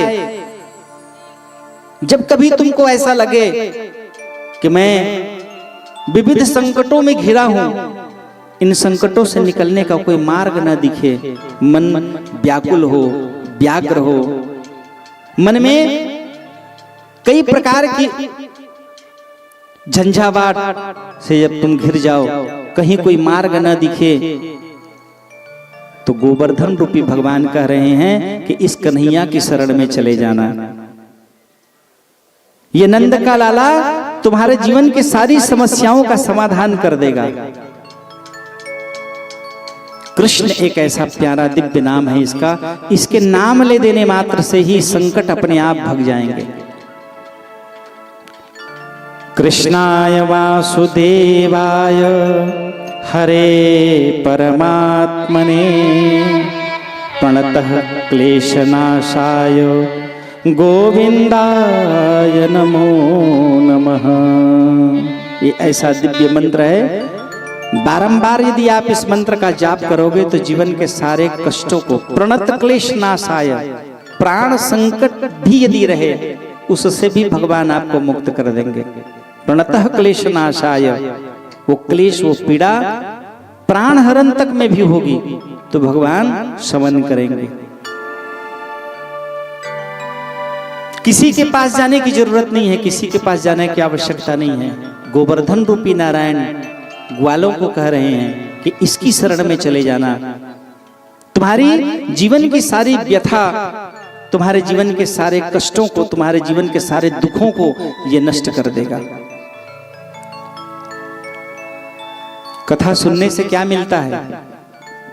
कथा सुनने से जीवन की व्यथा समाप्त हो जाती है। जो जीवन में कष्ट 10 वर्ष का लिखा है वो 10 महीने में बदल जाएगा। 10 महीने का कष्ट 10 दिन में, और 10 दिन का कष्ट 10 मिनट में निकल जाएगा। इसलिए नित्य निरंतर कथा श्रवण करते रहिए, भगवान की कृपा उस जीवात्मा को प्राप्त होते रहते। केवल सुनना नहीं है, आत्मसात करना है, जीवन में धारण करना है। जब भी जीवन में कोई कष्ट की अनुभूति हो तो जो गोवर्धन भगवान ने ग्वालों से कहा है, इस बात को स्मरण कर लीजिए। कृष्णाय वासुदेवाय हरे परमात्मने प्रणतः क्लेशनाशाय गोविंदाय नमो नमः।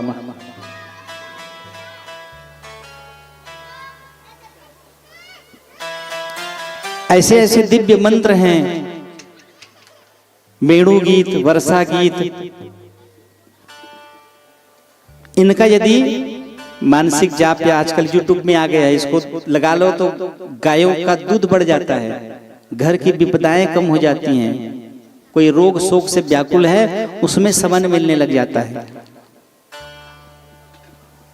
गोपी गीत यदि आप रोज श्रवण करो तो गोपी गीत सुनने से जीवन के कलुष समाप्त हो जाते हैं। नारद जी ने भक्ति से कहा कि कलयुग के जीवात्मा परम सौभाग्यशाली हैं। तो वेद पुराण खोले की जरूरत नहीं है, हिम कही देता हूं तुरंत आ जाते। गोपी गीत बोलोगे तो तुरंत आ जाएगा। और रोज सुबह के समय उसको लगा करके यदि श्रवण करो, जीवन परिवर्तित होने लग जाएगा। कई जगह इसका प्रयोग किया गया है। शराबी शराब, उस गीत को सुन करके शराबी का शराब पीने की चित्तवृत्ति कम होने लग गई है। घर का दूषित वातावरण साफ स्वच्छ होने लग गया है। मन के कलुष विकार नष्ट होने लग गए हैं। ऐसा गोपी गीत है। तो यह दिव्यता जो प्रभु ने हमें प्रदान कराई है, बड़े आनंदित तो होकर के गोवर्धन रूपी नारायण ने भोग ग्रहण किया और सबको धन्यवाद दे करके उसी भगवान नारायण कृष्ण में वो समाहित हो गए।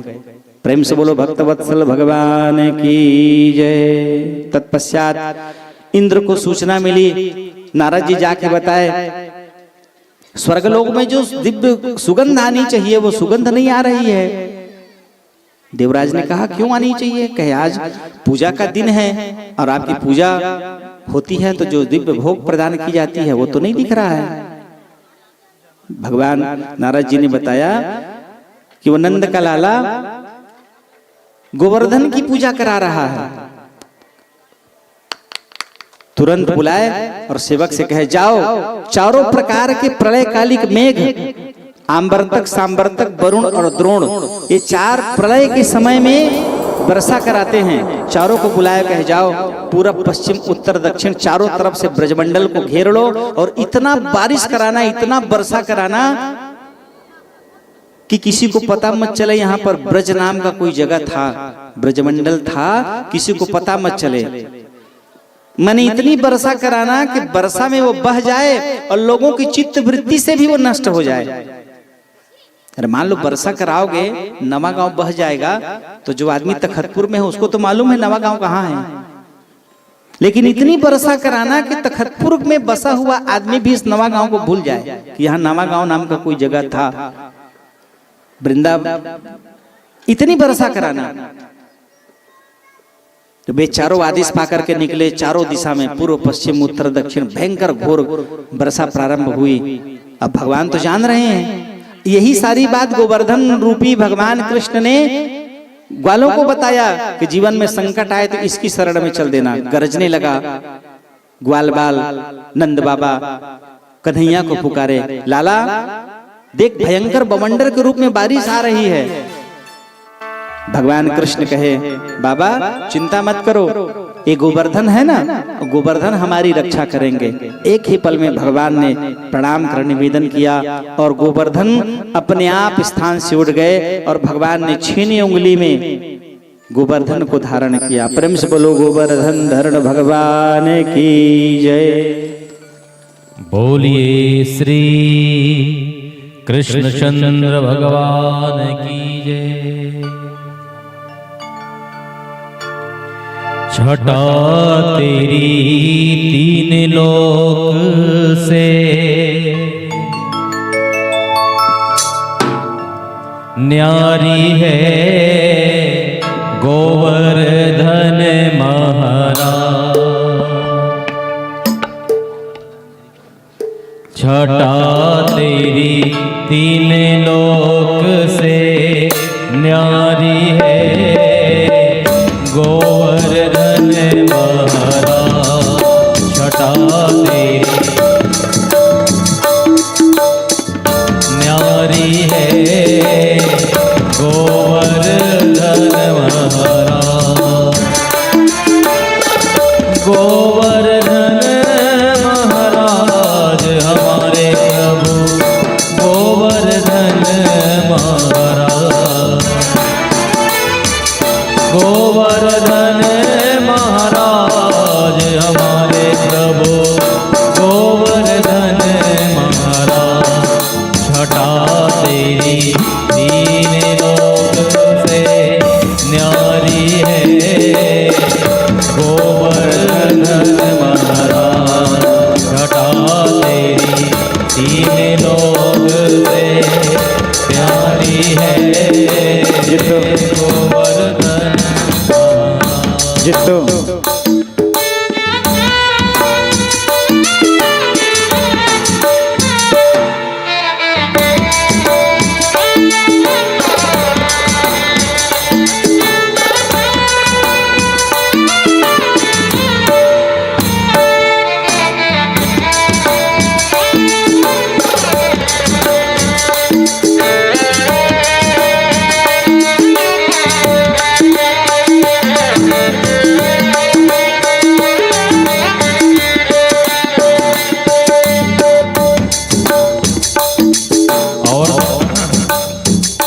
इधर परीक्षित जी पूजन कर रहे हैं। आप दोनों हाथ मीठा मीठा ताली बजाएं, ऊपर उठा लीजिए और मीठा मीठा ताली एक साथ बजाते चलिए।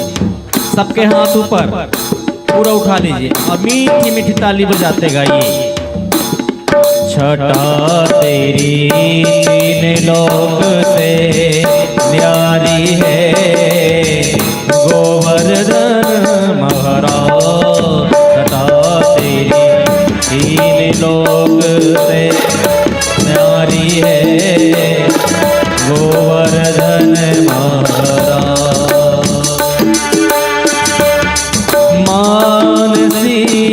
गंगा को स्नान, मानसी गंगा को स्नान, धरो फिर शुक्लेश्वर को ध्यान, धरो फिर शुक्लेश्वर को ध्यान। दान घाटी में दही को दान, दान घाटी में दही को दान। करो परिक्रमा की तैयारी है, गोवर्धन महाराज छटा तेरी तीन लोक से न्यारी है, गोवर्धन महाराज।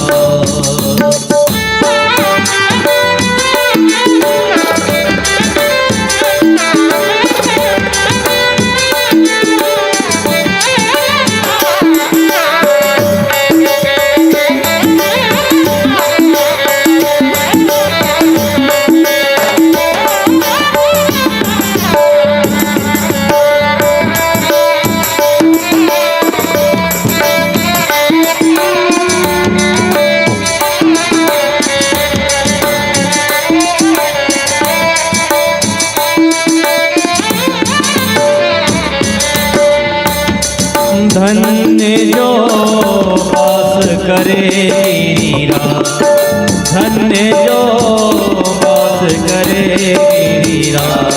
सीधे होने बिगड़े का, सीधे होने बिगड़े का। लाज भगतन की रखे गिरिरा, लाज भगतन की रखे गिरिरा।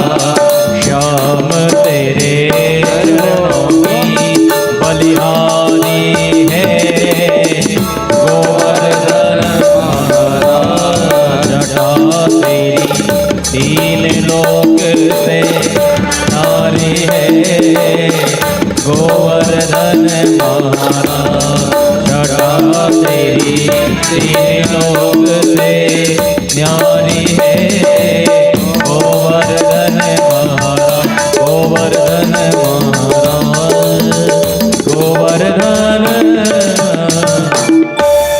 बोलिए गिरिराज धरण भगवान की जय। जय जय श्री राधे, जय जय श्री राधे, जय जय श्री राधे श्याम। प्रेम से बोलो भक्तवत्सल भगवान की जय, आनंद कंद भगवान की जय। इस प्रकार भगवान अपने भक्तों की रक्षा के लिए गोवर्धन को भगवान ने धारण किया और भगवान का नाम पड़ा गोवर्धन धरण। 56 प्रकार के भोग जो भगवान को लगाया गया था, बड़े उत्साहित हो करके भगवान, अब तो गोवर्धन को पकड़े हैं भगवान, और एक हाथ में बांसुरी भी बजाए भगवान, बांसुरी बजा करके सबकी चित्त को चुरा रहे हैं भगवान। भगवान का नाम है चित्त चोर। इनके मन में किसी प्रकार का कोई भय ना हो, कोई डर ना हो, आतंक रहित कर रहे हैं भगवान। किसी प्रकार का इनके अंदर में डर ना हो, और सबको अपनी गोवर्धन की तलहटी में भगवान, उनके नीचे में भगवान गौ, बछड़े, ग्वाल बाल, माता पिता सबके सहित भगवान उनको सुरक्षित रखे हैं। इधर भयंकर वर्षा हो रही है, चारों प्रकार के मेघ। सुखदेव जी कह रहे हैं कि उन दिनों भगवान ने चक्र सुदर्शन को बुलाया और बुला करके पूरे वज्रमंडल में, चक्र सुदर्शन माने विरूपाक्ष भगवान शिव जी की तपस्या करने पर महाविष्णु को वो चक्र सुदर्शन प्राप्त हुआ था। उन्होंने बताया कि इसमें इतनी शक्ति है, 3 देव ब्रह्मा विष्णु महेश, 27 नक्षत्र और 9 ग्रह का भार उसमें है। कोई ऐसा नहीं है जिसको वो ना काट पाए। भगवान शिव जी देते समय महाविष्णु को बताए उन्होंने कहा कि प्रभु क्या है सबको काट सकते हैं? कहे सबको। तो कहे आपको भी? तो कहे देख लो। तो भगवान शिव को 3 खंडों में विभक्त किए। विरूपाक्ष भगवान को आकाशे तारकम लिंगम पाताले हाटकेश्वर मृत्युलोके महाकालम त्रैलिंग नमस्तुते, 3 खंडों में वो विभक्त हो गए। तो संसार में ऐसा कोई नहीं है जिसको वो चक्र सुदर्शन न काट सके। 12 सूर्य का तेज है उसमें, 9 ग्रह का प्रभाव है, 27 नक्षत्र हैं और ब्रह्मा विष्णु महेश की आधार शक्ति उसमें है। इतना शक्तिशाली वह चक्र सुदर्शन, जब चाहे जितना चाहे जैसे चाहे अपना रूप आकार बढ़ा सकता है। भगवान ने कहा कि तुम जाओ और पूरी अपनी आकार फैला करके वज्रमंडल की रक्षा करना, क्योंकि मैं बड़ी प्रेम पूर्वक राधा के कहने पर मैंने उसका निर्माण किया है और किसी भी कीमत में ब्रजधाम का कोई एक तिनका भी इंद्र के दुर्व्यवहार के कारण नष्ट नहीं होना चाहिए। भगवान के आदेश पाकर के चक्र सुदर्शन अपना विशाल रूप बना के ढक लिया। शुकदेव जी कह रहे हैं कि परीक्षित ऐसे ढके हैं और इतना 12 सूर्य की तेज है उसमें, तो ऐसे ढके हैं कि वर्षा का जल जब उसमें गिरता तो जैसे गर्म तवे में कोई जल डाल दो तो छन्न से करके गायब हो जाए, भाप बन के वाष्पीकृत हो जाए। ठीक उसी तरह वो गर्म तवे रूपी चक्र सुदर्शन में पड़ने वाला जल एक ही पल में गायब हो जाता है। और आंबर तक सांबर तक वरुण और द्रोण चारों प्रकार के प्रलय कालिक मेघ वर्षा कराते कराते कराते कराते थक गए, पूरी शक्ति ऊर्जा समाप्त हो गई, हाहाकार मच गया। चारों भागते दौड़ते हुए देवराज इंद्र के पास गए, प्रणाम किए, कहे महाराज आ गए, नष्ट हो गया ब्रजभूमि। अरे कहे ब्रजभूमि को नष्ट की बात छोड़िए, किनारे जो मकान के किनारे में जो छोटा सा चवरा बना के रखते हैं ना, उसका भी इतना सा मिट्टी बहा नहीं पाए हम। ऐसा क्या है उसमें, जाके खुद देखो। जैसे ही देवराज इंद्र ऐरावत में बैठ करके उस ओर बढ़ा, भगवान के चरणों की ओर, भगवान की भक्ति की ओर, भगवान के यदि कोई जीवात्मा स्नेह पूर्वक बढ़े तो पग पग में परमात्मा के दिव्य रूप और दिव्य ज्ञान की उस जीव को अनुभूति होने लगती है। देवराज इंद्र जैसे ही ध्यान किया, अरे परमात्मा भगवान से मैं बैर मोल ले लिया, और ये व्याकुल मन से भगवान की ओर बढ़ा। विशुद्ध सत्वम तव धाम शांतम तपोमयम ध्वस्तय रजस्तमेक मायामयोऽयं गुणसंप्रवाहो न विद्यते ते ग्रहाणुबंधः। भगवान को माल्यार्पित कर साष्टांग प्रणाम कर निवेदन किया, हे प्रभु, हे जगदाधार भगवान, मुझसे अपराध हो गया और मैं ये धृष्टता कर बैठा। भगवान ने समझाया कि तुमको जो पद दिया गया है, इंद्र का पद, और जो वर्षा का अधिकार दिया गया, ये तुम्हारा काम है, और संसार के समस्त जीवों को अपने काम करते रहना चाहिए। जो तुम्हारा काम है, तुमको अपना काम करते रहना चाहिए। उल्टा तुम लोगों को उल्टी सीधी बातें बता करके अपनी पूजा करवा रहे हो, अपना नाम मान बढ़ाई बढ़वा रहे हो। एक प्रकार से तुम लोगों को डरा रहे हो कि तुम ऐसा नहीं करोगे तो मैं वर्षा नहीं कराऊंगा। भाई, वर्षा कराना तुम्हारा काम है। मैं बड़े ध्यान पूर्वक मैंने समस्त जीवों का, चर चराचर जीवों का मैंने निर्माण किया है, और स्नेह पूर्वक, प्रेम पूर्वक मैं चाहता हूं कि सभी जीव बड़े आनंदित रहें, सबको उनका अधिभार प्राप्त होता रहे, लेकिन तुम उनसे सबको वंचित कर रहे हो। ये अच्छी बात नहीं है। आज के बाद ये शिकायत तुम्हारी नहीं आनी चाहिए। देवराज इंद्र प्रणाम करके अपने उस अपराध के लिए क्षमा याचन कर वापस अपने धाम गए। भगवान के दिव्य पूजन कर लेने के पश्चात बड़े सभी आनंदित हैं, प्रसन्न चित्त हैं। वर्षा समाप्त हुई तो भगवान गोवर्धन को अपने स्थान पर रख करके बड़े प्रेम पूर्वक भगवान सबको लेकर के वापस उनके घर की ओर भगवान प्रस्थान किए। प्रेम से बोलो भक्तवत्सल भगवान की जय, आनंद कंद भगवान की जय। तत्पश्चात भगवान कार्तिक पूर्णिमा के दिन भगवान का रास मंडल भगवान ने स्थापित किया। उस रास में बांसुरी की तान से भगवान अपनी ग्वालिनों को, गोपियों को तान छेड़ करके भगवान बुला रहे हैं। हे राधे वृषभानु भूप तनये, हे पूर्ण चंद्रानने, हे कांते कमनीय कोकिल रवे, वृंदावनाधीश्वरी।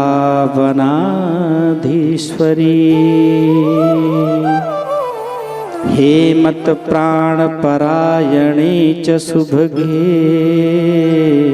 हे सर्वे यूथेश्वरी।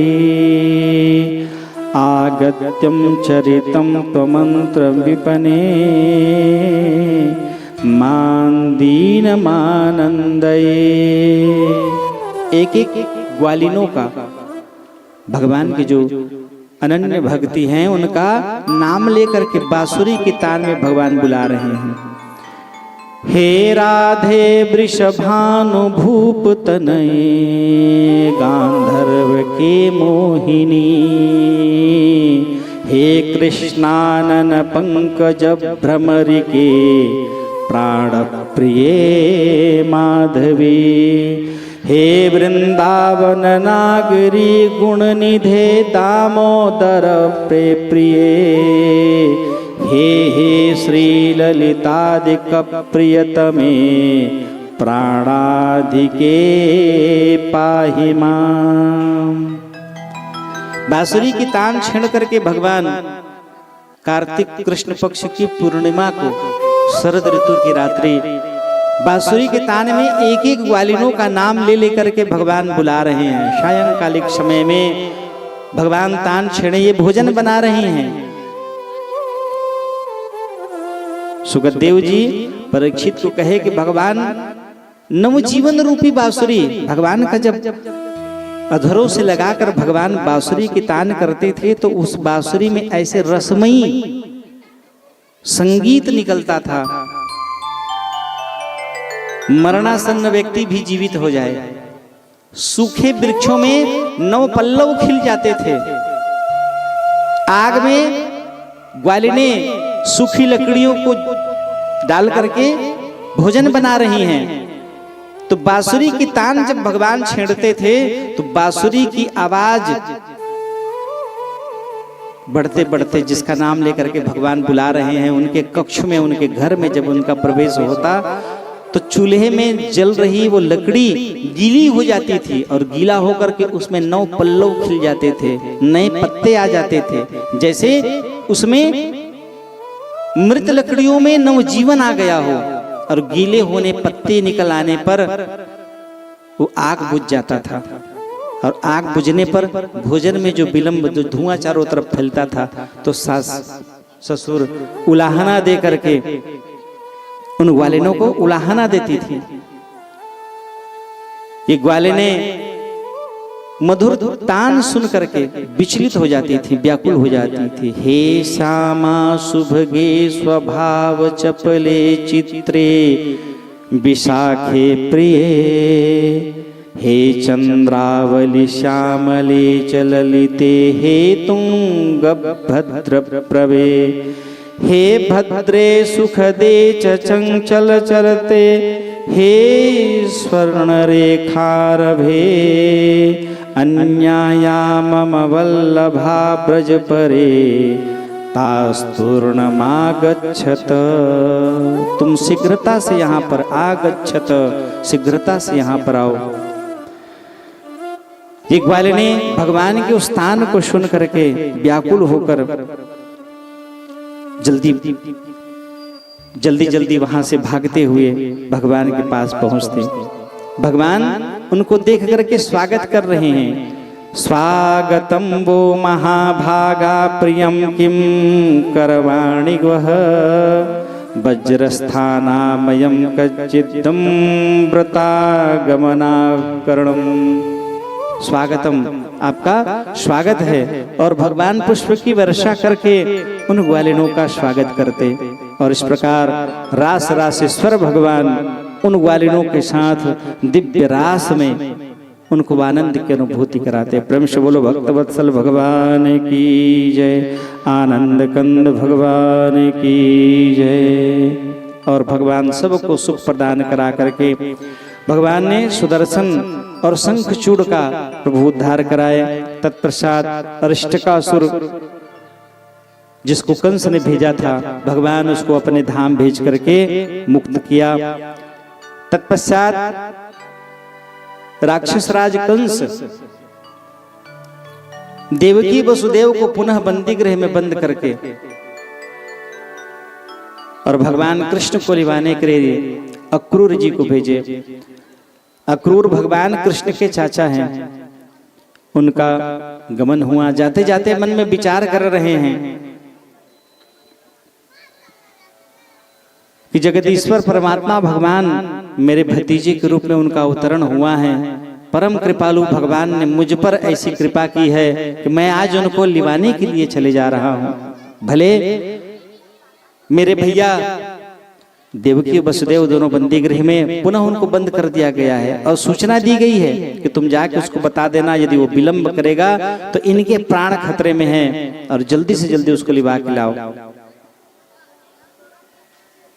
देवराज नारद जी महाराज कंस को जाके बताए कि वही कृष्ण जो तुम सुन रहे हो नाम ना, वही वसुदेव का बेटा है, देवकी वसुदेव का पुत्र है। नारद की बात सुन करके वो तुरंत उनको बंदी गृह में बंद किए, देवकी वसुदेव को, और उनको लाने के लिए अक्रूर जी को भेजा गया। अक्रूर जी बड़े प्रसन्न मन से चले जा रहे हैं। सायंकालिक गोधूली के बेला में उनका पहुंचना हुआ। भगवान कृष्ण गाय दूह करके बड़े पात्र में लाके दूध को ढालते थे और जैसे ही दूह कर बाहर निकले, भगवान अक्रूर जी को देख करके प्रसन्न हो गए। भगवान ने कहा, चाचा आइए भीतर प्रवेश करिए। कैसे आना हुआ? विराजित कराया गया। अक्रूर जी को आए देख करके माँ यशोदा और नंद बाबा विचलित हो गए। भैया बलराम भी गौ दोहन करके दूध को ढालने के लिए जैसे बाहर निकले, उनको देख करके प्रसन्न हुए। बैठक में बिठाया गया। आपस में इनकी मंत्रणा चल रही है, इसके आने के पीछे में जरूर कुछ न कुछ उद्देश्य है, बोल नहीं पा रहे हैं। और जैसे भगवान कृष्ण बलराम वहां से निकले, तब धीरे से अक्रूर जी ने बताया कि कंस ने देवकी वसुदेव को पुनः बंदी गृह में बंद कर दिया है और कहा है कि जितना जल्दी हो कृष्ण को बुला लो। यदि वो नहीं आएगा, आने में विलंब हुई तो मैं इसको मौत के घाट उतार दूंगा। मल्ल युद्ध देखने का बहाना मेला लगा हुआ है, उसको देखने का बहाना करके कंस उनको निमंत्रित कराया है। अक्रूर जी की बात सुन करके सभी व्याकुल हो गए, इतने व्यथित हो गए, व्याकुल हो गए कि अब कन्हैया हमको छोड़ करके यहां से चला जाएगा। माँ यशोदा चिल्लाते हुए कि मैं कुछ भी हो जाए, मैं लाला को अपने से बिलग नहीं करूंगी, वो मेरा बेटा है। जैसे ही अंक में भर करके माँ यशोदा रोते बिलखते हुए कन्हैया को अंक में भर करके बिलखते मन से रोते हुए उसने कहा कि लाला, मैं जानती हूं तू यहां से जाने के बाद तो सब कुछ भूल जाएगा।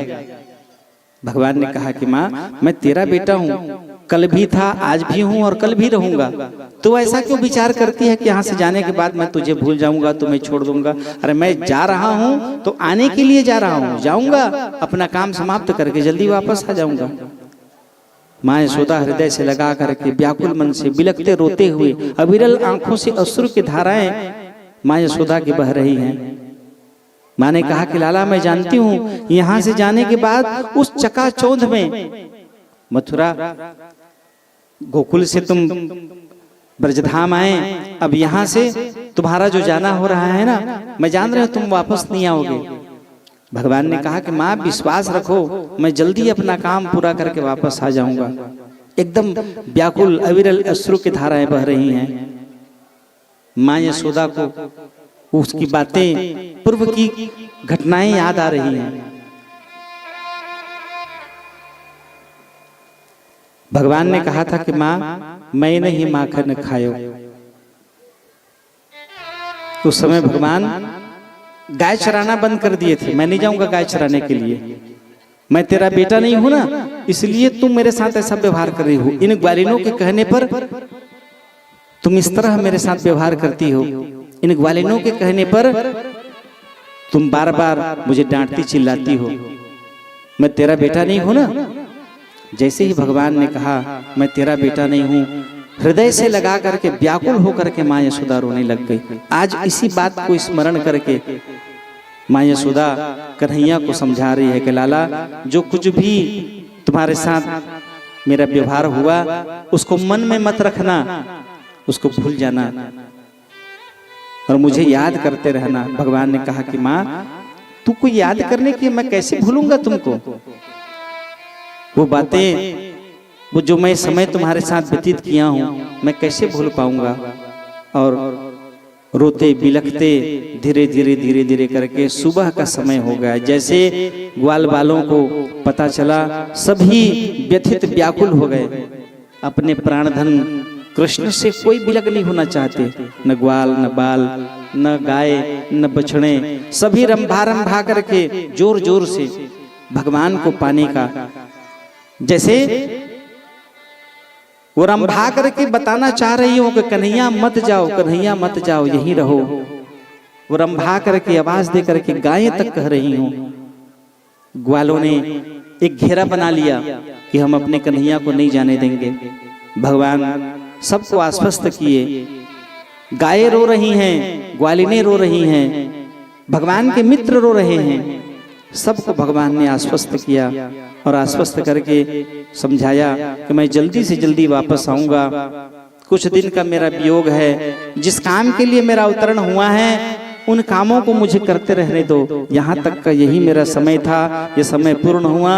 अब आगे मुझे अपने माता पिता के लिए कुछ करना है, उनको भी बंधन से मुक्त करा करके फिर मैं तुम्हारे साथ वापस आ जाऊंगा। प्रतीक्षा करना, मेरी प्रतीक्षा करना। भगवान सबको आश्वस्त किए, समझाए और बड़े भारी मन से भगवान उन सबको समझा, सांत्वना देकर के भगवान वहां से विदा किए। शुकदेव जी परीक्षित से कह रहे हैं कि व्याकुलता इतनी थी कि घोड़ा भी भगवान को, जो बाहर से आया था, जो रथ लेकर के अक्रूर जी आए थे, वो अक्रूर का घोड़ा भी भगवान के प्रेम में इतना मस्त हो गया कि वो भी नहीं जाना चाह रहा है। वो दृश्य को देख करके इतना प्रेम करते थे। ग्वाल बाल, माँ यशोदा, नंद बाबा इतना प्रेम करते थे कि गायें बार बार रंभा रही हैं, बछड़े माँ का दूध नहीं पी रहे हैं। इतना भयावह परिदृश्य बना हुआ है कि बछड़े भी गाय का दूध नहीं पी रहे हैं। व्याकुल है चारों तरफ, सबकी आंखों से अविरल कन्हैया को विदा करते हुए अविरल अश्रु की धाराएं बह रही हैं। भागवत रहस्य में वर्णन है, एक दिन एक व्यक्ति उधर से उद्धव जी को भगवान भेजे तो पूछा कि कन्हैया का घर कहाँ है। तो बताए ये जो धार बह रही है ना, इसी को पकड़ के चले जाओ तो कन्हैया का घर मिल जाएगा।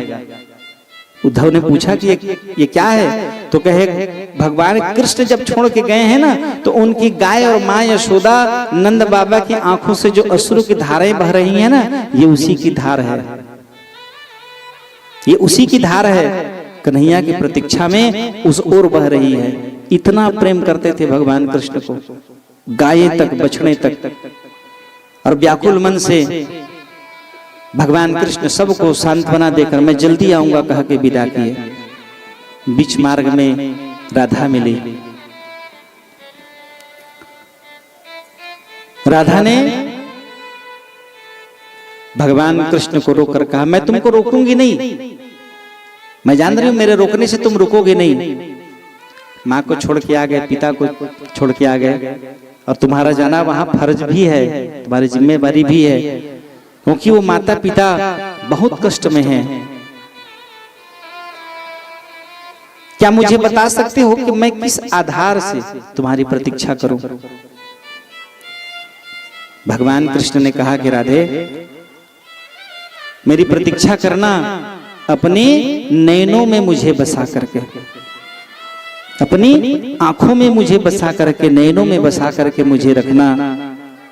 नित्य निरंतर नैनों में बसे हुए मेरे रूप का, जो मेरे माधुर्य का जब तुम दर्शन करोगी तो उससे मैं तुम्हारा दर्शन करते हुए जो मुझे बड़े बड़ा काम करना है उसको मैं पूर्ण कर लूंगा। और भगवान कृष्ण को भगवान कृष्ण को राधा ने अपनी नयनों में बसा करके जल्दी आना कहा कि उनको विदा किया। भगवान ने वचन दिया कि कुछ भी हो जाए राधे, तुम रोना मत, क्योंकि यदि तुम रोगी तो तुम्हारे आंख के एक बूंद अश्रु भी यदि इस धरती पर पड़ जाएगा तो ये पृथ्वी रसातल में चला जाएगा। कुछ भी विकट परिस्थिति आ जाए तुम्हें तुम्हारे जीवन में, रोना बस मत। और भगवान ने उनको वचन दिलवा करके राधा से वचन लेकर के भगवान प्रस्थान किए। और इस प्रकार भगवान का अपने ब्रजमंडल का परित्याग कर भगवान मथुरा में प्रवेश हुआ।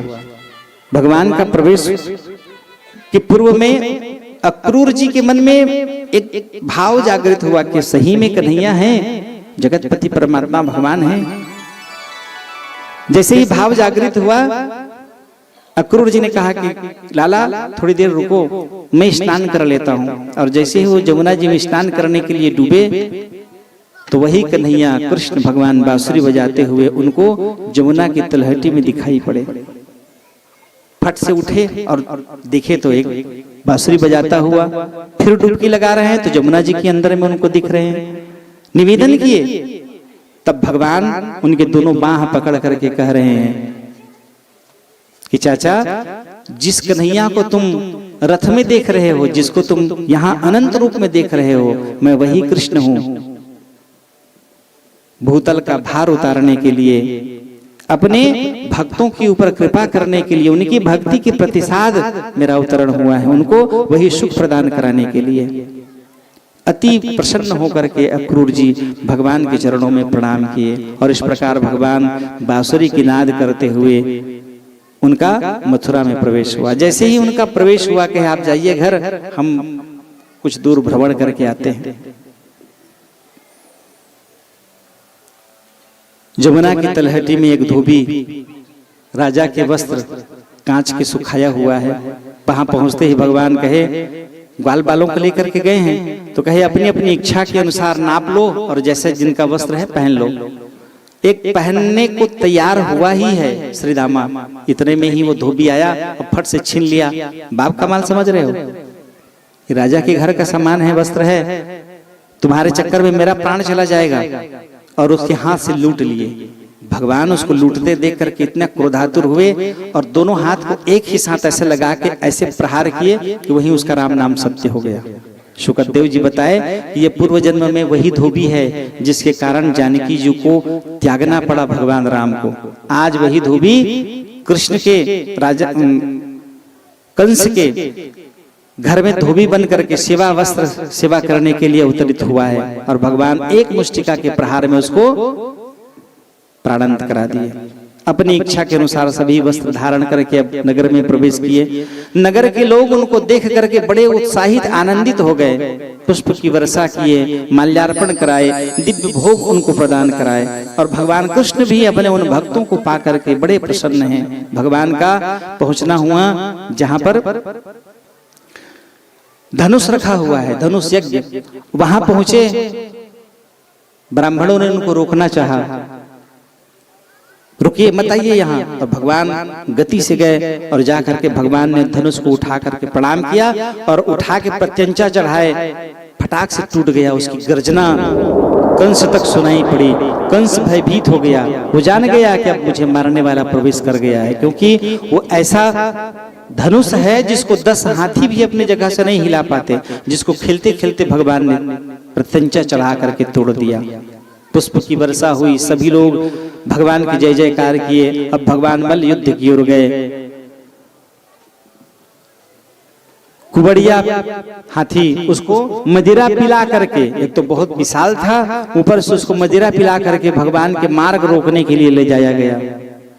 भगवान चिल्लाते हुए महावत को कहे, इसको रोको।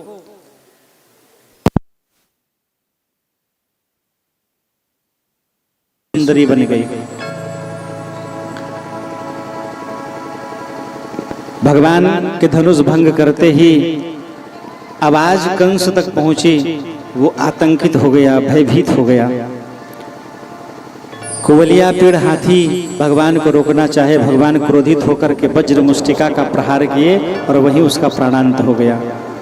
तत्पश्चात चाणूर और मुष्टिका कृष्ण और बलराम के ऊपर में टूट पड़े।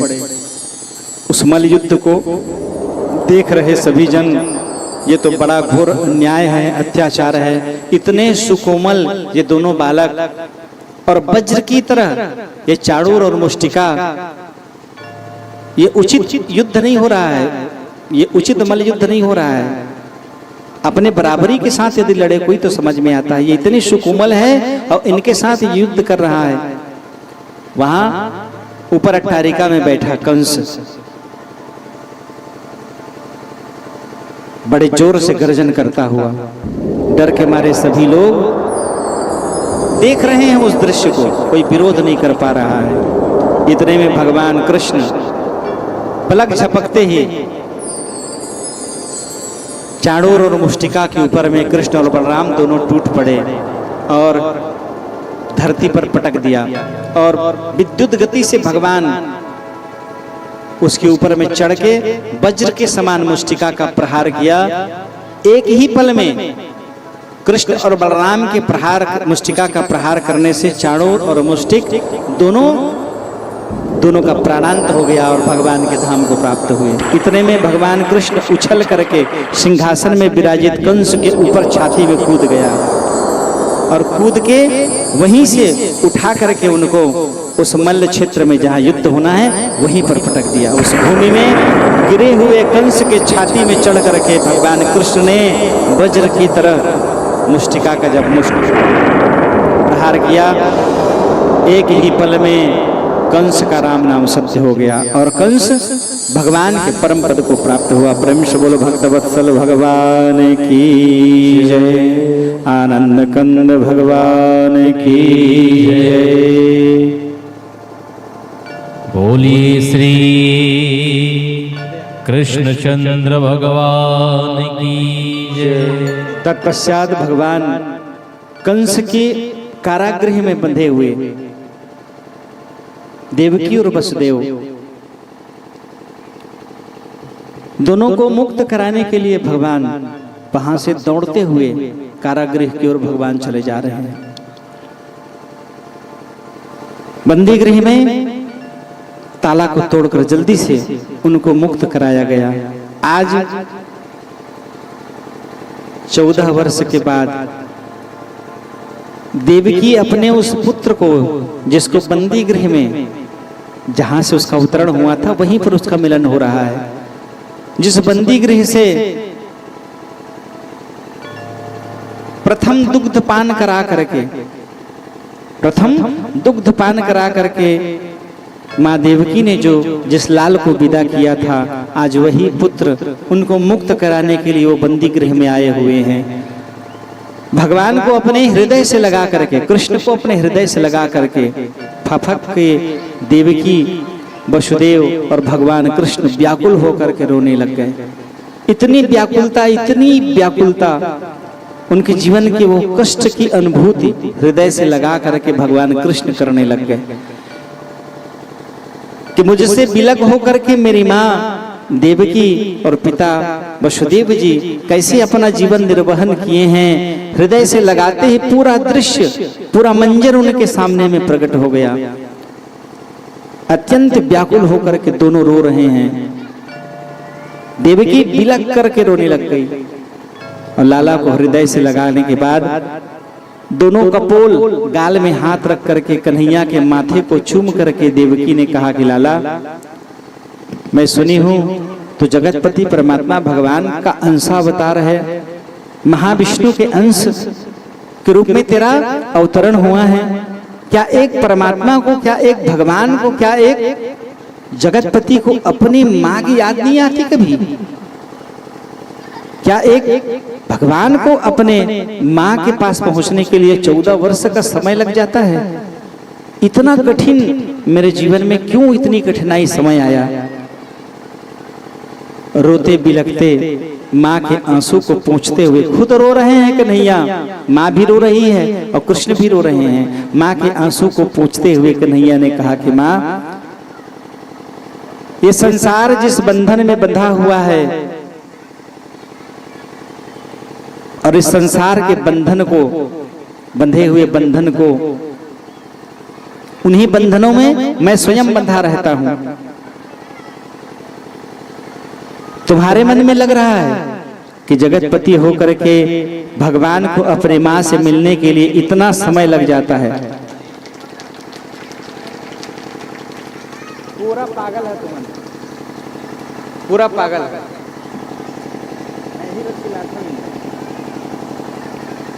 लेके आ जा, लेके आ जा, लेके आ जा। भगवान देवकी को जैसे कपोल में हाथ रख करके माथे को चूम करके उन्होंने कहा कि लाला, भगवान को भी अपनी मां तक पहुंचने के लिए इतना विलंब लग जाता है, 14 वर्ष का समय लगा दिया तुमने यहाँ आने में। भगवान कहे कि मां, संसार सब बंधनों में बंधा हुआ है और मैं भी उसी बंधन में बंधा रहता हूं, और उसी बंधन में बंधे रहने के कारण जब तक कि वो बंधन समाप्त नहीं होगा मैं तुमसे नहीं मिल सकता।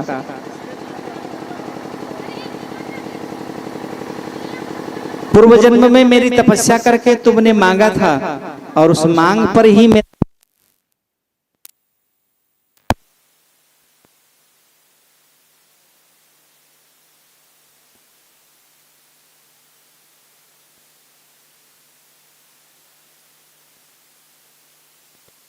श्री राधा, श्री राधा।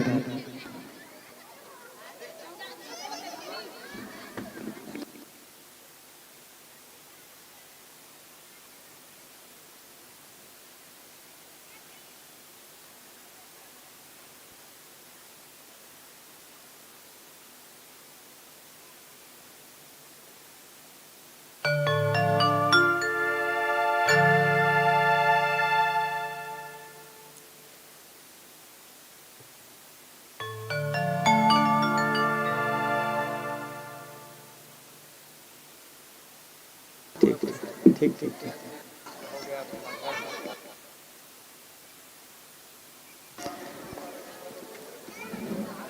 प्रेम से बोलो भक्तवत्सल भगवान की जय। भगवान ने कहा कि माँ, मैं बंधनों में बंधा हुआ हूँ, जैसे संसार के समस्त जीव बंधन में बंधे रहते हैं, मैं भी उन बंधनों में बंधा हूँ। विडंबना ये है कि आपको याद नहीं है और मुझे सारी बातें याद है। पूर्व जन्म में मैं राम था और उस जन्म में आप कैकेयी थी। आपके कारण 14 वर्ष का वनवास होने की वजह से जो माँ को सुख देना था, किनको? माँ यशोदा को। माँ यशोदा को जो सुख देना था, जो पूर्व में कौशल्या थी, 14 वर्ष तक उस सुख से वो वंचित हो गई थी। इसीलिए मैं उनको सुख प्रदान कराने के लिए उनके पास गया था। उनकी वो समयावधि समाप्त होने पर मैं अब आपके पास आया हूं। आपने कहा था कि लाला, मैं तेरे लिए सारे कलुष लेने को तैयार हूं। संसार में मेरी भले अब कीर्ति हो, उस समय आप कैकेयी थी और कैकेयी माध्यम बन करके भगवान राम को 14 वर्ष का वनवास कराया। उस समय आपने विनय किया था कि लाला, अगले जन्म में तू मेरे गर्भ से अवतार धारण करेगा। तो मैंने वचन दिया था, मैं तुम्हारे गर्भ से मेरा अवतरण हो गया, मैं तुम्हारा बेटा बन गया। लेकिन पूर्व के बचे हुए सुख के लिए मैं 14 साल जाकर के माँ कौशल्या रूपी माँ यशोदा को मैंने वह सुख प्रदान कराया है। अब पूरा तुम्हारे साथ रह करके मैं वो सुख प्रदान कराऊंगा। माँ यशोदा ने कहा, माँ देवकी ने कहा कि लाला, वो सुख तो मुझे प्रदान करा सकता है, लेकिन 14 साल में जो मैं तुमको लेकर के आलिंगित करती, स्तनपान कराती, तुमको नहलाती, स्नान कराती, वस्त्र बदलती, वो सारे सुख तो मेरे जीवन से चले गए, वो मुझे कहाँ प्राप्त होगा। भगवान ने कहा कि माँ, ये सुख मैं तुमको पूर्व में प्रदान कर चुका हूँ, ये सुख तुमको पूर्व में प्रदान कर चुका हूँ। जिस समय, वही तो बात है कि तुमको कोई कुछ याद रहता नहीं, और मैं जगतपति के कारण मुझे सब बातें याद रहती हैं। पूर्व में जब आप कैकेयी थी तो मैं अपनी माँ कौशल्या के पास नहीं रहता था। जितना कैकेयी के पास भगवान राम रहे हैं, उतना भगवान कौशल्या के पास नहीं रहे हैं। तो मैं तुम्हारे पास रह करके तुमको सुख पहले से प्रदान करा चुका हूं। अद्भुत रामायण में वर्णन है, एक दिन तू मेरा बेटा है, तू इसके पास क्यों रहता है, चल आज मेरे पास रहेगा। अब भगवान राम को जिद करके कैकेयी से कौशल्या अपने कक्ष में लेकर के चली गई। इतनी व्याकुलता भगवान राम और कैकेयी कि इधर कैकेयी भी रात भर नहीं सोई भगवान राम के लिए, और उधर भगवान राम रात भर नहीं सोए मां कैकेयी के लिए। इतना प्रेम था दोनों के बीच में। और आज कैकेयी रूपी देवकी को भगवान सुख प्रदान करा रहे हैं, हृदय से लगा करके। भगवती ने कहा कि लाला, तेरी लीला का ना पाया कोई पार, कि लीला तेरी तू ही जाने। बड़ी बड़ी बातें करना तो कोई तुझसे सीखे। 14 साल की मेरी सारी पीड़ा एक बार तुझे हृदय से लगाते हुए सारी पीड़ा मेरी समाप्त हो गई। परम लीलाधारी हैं भगवान, ऐसे ऐसे लीला करके अपने भक्तों को भगवान सुख प्रदान कराते हैं। और इस प्रकार बंधनों से भगवान ने उनको मुक्त कराया। प्रेम से बोलो भक्तवत्सल भगवान की जय। तत्पश्चात भगवान शिक्षा दीक्षा ग्रहण करने के लिए, भगवान का शिक्षा दीक्षा ग्रहण करने के लिए उज्जैन के संदीपनी आश्रम में भगवान का प्रवेश हुआ। यज्ञोपवीत संस्कार के बाद भगवान वहां पर विधिवत शिक्षा दीक्षा ग्रहण किए। तत्पश्चात जरासंध भगवान से बहुत भयंकर द्वेष करता था, और उस द्वेषता के कारण भगवान से वो 17 बार युद्ध किया है। और भगवान उनसे बचने के लिए द्वारिकापुरी का भगवान ने समुद्र के बीचों बीच रचना किया, और उस द्वारिकापुरी में भगवान निवास करते थे। जगदीश्वर परमात्मा भगवान काल यवन मुसलमानों का पहला राजा, इसी से मुसलमान राज प्रारंभ हुआ। काल यवन जरासंध के साथ मिलकर के और उनकी नगरी में आक्रमण कर दिया। उससे बचने के लिए भगवान मुचुकंद जिस गुफा में विश्राम कर रहे थे वहां पहुंचे, अपनी चुनरी वहां डाल दिए। काल यवन समझा कि मुझसे बचने के लिए यहाँ आकर के सो गया है, और उसने वज्र के समान काल यवन ने अपने लात का प्रहार किया। भगवान मुचुकंद जागे और अपना नेत्र खोले, और जिसके कारण काल यवन भस्म हो गया। जरासंध से बच करके भगवान ने द्वारिकापुरी की रचना की, और द्वारिकापुरी में भगवान बड़े आनंदित हैं। इधर रुक्मी की छोटी बहन रुक्मणी, नारद जी जब भी उनके धाम जाते तो वहां जाकर के उनके विषय में बताया करते थे कि चक्रवर्ती भगवान मधुसूदन बांके बिहारी द्वारिकापुरी में निवास करते हैं, दिव्य रमणीय उनका नगर बना हुआ है। ऐसा मनोहारी भगवान का रूप है कि जो देखे बस मोहित हो जाए। मोरपंख धारण किए हुए बांके बिहारी भगवान, नारद जी के द्वारा जब उनका वर्णन किया गया तो भगवती रुक्मणी उनके प्रेम में आकृष्ट हो गई, और आकृष्ट होकर के उन्हीं दिनों शिशुपाल के साथ इनका विवाह तय हुआ था। रुक्मणी का विवाह संस्कार 3 प्रकार से, मनोदत्तम, वागदत्तम, दत्तम पाणी कुशोदकः। मनोदत्तम मन मिलना, नारियल फूटना, उसके बाद है वाक दत्तम। वाक दत्तम माने वास्तव में है वचन देना, जिसको फलदान कहा जाता है। तो मन के द्वारा, फिर फलदान के द्वारा, दत्तम पाणी कुशोदक। तीसरा जो होता है महासंकल्प, वर कन्या का हाथ लेकर के, माता पिता का हाथ लेकर के, और 3 पीढ़ी का नाम, पिता प्रपिता विद्ध प्रपिता, इनके द्वारा, इनका नाम लेकर के महासंकल्प के द्वारा जो रोचन पानी से कन्यादान किया जाता है, उसको कहते हैं कुशोदक पानी, कुशोदक जल। कुशोदक माने कूस के जड़ से भीगा हुआ जल। आजकल कुशोदक के जगह में निरमा डाल के, चूना डाल के उसको बना रहे हैं, जबकि कुशोदक जल इतना पवित्र जल है। हल्दी डाल देते हैं निरमा करके, नहीं रचत है तो थोकन चूना डाल दे, हल्दी डाल के मथ दे, लाल हो गए तो ये लाल रोचन पानी। जबकि वो नहीं है, कुशोदक पानी है, कुश से, कुश की जड़ में भीगा हुआ जल। जिस जगह में कुश में भीगा हुआ जो जल है, या तांबे के पात्र में रख दो तो गंगा जल के समान उसको माना गया है। मान लो किसी के घर में किसी कारणवश यदि गंगा जल नहीं है, अब कोई आदमी मृत्यु नजदीक आ गई है,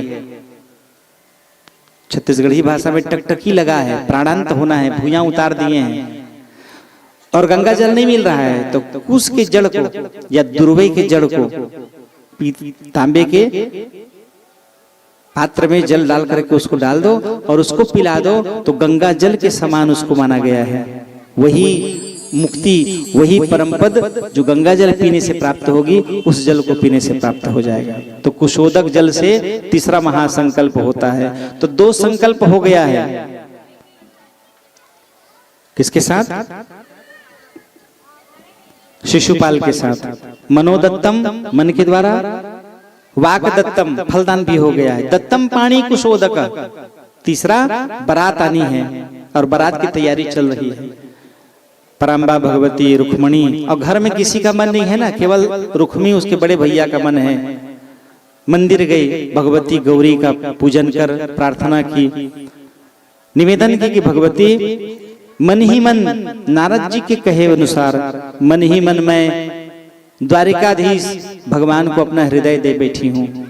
मैंने मानसिक रूप में पति के रूप में उनको मैं वर्ण कर चुकी हूँ, अब उनको छोड़ करके मैं किसी और की सहचर्या, सहभागिनी, पत्नी मैं नहीं बनना चाहती, इसलिए मुझ पर कृपा करिए, दया करिए।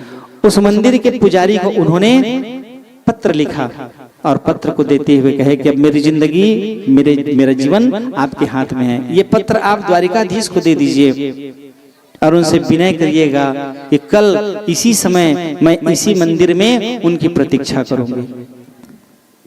पंडित जी उनके वचन सुन करके द्रवित हो गए। जब अच्छे काम के लिए आप निकलोगे तो संसार के सभी लोग मदद करना प्रारंभ कर देंगे। उनके इस भाव को पंडित जी भी स्वीकार कर गए। उन्होंने भी विचार किया कि आपका भगवान कृष्ण के साथ वर्ण होना बहुत आवश्यक है, आप मेरे विचार में उन्हीं के लिए आप बनी हैं, और इसलिए उन्होंने उनके पत्र को स्वीकार करके उसी क्षण द्वारिकाधीश के पास पहुंचे। जैसे उनका पहुंचना हुआ, भगवान कृष्ण उसको देख करके जान गए, और सभा में जब उनका आगमन हुआ तो सभा को बहिष्कृत करके तुरंत दूसरी ओर लेकर के उन्होंने पूछा कैसे आना हुआ। उन्होंने बताया कि मैं शोणितपुर से भगवती रुक्मणी का यह संदेश लेकर के आया हूँ। उस पत्र को पढ़ करके भगवान द्रवित हो गए और भगवान ने पूर्ण आश्वस्त करते हुए महाराज जी को कहा कि जो समय और जो जगह उन्होंने निर्धारित किया है, मैं उस समय उस जगह पर पहुंच जाऊंगा, उनको जाकर के आप बता दीजिए। एक ओर से शिशुपाल अपनी बारात लेकर के आ रहा है, दूसरी ओर से बाके बिहारी भगवान चले आ रहे हैं। बलराम भी भगवान के साथ में हैं, दूसरे रथ में हैं, और एक तरफ से भगवती पराम्बा भगवती रुक्मणी आकर के भगवती गौरी की पूजा की, उन्होंने प्रणाम किया और निवेदन किया कि भगवती मैं जिस कार्य में मैं तुम हृदय दे चुकी हूँ कन्हैया को, और मैं कन्हैया के साथ जाना चाह रही हूँ, इस कार्य में आप मेरी मदद करना। भगवती माला खिसक गई और भगवती ने मानो इशारे में कहा, आशीर्वाद दिया कि तुम जाओ। और इस प्रकार भगवान रथ में चले आ रहे हैं। रथ की आवाज सुन करके भगवती परकोटे में मंदिर से बाहर निकली और कन्हैया बांके बिहारी की बातें देख करके अति प्रसन्न हो गई। उसी क्षण भगवान ने जैसे ही हाथ बढ़ाया, भगवती रुक्मणी एक ही पल में भगवान के रथ में आरूढ़ हो गए। इधर शिशुपाल जैसे ही देखा कृष्ण को, नाना प्रकार के अस्त्र शस्त्र का वो प्रयोग करने लग गया। सूचना भगवती रुक्मणी के बड़े भैया और रुक्मिणी तक भी पहुंची और वो अत्यंत क्रोधातुर हो गया। अस्त्र शस्त्र लेकर के एक अक्षौहिणी सेना लेकर के भगवान के ऊपर उसने आक्रमण कर दिया। नाना प्रकार के दिव्य आयुधों से भगवान दोनों का आपस में युद्ध हुआ।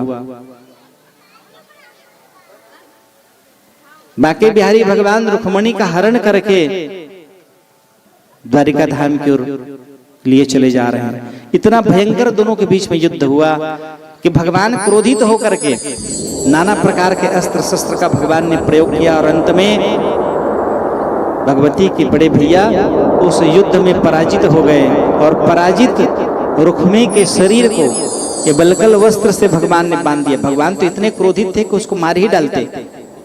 भगवती हाथ जोड़ी कहे, प्रभु इस प्रकार आपको चेष्टा शोभा नहीं देता। अरे कैसे भी हो, कम से कम ये मेरे बड़े भैया हैं और उसकी बहन को आप हरण करके लेके जा रहे हो तो कौन चुप बैठ के रहेगा, इसलिए वो आए हैं। भगवान शांत हुए और उनको उन्हीं के वलकल वस्त्रों में बांध करके सिर को मुड़ करके वहां से चले गए।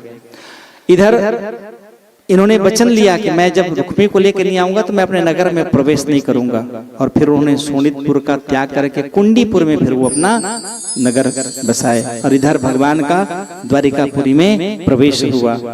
अपने आराध्य प्राणधन बांके बिहारी को पा करके सभी नगरवासी अत्यंत प्रसन्न हुए और भगवान का दिव्य स्वागत किया गया।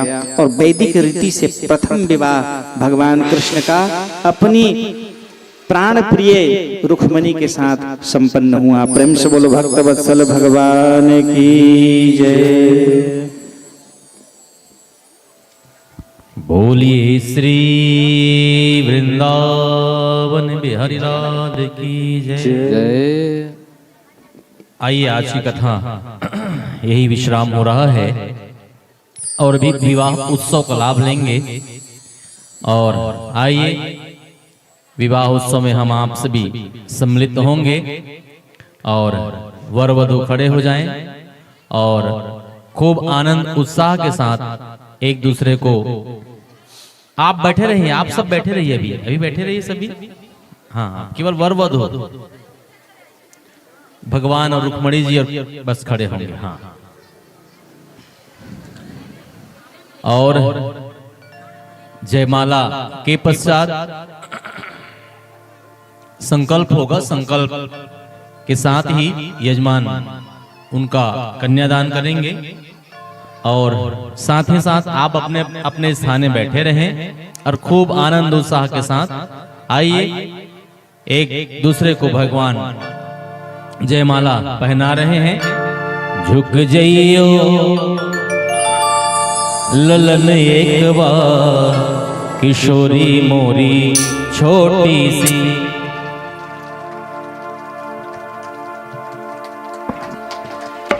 झुक जइयो ललन एक बार, किशोरी मोरी छोटी सी, झुक जइयो ललन एक बार, किशोरी मोरी छोटी सी, छोटी सी हाँ छोटी सी, छोटी सी हाँ छोटी सी, छोटी सी हाँ छोटी सी, छोटी सी हाँ छोटी सी, झुक जइयो ललन एक बार, किशोरी मोरी छोटी सी, झुक जइयो ललन एक बार, किशोरी मोरी छोटी सी।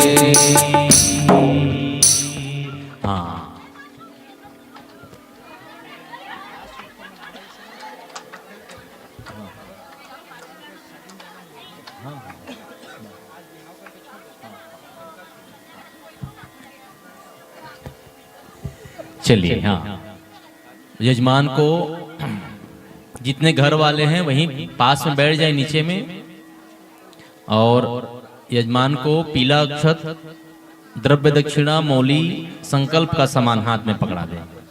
जो टिकावन चढ़ाने वाले हैं उसको भी हाथ में पकड़वा दीजिए बेटा।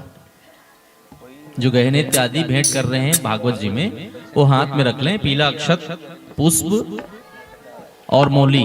घर वाले सब पास में आ जाएं, जितने घर के लोग हैं सब पास में रहें। तरुण के मम्मी, तरुण थाली, कांच के थाली में वाला जमा देवा स्वर्ण। जो टिकावन की सामग्रियां हैं, गहने इत्यादि, और उनको एक हाँ, और घर वाले सब पास हो जाए और एक साथ संकल्प पढ़ा जा रहा है। और आप जितने लोग बैठे हैं वो लोग भी जो टिकावन टिकना चाहते हैं वो द्रव्य दक्षिणा अपने हाथ में रख ले। संकल्प एक साथ पढ़ा जाएगा और एक साथ संकल्प के साथ भगवत जी को वो अर्पण होगा। और जो जो टिकावन में सम्मिलित होना चाहते हैं सभी टिकावन की द्रव्य दक्षिणा हाथों में रख लें। और जो घर के लोग हैं वो पास में आ जाएं। और पास होकर के संकल्प आप और हम सभी एक साथ आचार्य जी के द्वारा पढ़ा जा रहा है। रुक जाइए मैया, फूल मत सींचिए, है ना। संकल्प पढ़ा जाए उसके बाद फिर फूल सिंचन करके टिकावन दे के फिर चरण स्पर्श करिएगा। बोलिए श्रीमद् भागवत महापुराण की जय। संकल्प पढ़े देना बेटा, पहले संकल्प हो दे दद्दू,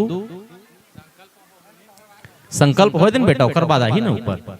अभी संकल्प करे देव में। बोलिए रास रसिक भगवान की जय। हरि ओम। स्वस्ति स्वस्ति स्वस्ति श्री गणेशाय नमः। चलिए सभी भक्त हाथ में अक्षत पुष्प, आप सभी भक्त भी अपने हाथों में मानसिक संकल्प ले सकते हैं। बैठे बैठे हमारे मुख्य जजमान जी हाथ में अक्षत पुष्प, जल इत्यादि रख करके मंगलमय संकल्प लेंगे। हरि ओम। जले विष्णु, थले विष्णु, विष्णु पर्वत मस्तके, ज्वाला माला कुले विष्णु, सर्व विष्णुमयं जगत्, तिथिर्विष्णुर्दिनं विष्णु, नक्षत्रं विष्णुरेव च, योगश्च कर्णस्य, सर्व विष्णुमयं जगत्।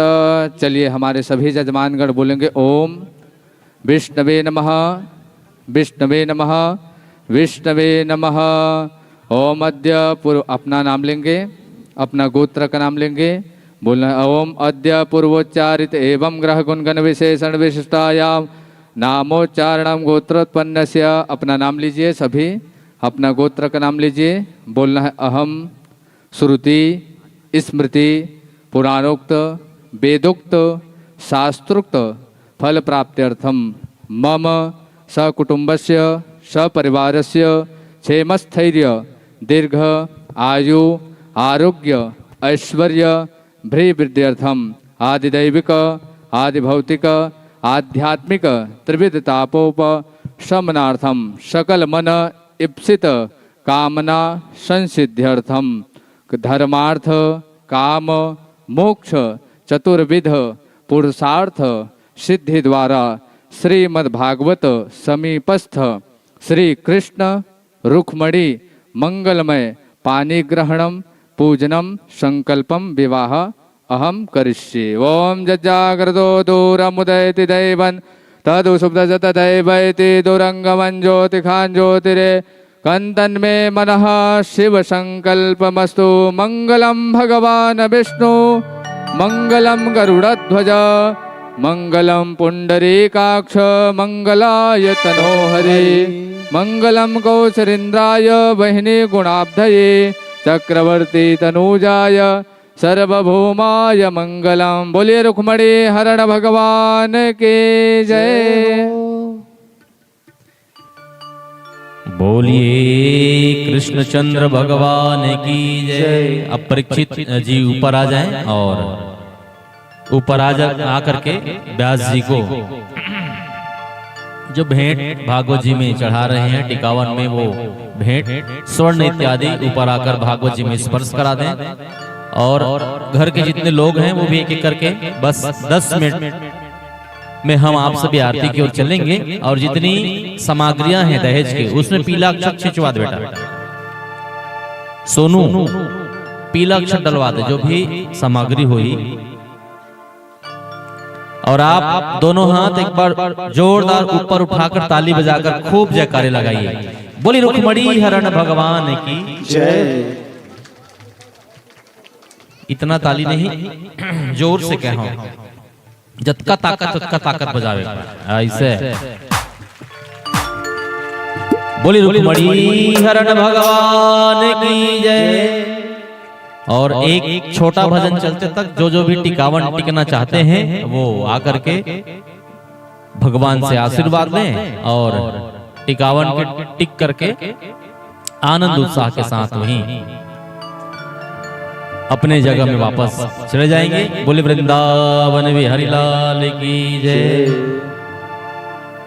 चलिए मैं भजन गा रहा हूं, आपको बोलना है सांवरिया। क्या बोलना है? जोर से बोलिए। क्या बोलना है? और जोर से बोलिए। सांवरिया। हो मोहे प्यारो प्यारो लागे। हाँ सांवरिया बोलिए ना। ओ मोहे प्यारो प्यारो लागे।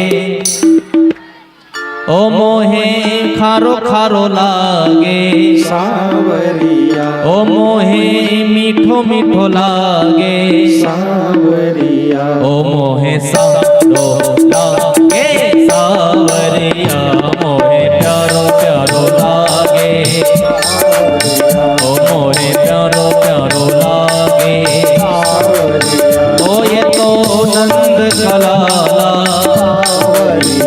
ये तो मदन गोपाला। सांवरिया। ओ ये तो नंद कलाला।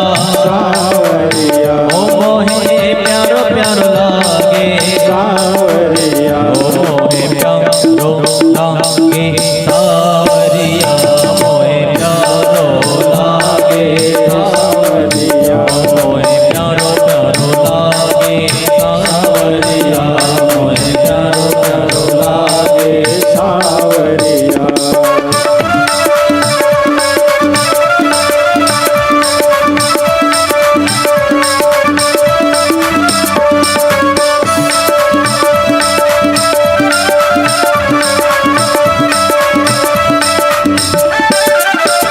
ये तो नंद कलाला।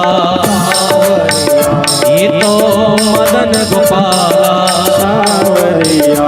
ये तो नंद कलाला। सांवरिया। ये तो मदन गोपाला। सांवरिया। एक काम करिए, लोग ज्यादा हैं, एक परात ले लो नीलकमल बेटा। और हाँ एक भैया को दे दीजिए ना, एक भैया को दे दीजिए जो टिकावन टिकना चाहते हैं। एक बार जितने भक्त बैठे हैं उनकी ओर ले जाएं और आप जो टिकावन टिकना चाहते हैं वो परात में डाल दीजिए, एक साथ भगवान में चढ़ा दिया जाएगा। हो मोहे प्यारो लागे सांवरिया। मोहे प्यारो प्यारो लागे सांवरिया। ओ मोहे प्यारो प्यारो लागे सांवरिया। मोहे प्यारो प्यारो लागे सांवरिया। मोहे प्यारो प्यारो लागे सांवरिया। मोहे प्यारो प्यारो लागे सांवरिया। मोहे प्यारो प्यारो लागे सांवरिया। मोहे प्यारो प्यारो लागे सांवरिया।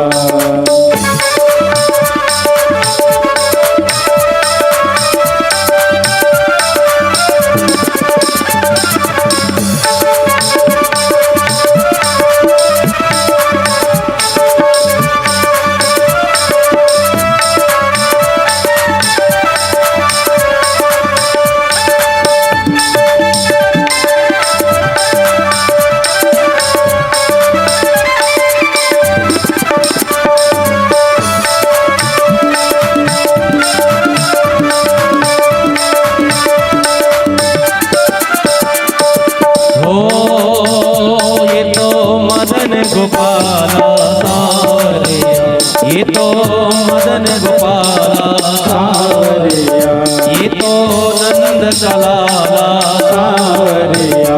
ये तो नंद कलाला ओ मोहे प्यारो लागे सावरिया, ओ मोहे प्यारो प्यारो लागे सावरिया, ओ मोहे प्यारो प्यारो लागे सावरिया, ओ मोहे प्यारो प्यारो लागे सावरिया, मोहे प्यारो प्यारो लागे सावरिया, ओ मोहे प्यारो प्यारो लागे सावरिया, ओ मोहे प्यारो प्यारो लागे सावरिया। बोलिए रुक्मणी हरण भगवान की जय। बहुत बहुत बधाई हमारे आयोजक परिवार को, एक बार जोरदार ताली बजा करके बधाई दे दीजिए और एक बार बोलिएगा बधाई हो, बधाई हो। ऐसे बधाई नहीं, खूब आनंद ले रहे हैं और इस कथा में आप और हम भी आनंद लेंगे, 2-3 और। एक बार दोनों हाथ पूरे पूरे उठा लीजिए, पूरे पूरे, और जोरदार ताली बजा करके बोलिए बधाई हो, बधाई हो, बधाई हो, रुक्मणी हरण भगवान जय हो। तो आइए उत्साह के साथ हम और आप सभी यह मंगलमयी विवाह उत्सव के साथ खूब आप ठुमका लगाएं और खूब ठुमका लगा करके मंगलमयी लाभ ठीक 1 बजे हम और आप सब कर लेंगे। तो आप सभी अपने समय से कल भी पधारे, 2 दिवस कथा और शेष है कल और परसों, तो समय को ध्यान में रखते हुए बहुत आनंद उत्साह के साथ आइए मंगलमयी उत्सव का लाभ लें। हमारे वरुण भाई जी की ओर से एक बार ताली बजा दीजिए, दोनों हमारी वर और वधू को, उनको लिए भी जोरदार ताली बजा दीजिए खूब आनंद के साथ। एक बार बोलिए बधाई हो, बधाई हो। आवाज के ठुमका भाई या बहुरिया का तिल रही। हाँ बहिनी है दूर गई गया कि ना, मैं ज्यादा कथा दूर में ज्यादा होते हैं हमारे। हाँ मैं बिल्कुल बिल्कुल सब ठुमका लगाओ जोरदार। चलिए आइए गद्दल उठा देता हूँ। जो उधर आशीर्वाद ले रहे हैं, टिकावन टिक रहे हैं, जल्दी जल्दी करते जाएं और ठुमका आइए लगाएंगे। एक बार आप सब बोलिए, बोले नंद के लाला की जय हो।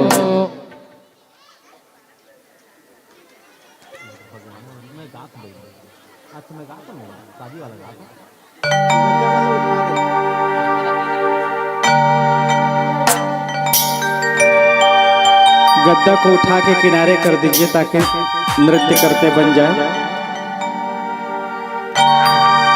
हो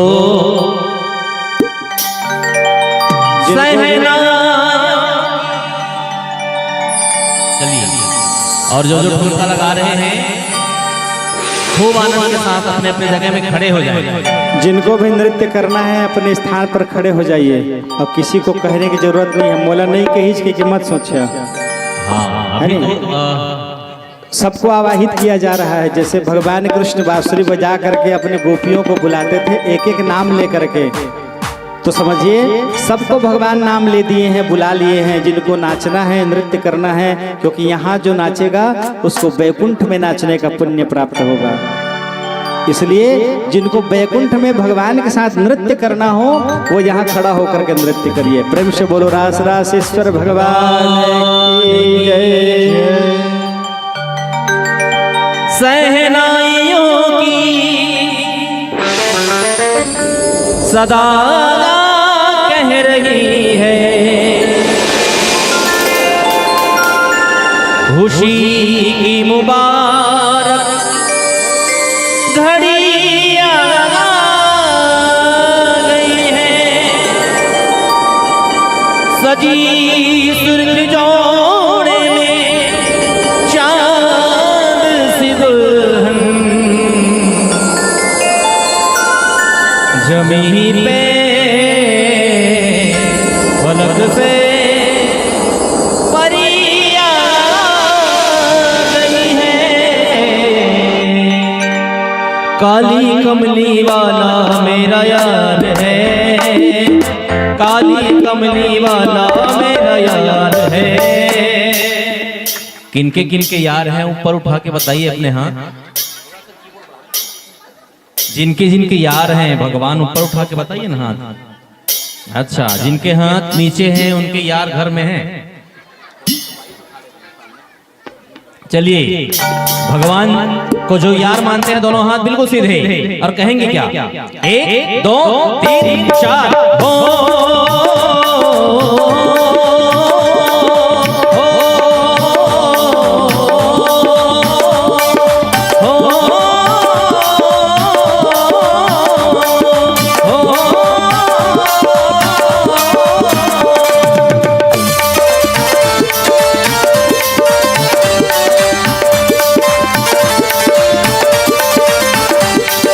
काली कमली वाला मेरा यार है, काली कमली वाला मेरा यार है। अच्छा, वरुण भाई कहाँ गए? अच्छा, सामने आना है तो ले बेटा।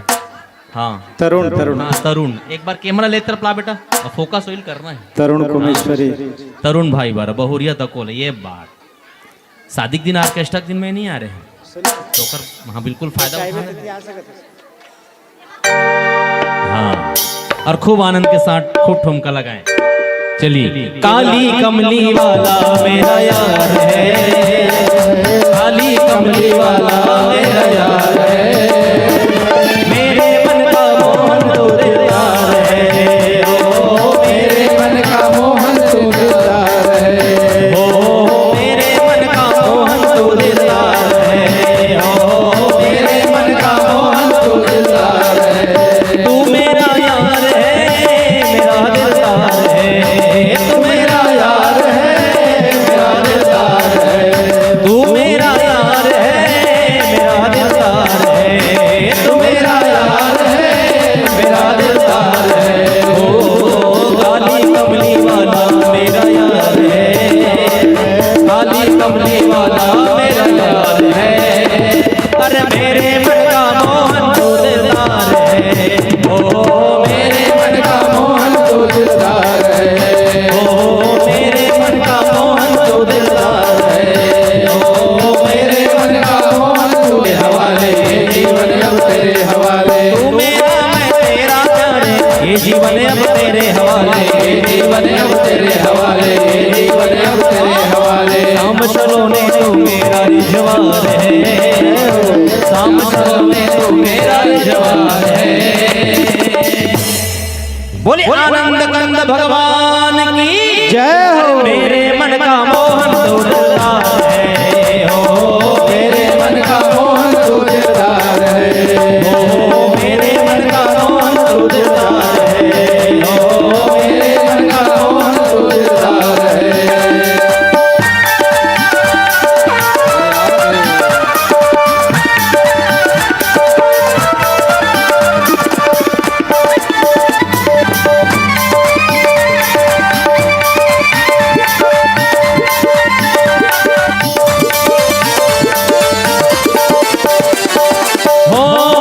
तुझको अपना मान लिया है, ये जीवन तेरे नाम किया है, ये जीवन तेरे नाम किया है, ये जीवन तेरे नाम किया है, तुझको अपना मान लिया है, ये जीवन तेरे नाम किया है, ये जीवन तेरे नाम किया है, ये जीवन तेरे नाम किया है। शाम सलोने तो मेरा रिझवार है, जय हो शाम सलोने तो मेरा रिझवार है, अरे मेरे मन का मोहन तो दिलदार है, हो मेरे मन का मोहन तो दिलदार है, हो मेरे मन का मोहन तो दिलदार है, हो मेरे मन का मोहन तो दिलदार है। एक बार पूरे हाथ ऊपर, पूरे हाथ ऊपर, एक बार जोरदार ताली बजा देंगे और कहेंगे क्या? बोले आनंद कंद भगवान की जय। अरे ऐसा लगता है जैसे संसार की शादी है, आज मेरे शाम की शादी है, आज मेरे शाम की शादी है, आज मेरे शाम की शादी है, आज मेरे शाम की शादी है। ऐसा लगता है जैसे संसार की शादी है, आज मेरे शाम की शादी है, आज मेरे शाम की शादी है, आज मेरे शाम की शादी है, आज मेरे शाम की शादी है।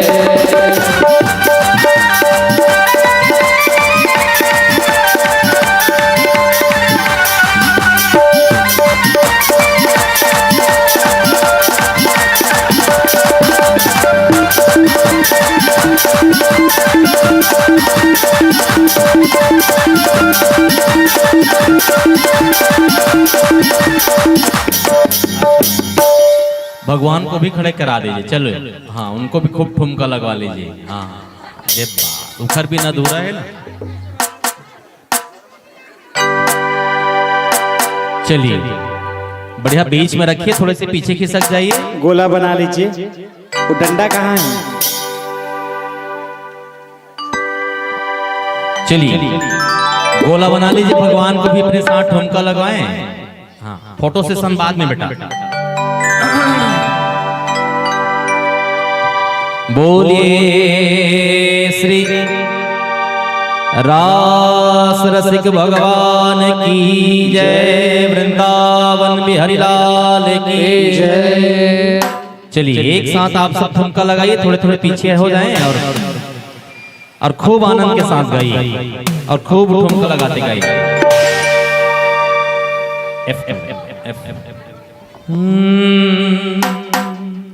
हाँ, सबको ठुमका लगाना है। बगल वाले की सौगंध है, बिल्कुल क्रिया है बगल वाले की।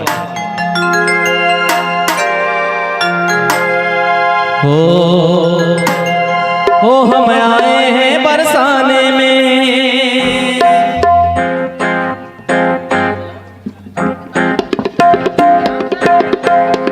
हम आए हैं बरसाने में, हम आए हैं बरसाने में, श्री लाडली जुग बुलाने में, श्री लाडली जुग बुलाने। तेरी कट जाएगी बाधा बाधा, तेरी कट जाएगी बाधा, तू जप ले जय श्री राधा राधा श्री राधा राधा श्री राधा राधा राधा श्री राधा श्री राधा राधा श्री राधा राधा श्री राधा राधा श्री राधा राधा श्री राधा राधा श्री राधा राधा राधा श्री राधा राधा श्री राधा राधा श्री राधा राधा।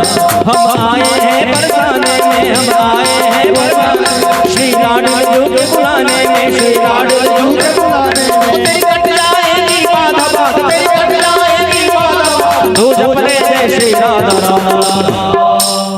हाँ, भगवान मान तो बोक पाए खड़े बेटा, ठुमका लगाना, ताली बस नहीं बजाना है। हाँ, खूब डांस करिए ना। शादी में कितना डांस किए होंगे, मैं वीडियो देखत रहे हूँ।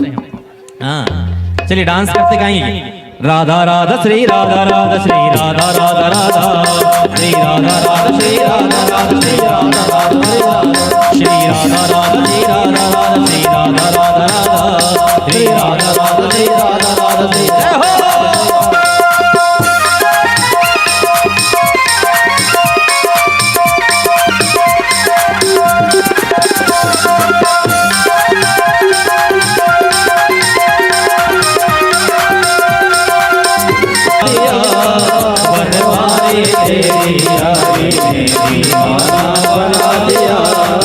दीवाना बना दिया मुझे, मस्ताना बना दिया, दीवाना बना दिया हमें, मस्ताना बना दिया। ओ बने वारी वारी, ओ बने वारी तेरी यारी, दीवाना बना दिया, बने वारी तेरी यारी, दीवाना बना दिया, बने वारी तेरी यारी, दीवाना बना दिया, बनवारी तेरी यारी, दीवाना बना दिया। छोटी छोटी गैया छोटे छोटे ग्वाल, छोटी छोटी गैया छोटे ग्वाल, छोटी छोटी गैया छोटे छोटे ग्वाल, छोटी छोटी गैया दोनों हाथ चले। बीच में मेरो मदन गोपाल, हरी बीच में मेरो मदन गोपाल, बीच में मेरो मदन गोपाल, हरी बीच में मेरो मदन गोपाल। छोटी छोटी गैया छोटे छोटे ग्वाल, छोटे छोटे गैया छोटे छोटे ग्वाल, छोटे छोटे गैया छोटे छोटे ग्वाल, छोटे छोटे गैया छोटे छोटे ग्वाल। बीच में मेरो मदन गोपाल, हरी बीच में मेरो मदन गोपाल, बीच में मेरो मदन गोपाल, हरी बीच में मेरो मदन गोपाल, हरी बीच में मेरो मदन गोपाल, हरी बीच में मेरो मदन गोपाल, बीच में मेरो मदन गोपाल, हरी बीच में मेरो मदन गोपाल। श्री राधे जय श्री राधे जय श्री राधे। एक बार बोलेंगे बधाई हो, बधाई हो। और जोर से चिल्ला के बोले बधाई हो, बधाई हो, हमारे संतोष भैया को बधाई हो, हमारी मीता भाभी को बधाई हो, हमारे तरुण भैया को बधाई हो, हमारे कामेश्वरी बहन को बधाई हो, पूरे आयोजक परिवार को बधाई हो, बधाई हो, मंगल की बधाई हो। चलिए बहुत बहुत धन्यवाद। कल भी आनंद लेंगे तो आइए मंगलमय आरती का हम आप सब लाभ लें, दीप जलाइए और मंगलमय आरती गान करें। बोलिए श्री वृंदावन बिहारी लाल की जय।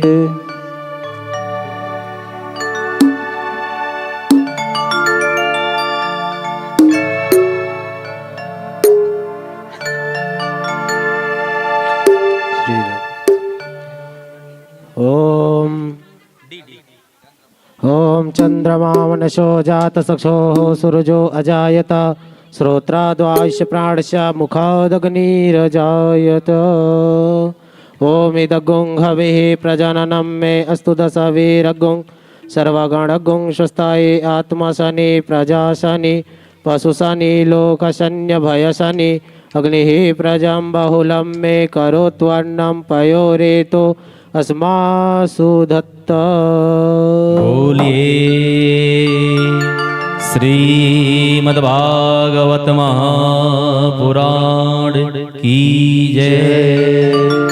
हे गोपाल कृष्ण करो आरती तेरी, हे प्रियापति मैं करूं आरती तेरी। हे गोपाल कृष्ण करो आरती तेरी, हे प्रियापति मैं करूं आरती तेरी।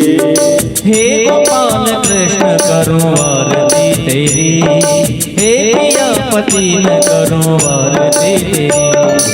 हे गोपाल कृष्ण करो आरती तेरी, हे प्रियावती मैं करूं आरती तेरी। तुझ पे वो गाना बलि बलि जाऊं, तुझ पे वो कान्हा बलि बलि जाऊं। सांझ सवेरे तेरे गुण गाऊं, साँझ सवेरे तेरे गुण गाऊं। हे प्रियापति मैं करूं आरती तेरी, हे गोपाल कृष्ण करूं आरती तेरी। हे प्रियापति मैं करूं आरती तेरी, हे प्रियापति मैं करूं आरती तेरी। ओ कान्हा तेरा रूप अनुपम मन को हरता जाए। ओ कान्हा तेरा रूप अनुपम मन को हरता जाए। मन ये चाहे हर पल अखियाँ तेरे ही दर्शन पाए। मन ये चाहे हर पल अखियाँ तेरे ही दर्शन पाए। दर्श तेरा प्रेम मेरा आस है मेरी, हे प्रियापति मैं करूं आरती तेरी। दर्श तेरा प्रेम मेरा आस है मेरी, हे प्रियावती मैं करूं आरती तेरी। तुझ पे वो गाना बलि बलि जाऊं, तुझ पे वो गाना बलि बलि जाऊं। साँझ सवेरे तेरे गुण गाऊं, साँझ सवेरे तेरे गुण गाऊं। ओ ये माटी का तन है तेरा, मन और प्राण भी तेरे। हे माटी का तन है तेरा, मन और प्राण भी तेरे। मैं एक गोपी तुम हो कन्हैया, तुम भगवन हो मेरे। मैं एक गोपी तुम हो कन्हैया, तुम भगवन हो मेरे। प्रेम में रंगी मैं रंगी भक्ति में रंगी, हे प्रियापति मैं करूं आरती तेरी। प्रेम में रंगी मैं रंगी भक्ति में तेरी, हे प्रियावती मैं करूं आरती तेरी। तुझ पे वो गाना बलि बलि जाऊं, तुझ पे वो गाना बलि बलि जाऊं। साँझ सवेरे तेरे गुण गाऊं, साँझ सवेरे तेरे गुण गाऊं। त्वमेव माता च पिता त्वमेव, त्वमेव बन्धो च सखा त्वमेव, त्वमेव विद्या द्रविणं त्वमेव, त्वमेव सर्वं मम देव देव।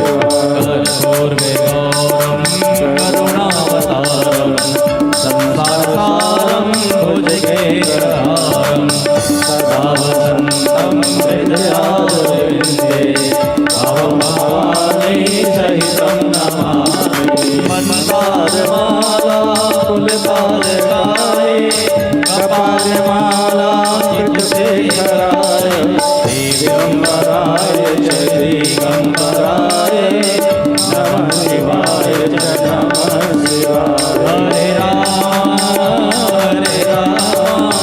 राम राम हरे हरे, हरे कृष्णा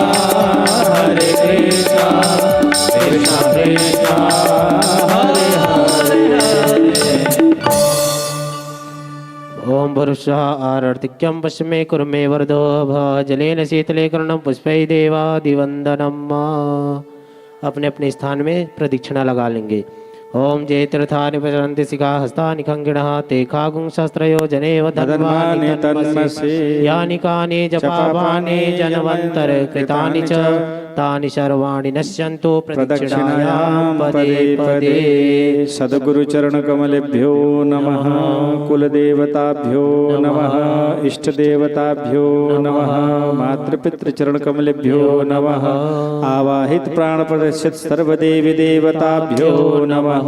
आरार्धिक्यं समर्पयामि, दीपं दर्शयामि, दीपं दर्शयामि, दीपं दर्शयामि। आरती थाली नीचे रख देंगे। अक्षत पुष्प पकड़ लेंगे पुष्पांजलि के लिए बड़े भाव से सभी भक्तगण। ओम जगिये न जगिया माया जंत्र देवस्थानि धर्माणि प्रथमान्यासन्न तेहनाकं महिमानः सचंद्र यत्र पूर्वे साध्या सन्ति देवाः। हरि ओम एकदंताय विद्महे वक्रतुंडाय धीमहि तन्नो दन्ति प्रचोदयात्। हरि ओम तत्पुरुषाय विद्महे महादेवाय धीमहि तन्नो रुद्र प्रचोदयात्। सीवन्ति कामकुलचम्बकपाटलब्जै पुण्यगजादिकरवीररसालपुष्पै बिल्वप्रभालतुलसीदलमञ्जरीभिः त्वां पूजयामि जगदीश्वर मे प्रसीद। नानासुगन्धि पुष्पाणि यथा कालोद्भवानि च पुष्पाञ्जलिर्मया दत्त गृहाणां परमेश्वर गृहाणां जगदीश्वर मंत्र पुष्पांजलिं समर्पयामि। चलिए आराम से चढ़। आयु करता क्षेम करता तुष्टिकर्ता पुष्टिकर्ता वरदो भवः। प्रमिष बोलो यज्ञ नारायण भगवान की जय, जगदम्बिके मैया की जय, कालिका मैया की जय, सरस्वती मैया की जय, लक्ष्मी महारानी की जय, गजानन स्वामी की जय, जगन्नाथ भगवान की जय, शालिग्राम भगवान की जय, लड्डू गोपाल भगवान की जय, भैरवनाथ भगवान की जय, पवन सुत हनुमान की जय, शनिदेव महाराज की जय, उमा महेश्वर भगवान की जय, सियावर रामचंद्र की जय, आज के आनंद की जय, धर्म की जय हो, अधर्म का नाश हो, प्राणियों में सद्भावना हो, विश्व का कल्याण हो। गंगा माता गौ माता की जय। हर हर हर नमः पार्वती पतये नमः। नर्मदे हर हर हर नर्मदे पाहि मां। आप सभी आरती और प्रसाद लेकर के साथ ही साथ प्रसाद पाने